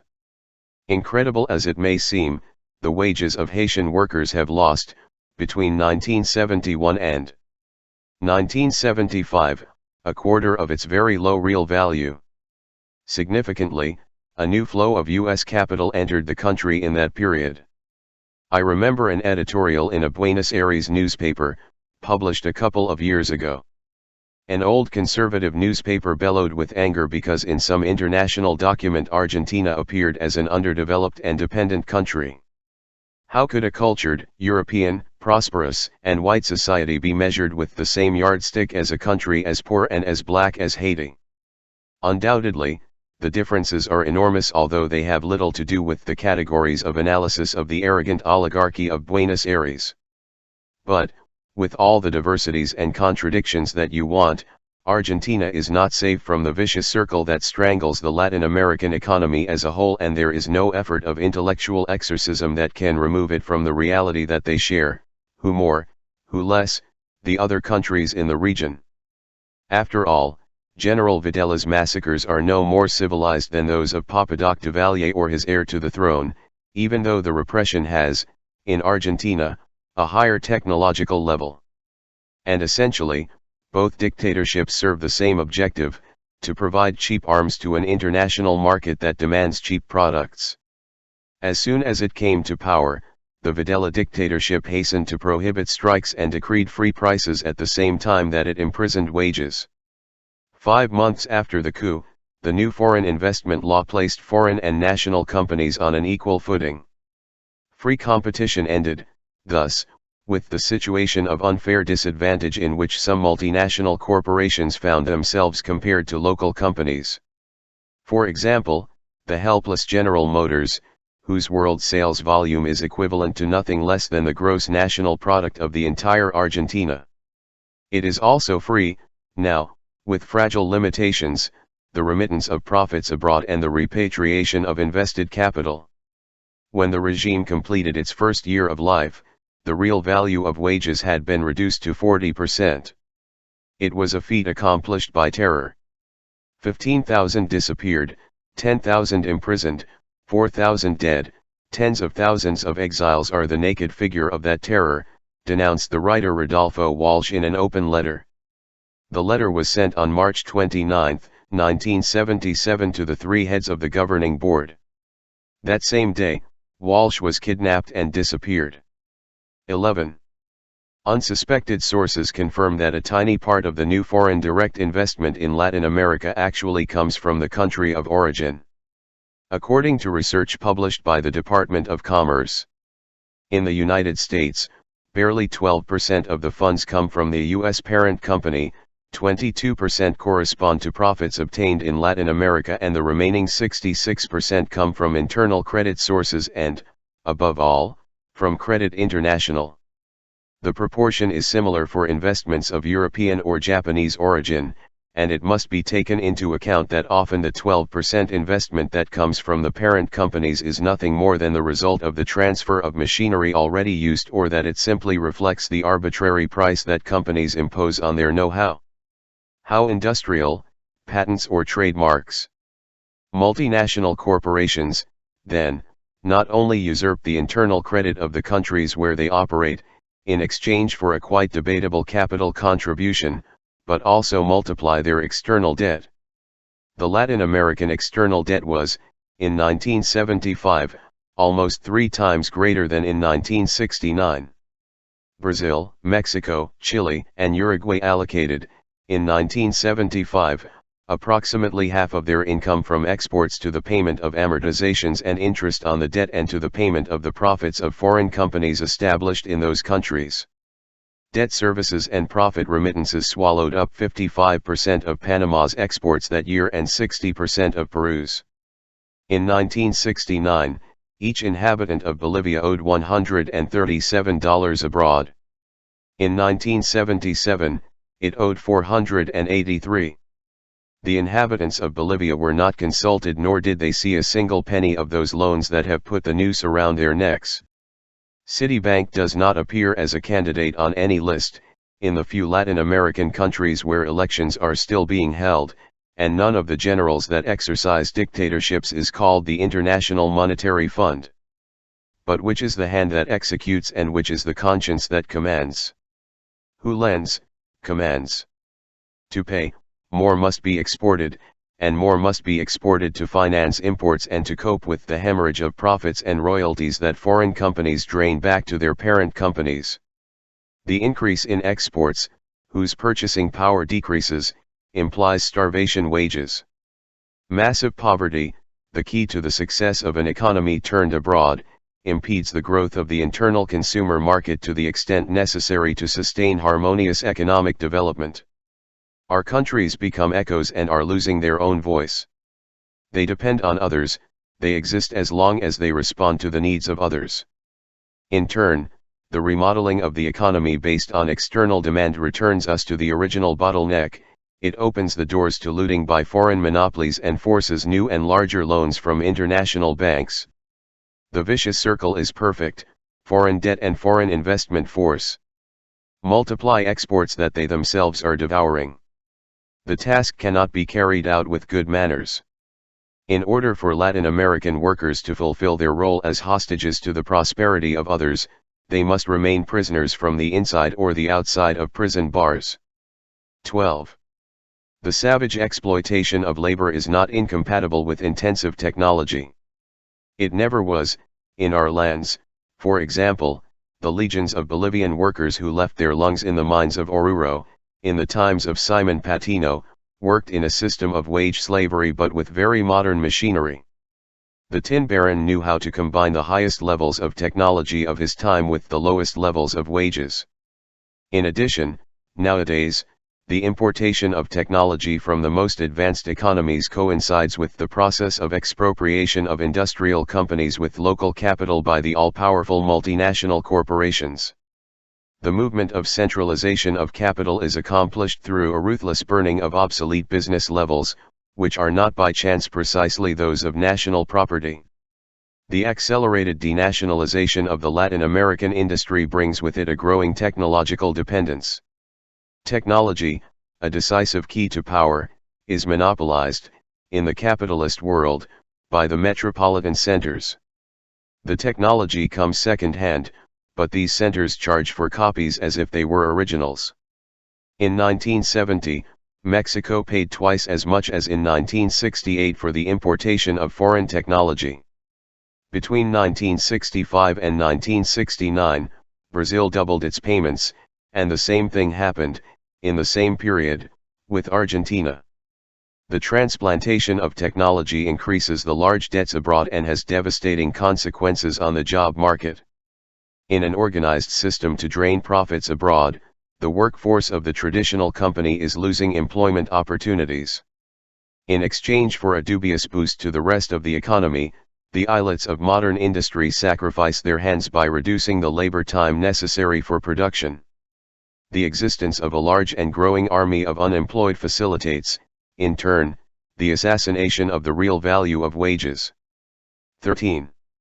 Even ECLAC documents speak, now, of an international redivision of labor.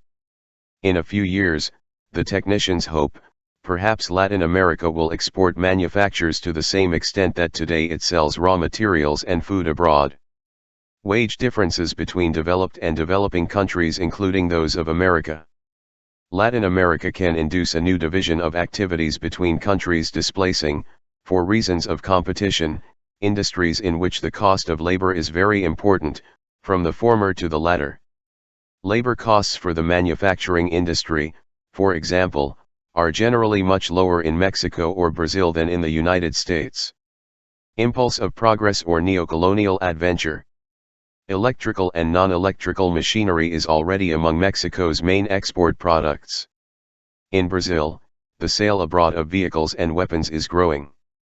Some Latin American countries are experiencing a new stage of industrialization, largely induced and guided by foreign needs and foreign owners of the means of production. Isn't this another chapter to add to our long history of developing out?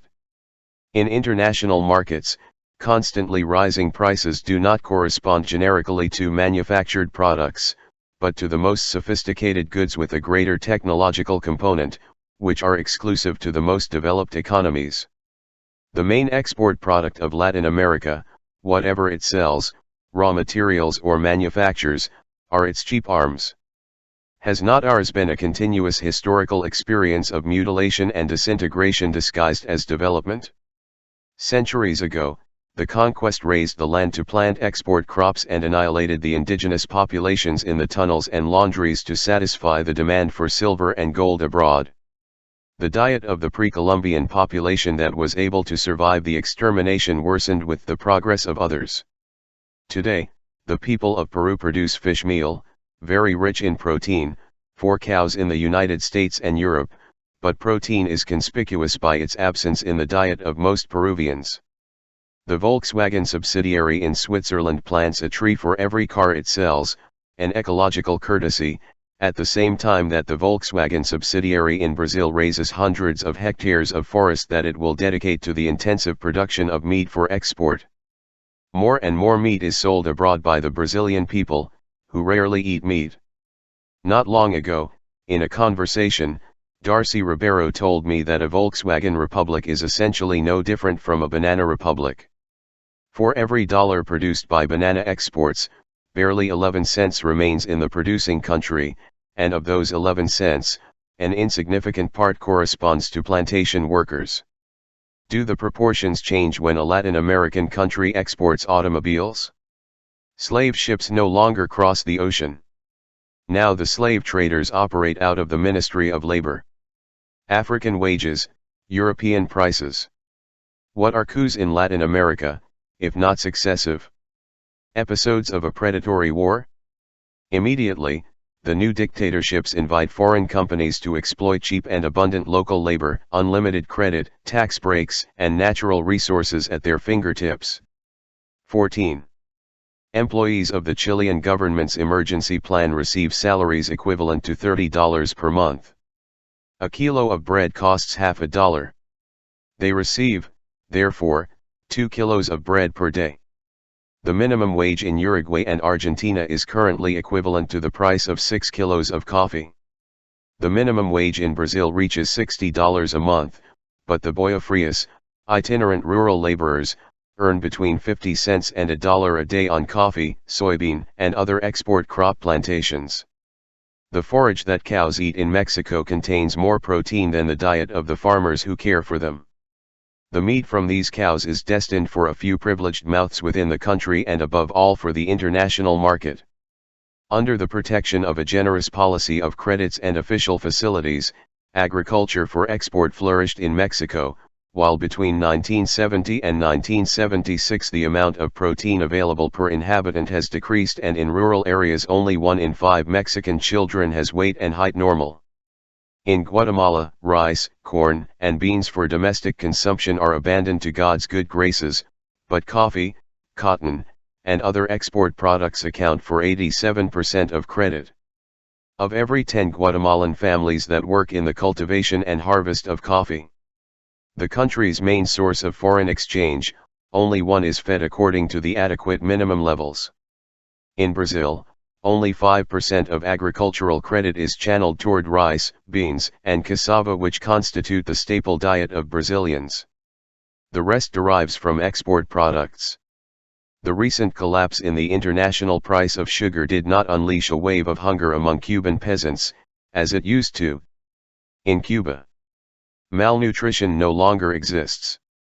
Conversely, the almost simultaneous rise in the international price of coffee did nothing to alleviate the chronic misery of the workers in the coffee plantations of Brazil. The increase in the price of coffee in 1976, occasional euphoria caused by the frosts that devastated the Brazilian crops, was not directly reflected in salaries, as acknowledged by a senior manager of the Brazilian Coffee Institute. In reality, export crops are not, per se, incompatible with the well-being of the population, nor do they contradict economic development. After all, sugar sales abroad have served as a lever, in Cuba, for the creation of a new world in which everyone has access to the fruits of development, and solidarity is the axis of human relations. 15. It is already known who are condemned to pay the crises of readjustment of the system. The prices of most of the products that Latin America sells fall relentlessly in relation to the prices of the products it buys from countries that monopolize technology, trade, investment, and credit.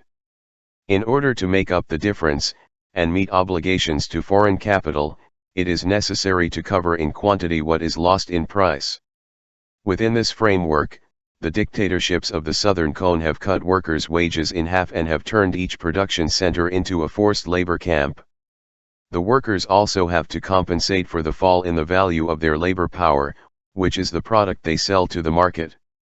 The workers are obliged to cover in quantity, in number of hours, what they lose in the purchasing power of the salary. The laws of the international market are thus reproduced in the micro-world of the life of each Latin American worker. For workers who are lucky to have a permanent job, 8-hour days only exist in the dead letter of the law. It is common to work 10, 12, even 14 hours, and more than one has lost Sundays. At the same time, work accidents have multiplied, human blood offered to the altars of productivity. 3 examples from the end of 1977 in Uruguay: the railroad quarries, which produce stones and ballast, double their yields. In early spring, 15 workers are killed in a gelignite explosion.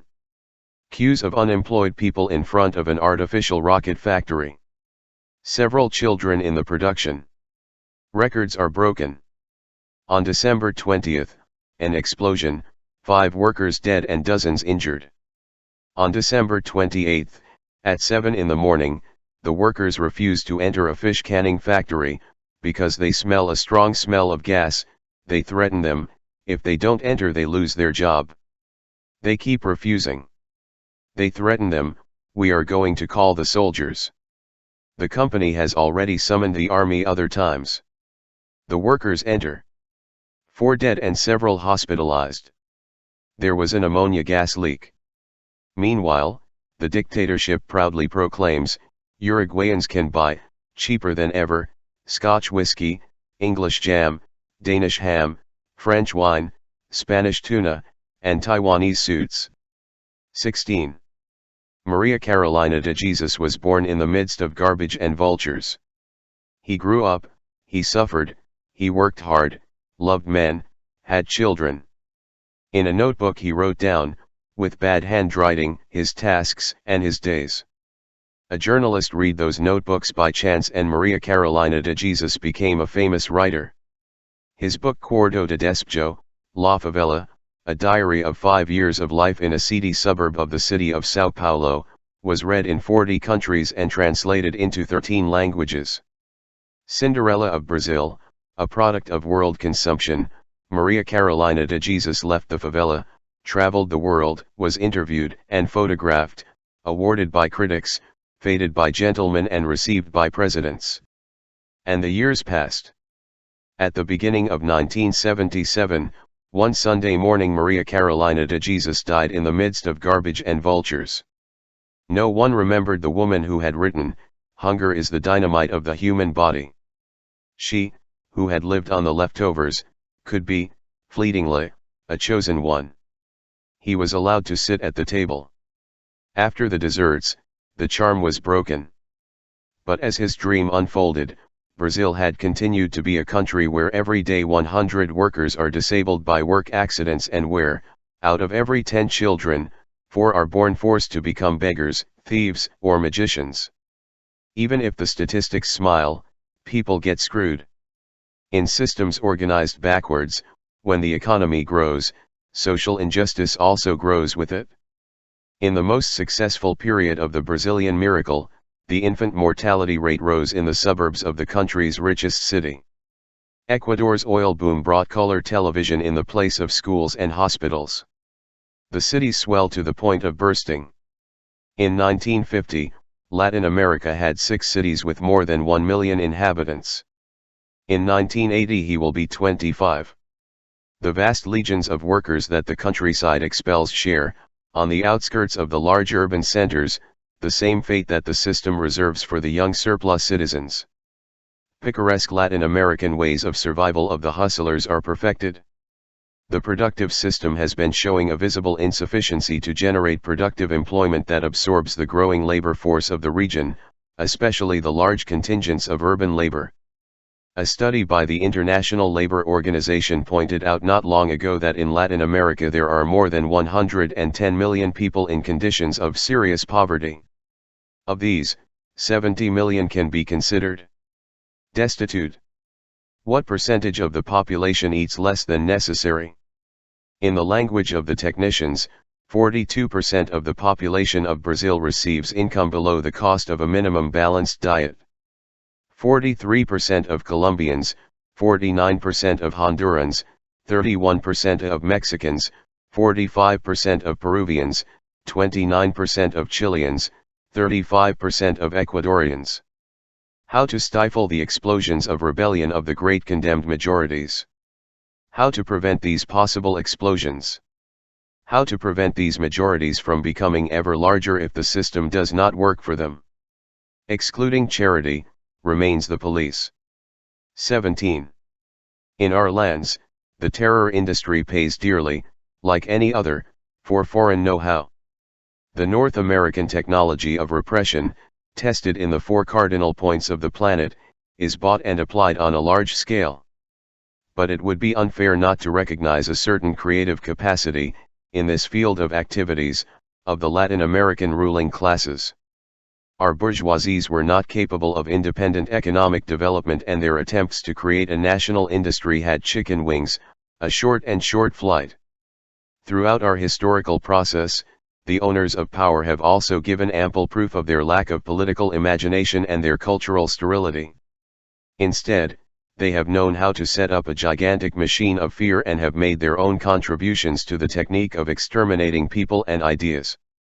The recent experience of the Rio de la Plata countries is revealing in this sense. The disinfection task will take us a long time, the Argentine military warned at the outset.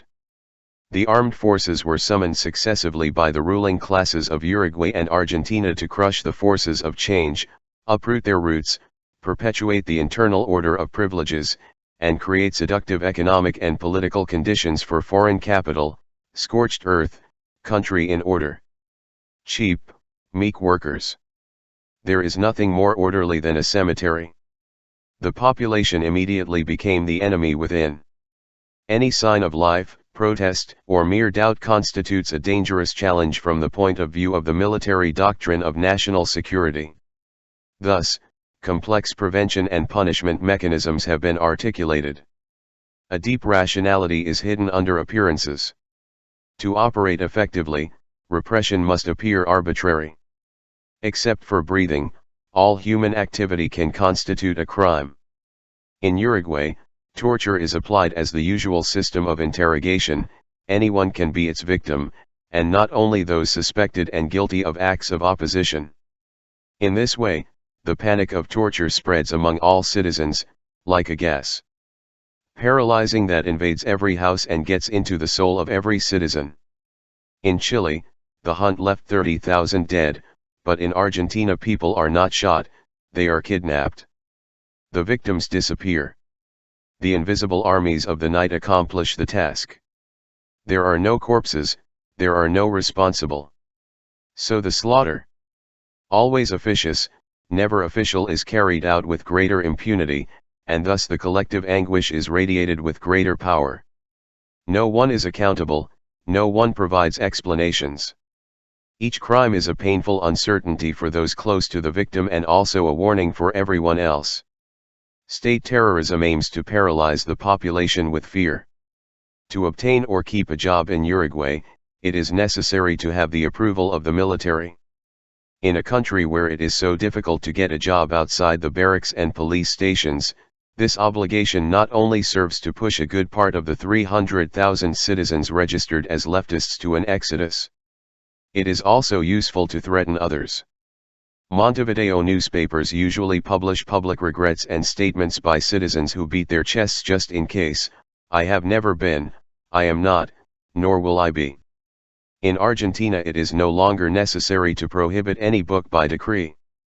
The new penal code sanctions, as always, the writer and the editor of a book that is considered subversive. But it also punishes the printer, so that no one dares to print a simply dubious text, and also the distributor and the bookseller, so that no one dares to sell it, and as if that were not enough, it punishes the reader, so that no one dares to read it, let alone save it. The consumer of a book thus receives the treatment that the law reserves for the consumer of drugs. In the project of a deaf-mute society, each citizen must become their own Torquemada. In Uruguay, not ratting out your neighbor is a crime. Upon entering the university, students swear in writing that they will denounce anyone who carries out, in the university environment, any activity unrelated to study functions. The student becomes co-responsible for any episode that occurs in his presence. In the project of a sleepwalking society, each citizen must be the policeman of himself and of others. However, the system, quite rightly, is suspicious. There are 100,000 police officers and soldiers in Uruguay, but there are also 100,000 informants. The spies work in the streets and in the cafes and in the buses, in the factories and the high schools, in the offices and in the university. Whoever complains out loud because life is so expensive and hard, will end up in jail. They have committed an attack against the moral strength of the armed forces, which is paid for with 3 to 6 years in prison. 18. In the referendum of January 1978, the vote for the Pinochet dictatorship was marked with a cross under the Chilean flag. The vote for no, on the other hand, was marked under a black rectangle. The system wants to be confused with the country. The system is the country, says the official propaganda that bombards citizens day and night. The enemy of the system is a traitor to the country. The capacity for indignation against injustice and the will to change constitute the evidence of desertion. In many Latin American countries, those who are not exiled beyond the borders live in exile in their own land. But at the same time that Pinochet celebrated his victory, the dictatorship called collective labor absenteeism to the strikes that broke out throughout Chile despite the terror.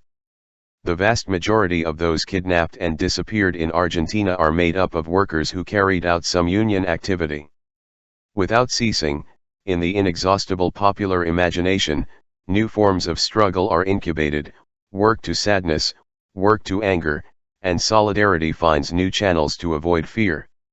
Several unanimous strikes took place in Argentina throughout 1977, when the danger of losing one's life was as certain as the risk of losing one's job.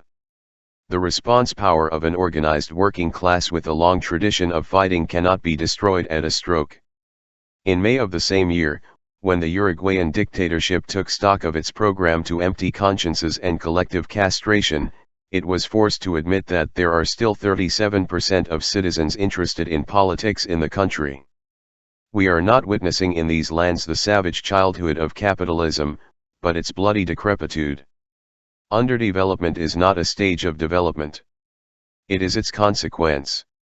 The underdevelopment of Latin America comes from the development of others and continues to feed it. Powerless due to its function of international servitude, moribund since it was born, the system has feet of clay. It postulates itself as destiny and would like to be confused with eternity. All memory is subversive, because it is different, and so is any project for the future. The zombie is forced to eat without salt, dangerous, could wake it up. The system finds its paradigm in the immutable society of ants. That's why he doesn't get along with the history of men, because of how much it changes. And because in the history of men every act of destruction finds its response, sooner or later, in an act of creation. Eduardo Galeano, Calila, Barcelona, April 1978. End. The Open Veins of Latin America. Eduardo Galeano.